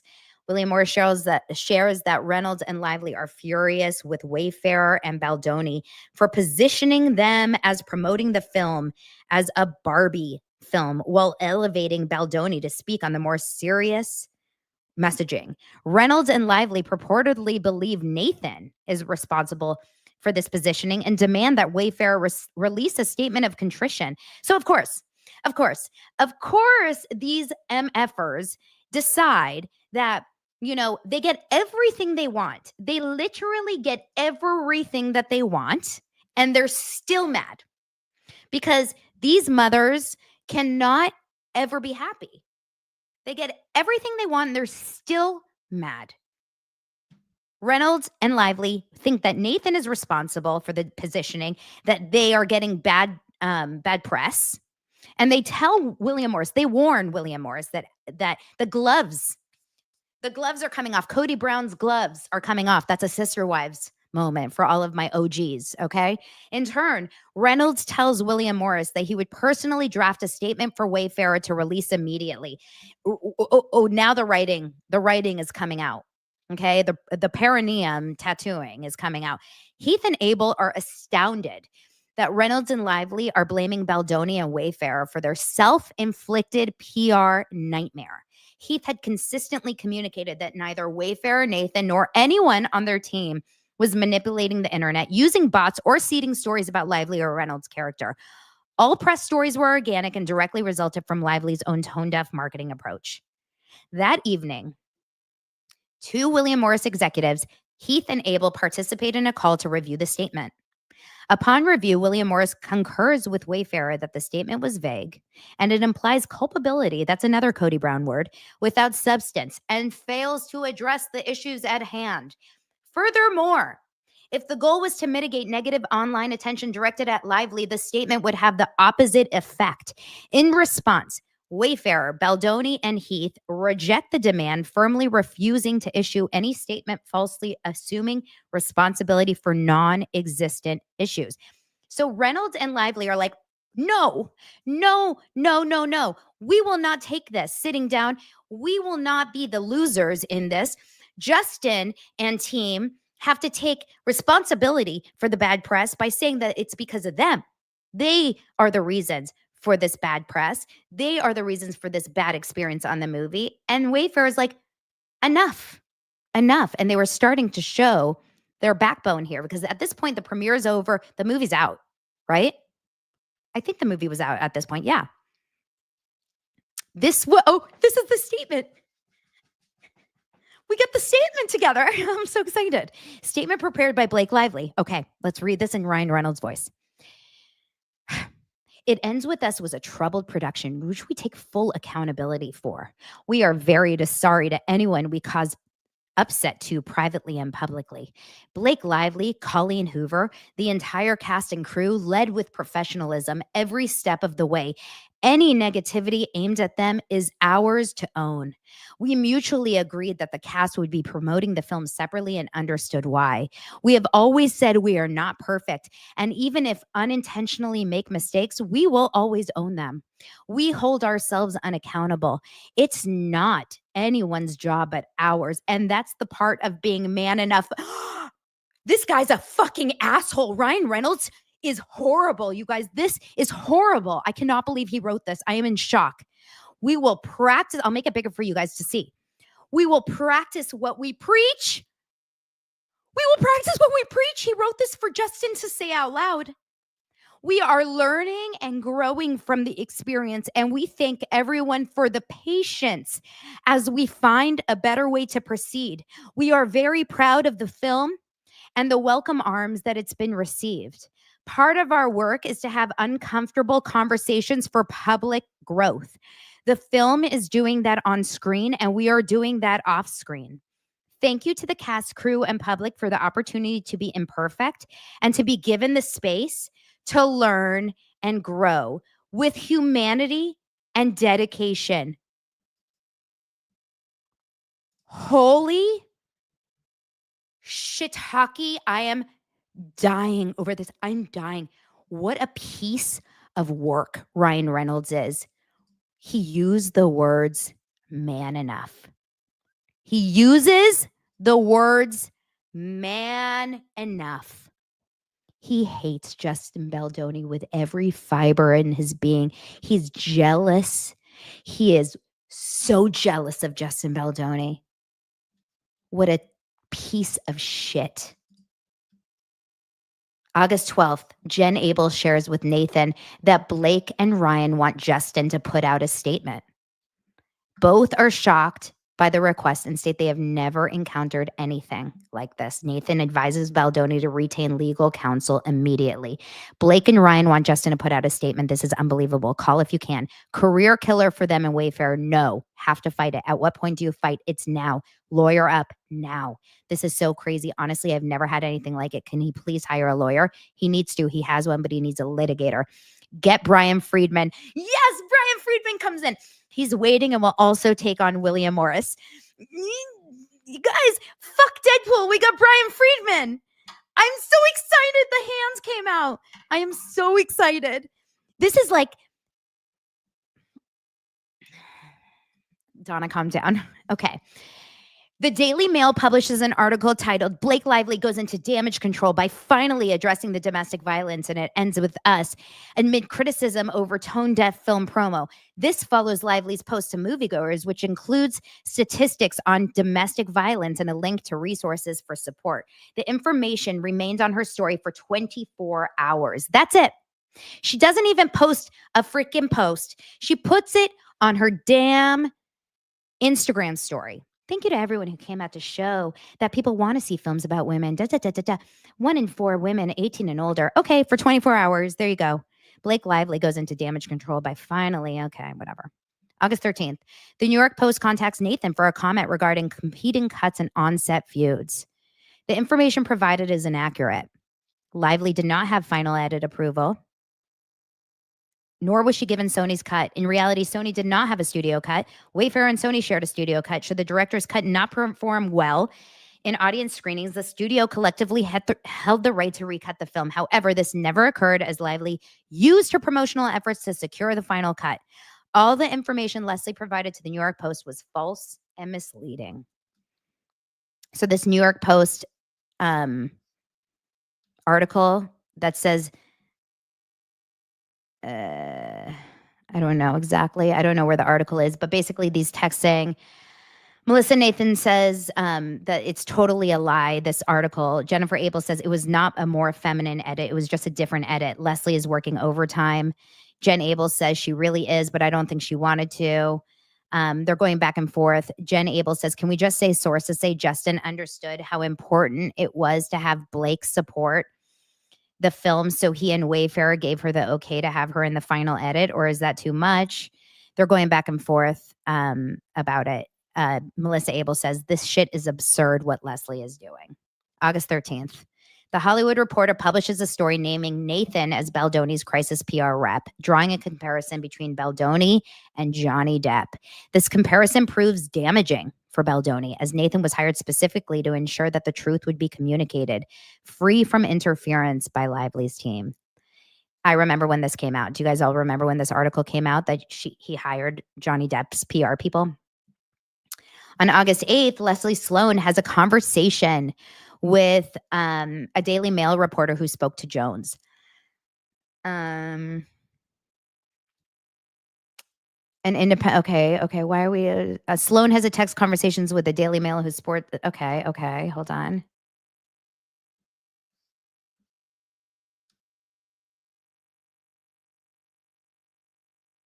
Okay, August 14th. As discussed here and above, in early August 2024, Jones inserted herself. This goes back to when Jones kind of got herself in, totally messed up, totally involved herself, and talked to the Daily Mail and had nothing to do with it and shouldn't have, right? She absolutely shouldn't have. She sent a disorganized strategy outline and includes, and this is after Abel was going to leave working for her and totally was like, not involved. And she sent an email to Jamie Heath, basically saying that she is talking about what she thinks they should do in terms of PR.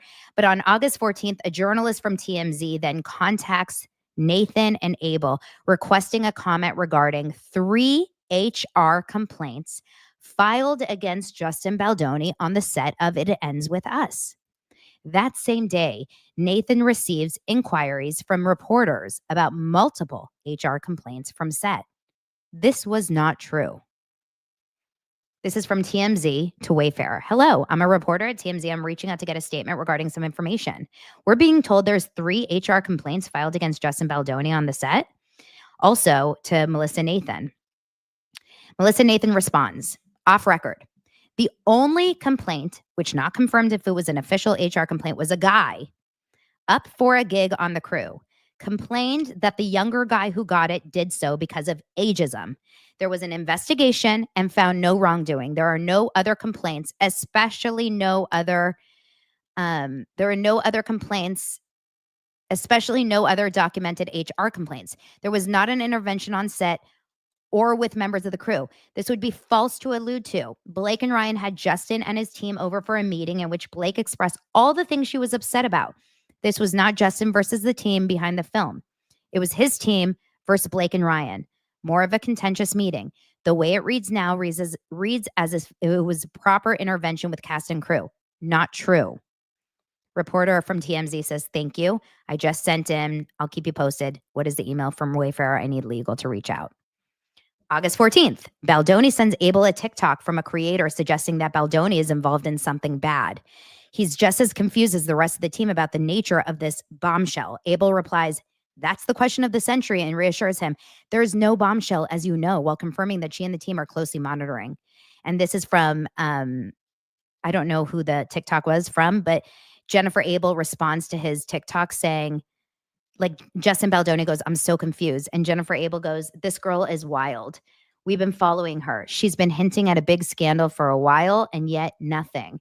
Justin goes, she's hinting at me doing something bad, like WTF. What are people making up?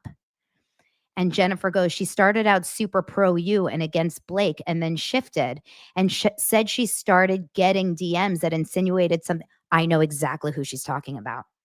I know exactly who she's talking about, who this TikTok is about. Do you guys know? This is a person that we actually follow each other on TikTok.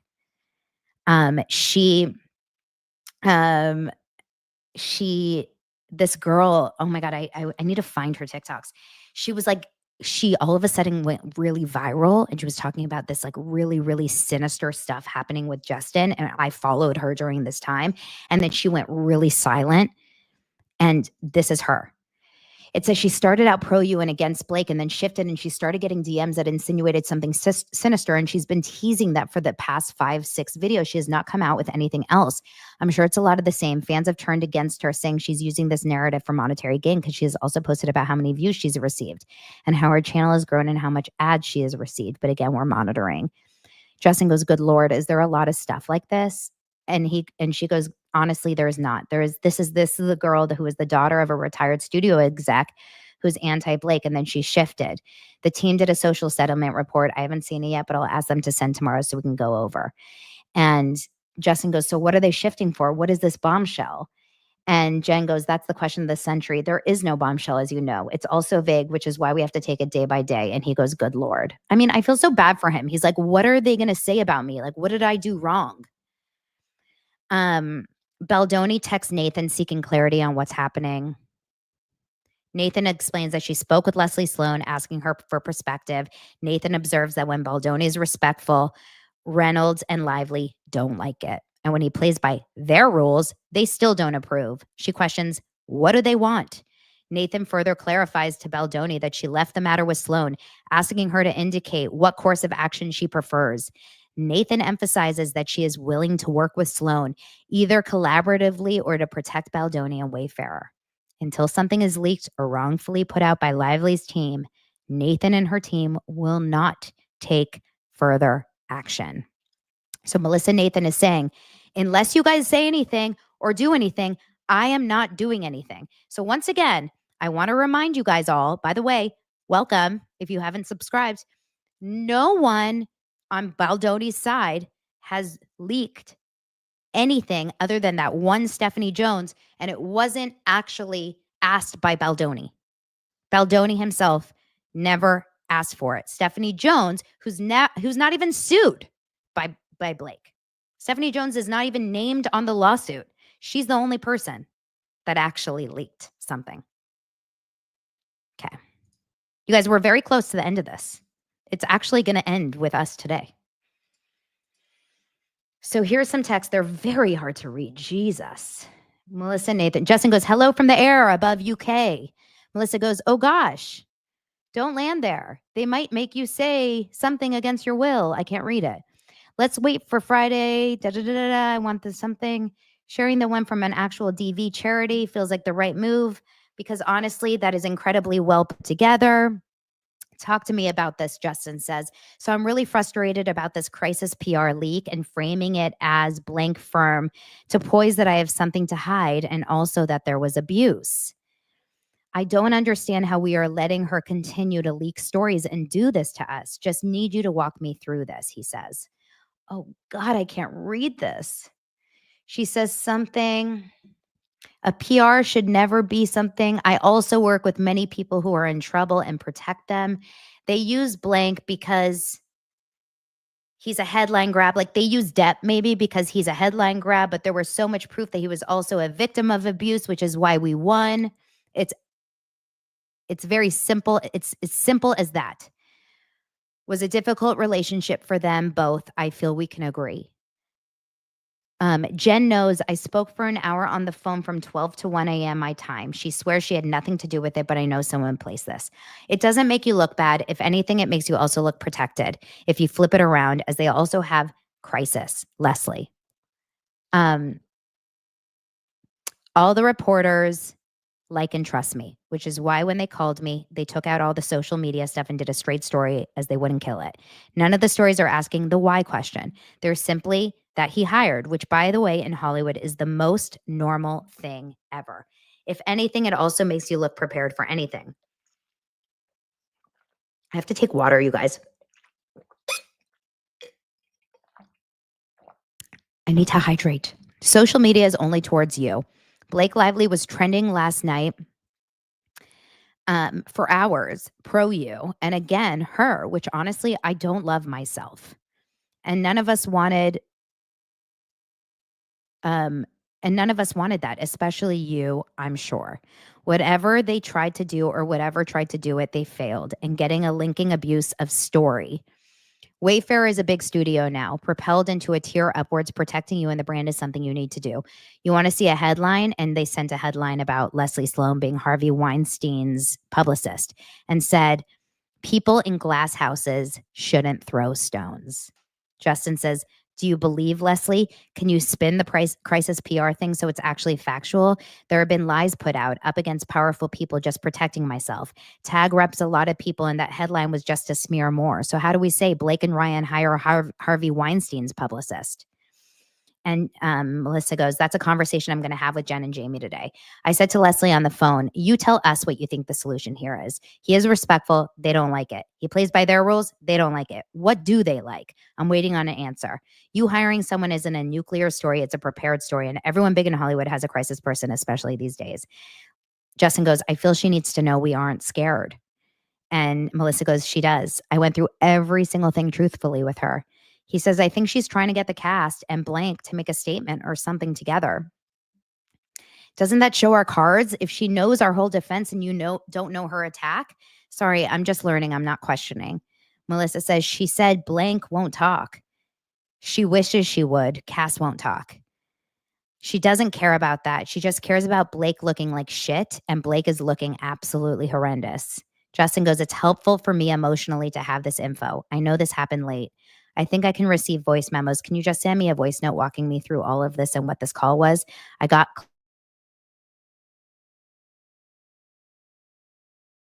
place stories. She also knows if I'm going to place a story, it will burn the house down. And Justin goes, so she has a healthy fear of you? And Melissa goes, sure, just give me a second. She knows the reach I have. Justin goes, so she wants the cast and blank to talk, but they won't? Yeah, explain. I have to believe some of them are regretting choosing a side.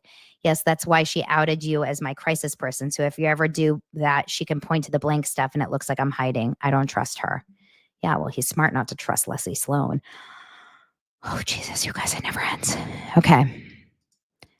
Justin and Melissa continue. Melissa says, my social team just flagged there's a new trend because of all of this. Don't watch it from your account. Watch it from a fake one, please. Oh my God. Justin goes, I don't have a fake account. Can people see when I watch? Shit. Oh my God, he's so cute. You guys, he's such like a normal person. She goes, you can choose to turn your profile view history on or off. Turning off profile view history means you won't see who has viewed your profile and others won't see that you viewed yours.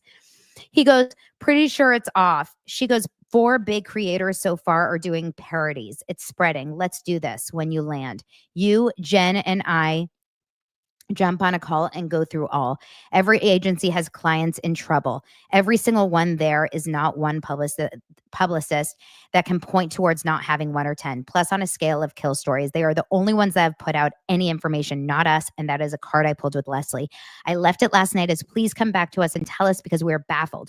We will do whatever it takes to either work with you or protect Justin in the studio if anything wrongly leaked and put out there. But until then, we are not doing anything. I want her to report this back to William Morris. We have a treasure chest now of items to use. Not worried. This adoration of you is vast. Even if you've hired a publicist that specializes in crisis, everyone knows I also work and help so many people in actual trouble. I teach at USC. I have no skeletons in my closet. Don't worry. And then sends this one article saying it ends with us, cast and crew, don't all hate Justin Baldoni, but the feud is real from TMZ. And he wrote back a heart. August 14th, Nathan receives word from a reporter that Sony chief Tony Vinciquerra made a statement about Lively being an advocate for domestic violence with no mention of Baldoni in the piece. Meanwhile, Tony just left Sony. I just read this, you guys, by the way. Just left Sony. With no mention of Baldoni in the piece. Nathan immediately senses Sloan's involvement in the development. However, Abel suggests that it's Reynolds who has likely pressured Sony into issuing the statement. I want to just quickly look up Tony Vinciquerra.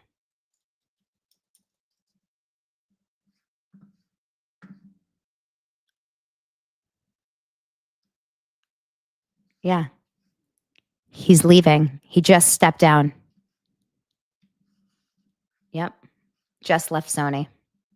Very interesting, right? Okay.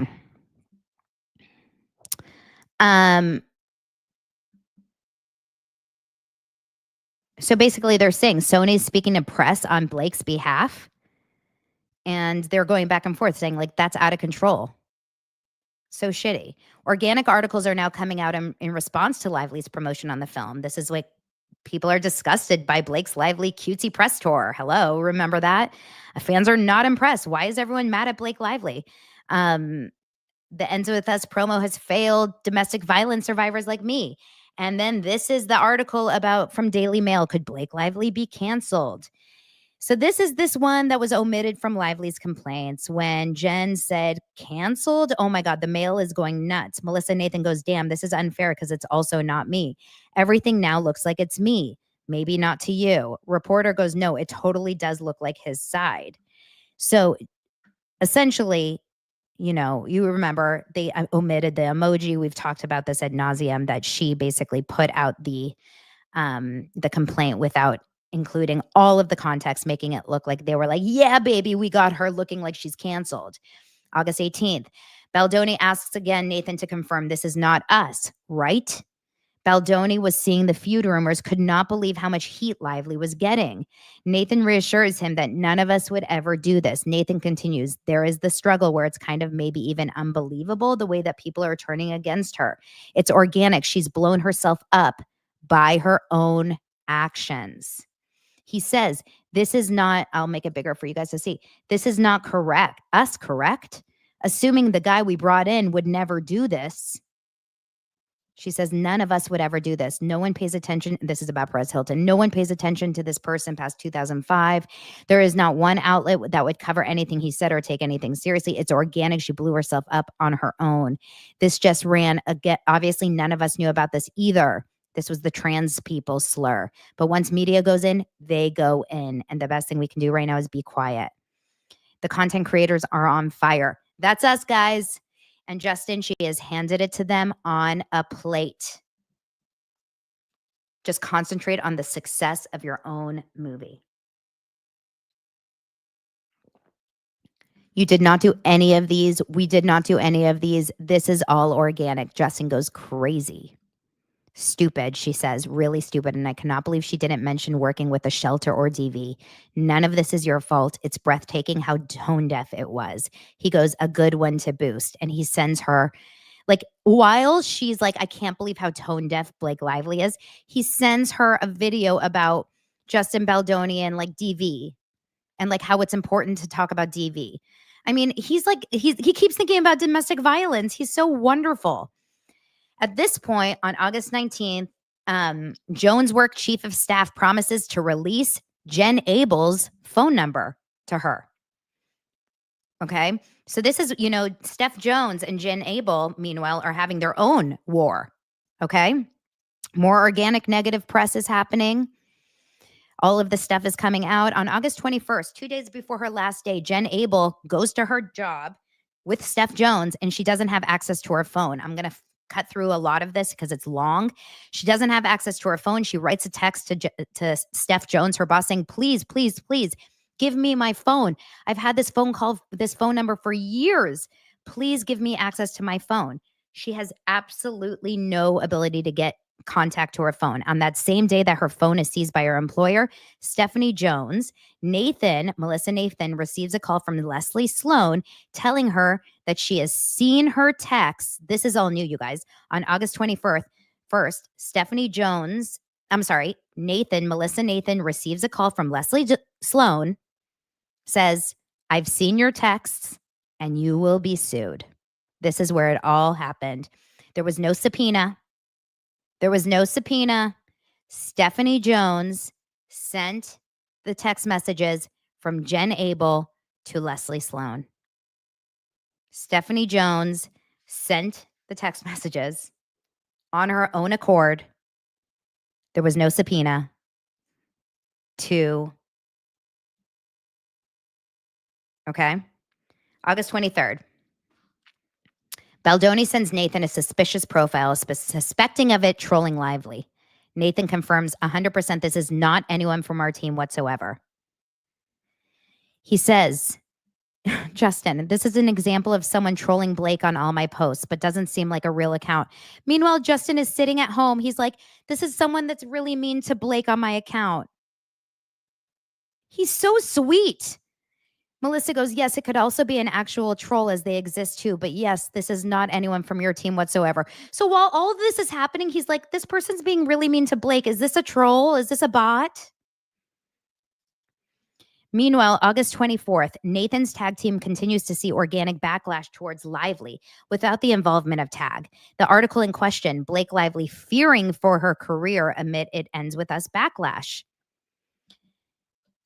She goes, God, I'm so over this. I'm sure Leslie thinks we placed this one as well.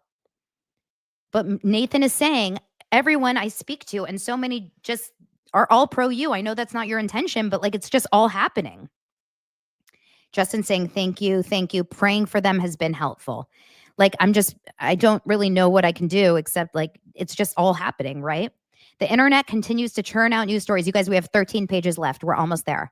The internet continues to churn out news stories. Baldoni asks Nathan how she feels and if she shares any concerns. Nathan reassures him there was no truth to anything. So what can I say? Just speculative BS. I'm not worried, and I promise you. This is on August 30th, towards the end. Melissa Nathan says, I think it has a lot to do with all the worry you felt previously for sure, but people have moved on. She looks absolutely horrendous. I can't even think what her next move will be. It would have to be some positive movie news or a new announcement for a new hair mask. It's a really good sign that no one media site has even come to ask anything. But if I hear anything, I promise I'll let you know. He goes, okay, thank you. Yeah, I just know her personality. And this is the kind of person that genuinely believes she's right and that all of this is unjust. She says she fully does. I know it. And Justin says, so those people seek justice at any costs. That's why I just have a hard time believing she's done. You guys, he knew it. He knew this was coming. He said these people seek justice at any cost. I have chills. September 1st, Nathan reveals to Baldoni that she finally watched the film. She shares a touching message with Baldoni. He also shares a personal story that inspired him to direct the movie and ultimately option the book. Ironically, it was this story that Lively chose to use against him later in her list of 17 points when she required that there be no discussions with Miss Lively of personal experiences with sex. In her complaint, she intentionally misrepresents the story to Baldoni had engaged in sexual conduct without consent. In fact, it was the other way around. Baldoni was referencing an intimate relationship in which he was the one who did not give consent, not the other way around. This is fucking crazy, you guys. I just want to say this. A couple months ago, there was an article that came out, and it talked about the fact that Justin actually was essentially pushed into having sexual relationships with a girl without giving consent. And I remember being like, wow, this is kind of crazy to see from a man to write that about a woman. That's the conversation they had, not that he had sex with a woman and she didn't give consent. The conversation he had with Blake was that he had sex with a woman and he didn't give consent, and she used it against him. This is a lot of text, so I'm not going to go through it, but he basically shares that story. She's the abuser. I think she is the abuser. I agree.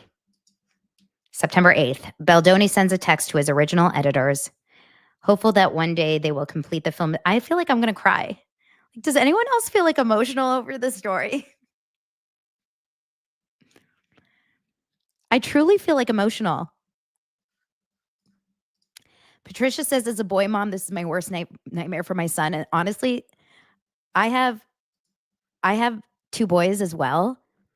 And I honestly, like, that's how I feel about it too. Like, it's seriously, like, it's so crazy. Like, it's so crazy what this guy had to go through for, like, okay. So he says to the editors, if you think about it, we didn't even finish our director's cut because she intervened. So ideally, at some point, we can take a week and all just do it together for ourselves. But that opens up a can of worms. So we will need to let this play out for a while before we pull that card. And your door will be knocked on. The amount of women who feel seen, that it's reaching people all over the world, that men are remembering their own traumas and having conversations with their partners. That's why we did this. And it worked. Still the dream team. And the editor says, incredible. That's the best news. And on December 20th, Blake Lively files her complaint with the California Civil Rights Department for sexual harassment and ruins his life. On December 20th, Megan Twohey, a reporter for the New York Times, reaches out to Wayfarer about allegations made by Lively related to a filed CRD complaint, saying, please offer any on-the-record comment as well as any other information we think you should know. Additionally, please notify us of any inaccuracies. We need to hear back from you tomorrow by noon Eastern. And this was the letter that they sent. We have learned that Ms. Lively filed the legal complaint against you, Mr. Baldoni, Mr. Heath, Steve Sarowitz, Wayfarer, Melissa Nathan, and Jed Wallace, alleging sexual harassment, retaliation, and aiding and abetting of harassment and retaliation, among other claims. The complaint claims misconduct on the part of Mr. Baldoni and Mr. Heath during filming, including repeatedly violating physical boundaries and making sexual and other inappropriate comments. The complaint includes a side letter to her contract, signed by Mr. Heath, in which the studio agreed to install more safeguards during filming, agreed not to retaliate against Mr. Baldoni. It goes on and on and on. So many things, on and on and on. Miss Nathan responded, we can't write it down to him. We can't write, we will destroy her. We can bury anyone. I mean, it goes on and on and on. The letter. They gave him 14 hours. December 20th at 2:16 a.m., Wayfarer's representative responds to the journalist and says, it is shameful that Ms. Lively and her representatives would make such serious and categorically false accusations against Mr. Baldoni, Wayfarer, and its representatives.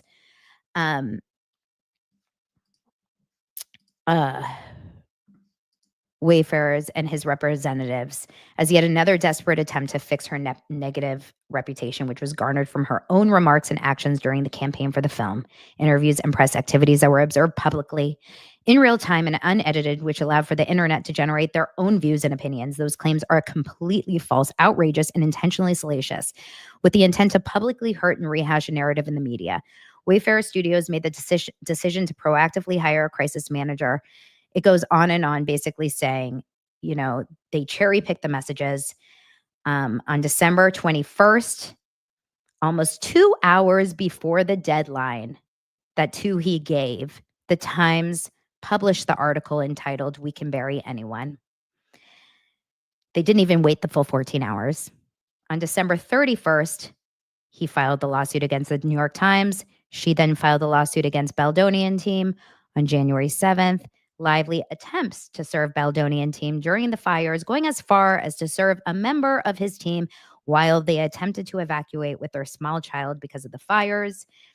On the 16th, he filed a suit against Lively, Reynolds, Sloan, and Vision PR. Of course, the 24th, discovery is made that the main imagery used in the article from the New York Times has metadata, creation timestamps, days prior to publication.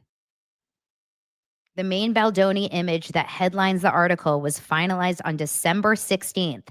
And this is where TikTok comes in, because people are so smart that they realize, hey, this image that was created for the headline of "We Can Bury Anyone" for the New York Times was created on December 16th, 2024, which was 6 days, 5 days, can't remember, before the article actually came out.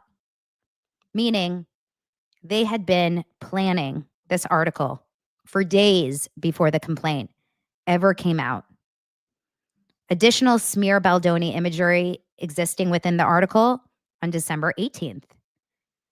And on January 26th, they determined that the promotional video for the Lively smear campaign, which came out with the article on the same day, was finalized on December 12th, 2024, which was a good 8 days before. The video's preload static imagery for promotion was finalized and created on December 17th, which was 3 days before. Everything can be found on metadata. Lovely Megan Toohey. All of it. It's all in the data. All in the data. All in the data. The waging of an alleged smear campaign against Blake Lively. January 27, 2025, the Wayfarer parties found 41 instances of an October 31st, 2024 timestamp related to text message storage and styling into Bird Kit, which are believed to be the content management system for the Times.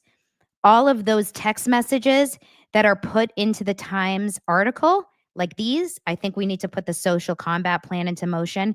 So do I, that are put into the article. They were put in on October 31st. This article has been planned for months. The New York Times and Blake Lively and her team have been talking about this and planning this way before the complaint was ever even filed. On January 28th, it's confirmed that the PDF version of the complaint filed by Lively was indexed on the New York Times domain on December 10th, 2024. It does not necessarily represent the first time that the file was indexed by Google, just that it was indexed on this date. In order to accurately determine the first indexation, data would be required from the New York Times Google Search Console account. So if you do all this smart stuff that I'm not here to do, you literally can find all of this stuff. If you put in this website, it takes you to a place that it's all there, and it's from December 10th, 2024. After performing a deeper analysis, the following was found: that, I don't know exactly what that means, exposes the smear promo imagery. It was set for consumption at the end webpage level on December 18th. In the highlighted images, there is a reference to smear promo Google, which means that the object's imagery was intended to be consumed most likely as either Google News direct feed or as a Google AdWords ad unit. There are also multiple versions of these images. The point is, all of this stuff was being planned and in the works and created for weeks, if not months.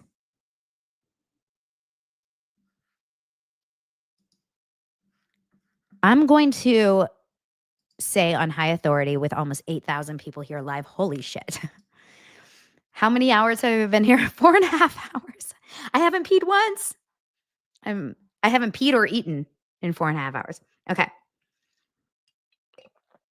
I'm going to say with high authority that Blake Lively and her husband, Ryan Reynolds, based on the evidence, and I'm putting on my legally blonde hat right now, I am Elle Woods, are 100% the abusers in this situation. I believe Justin Baldoni is absolutely innocent of all of these things that they're fighting that he and his team did. I am sick over what they are claiming he did. I literally feel for every single person who has been thrown into this movement under the guise of sexual harassment, because the second you say sexual, you like gather that whole Me Too movement, the whole like believe women. I'm sick over it. I'm sick over it. And honestly, like there's where do they go from here? Nothing they can do. There's too many lies. There's absolutely too many lies. Too many lies. I don't understand what kind of a sick, entitled woman she is that made her spiral like this. I don't understand. And I don't feel bad about using those words. She ruined this man's life. She ruined multiple people's careers. She got people fired off that movie that didn't deserve to be fired. Horrible. Horrible person that doesn't, there's too many good actresses in this world that she's replaceable. And Ryan Reynolds is absolutely complicit. And Sony and William Morris. Way too many people. You guys, wow. I have to pee. This was unreal. Please, please, please. And New York Times, get the New York Times out of here. They are totally biased. They completely don't report the news. This was unreal. And the fact that they've been working together with Blake Lively this entire time. Oh, let's cancel Justin Baldoni. For what? For what? They literally have nothing on him. For what? Where's the smoking gun? I have been sexually harassed 10 times worse than Blake Lively has. Sorry. All of them. Oh my gosh, you guys, thank you so much for being here. I want to hang out with you forever, but seriously, thank you for all of the super stickers. You've been so incredible. Seriously, it's been so fun. I would be here all day if I could, but I do have a life. And it's 2:38, and I've been here since 10. Please subscribe to my channel and listen to the audio version too, Daily Dose of Donna. I'll release this as a 2-parter today because it's 4.5 hours. But I appreciate you being here. Thank you so much. And I'm here live 5 days a week, Daily Dose of Donna. And of course, we're going to cover this on Monday. Thank you so much. Talk to you guys soon. Bye.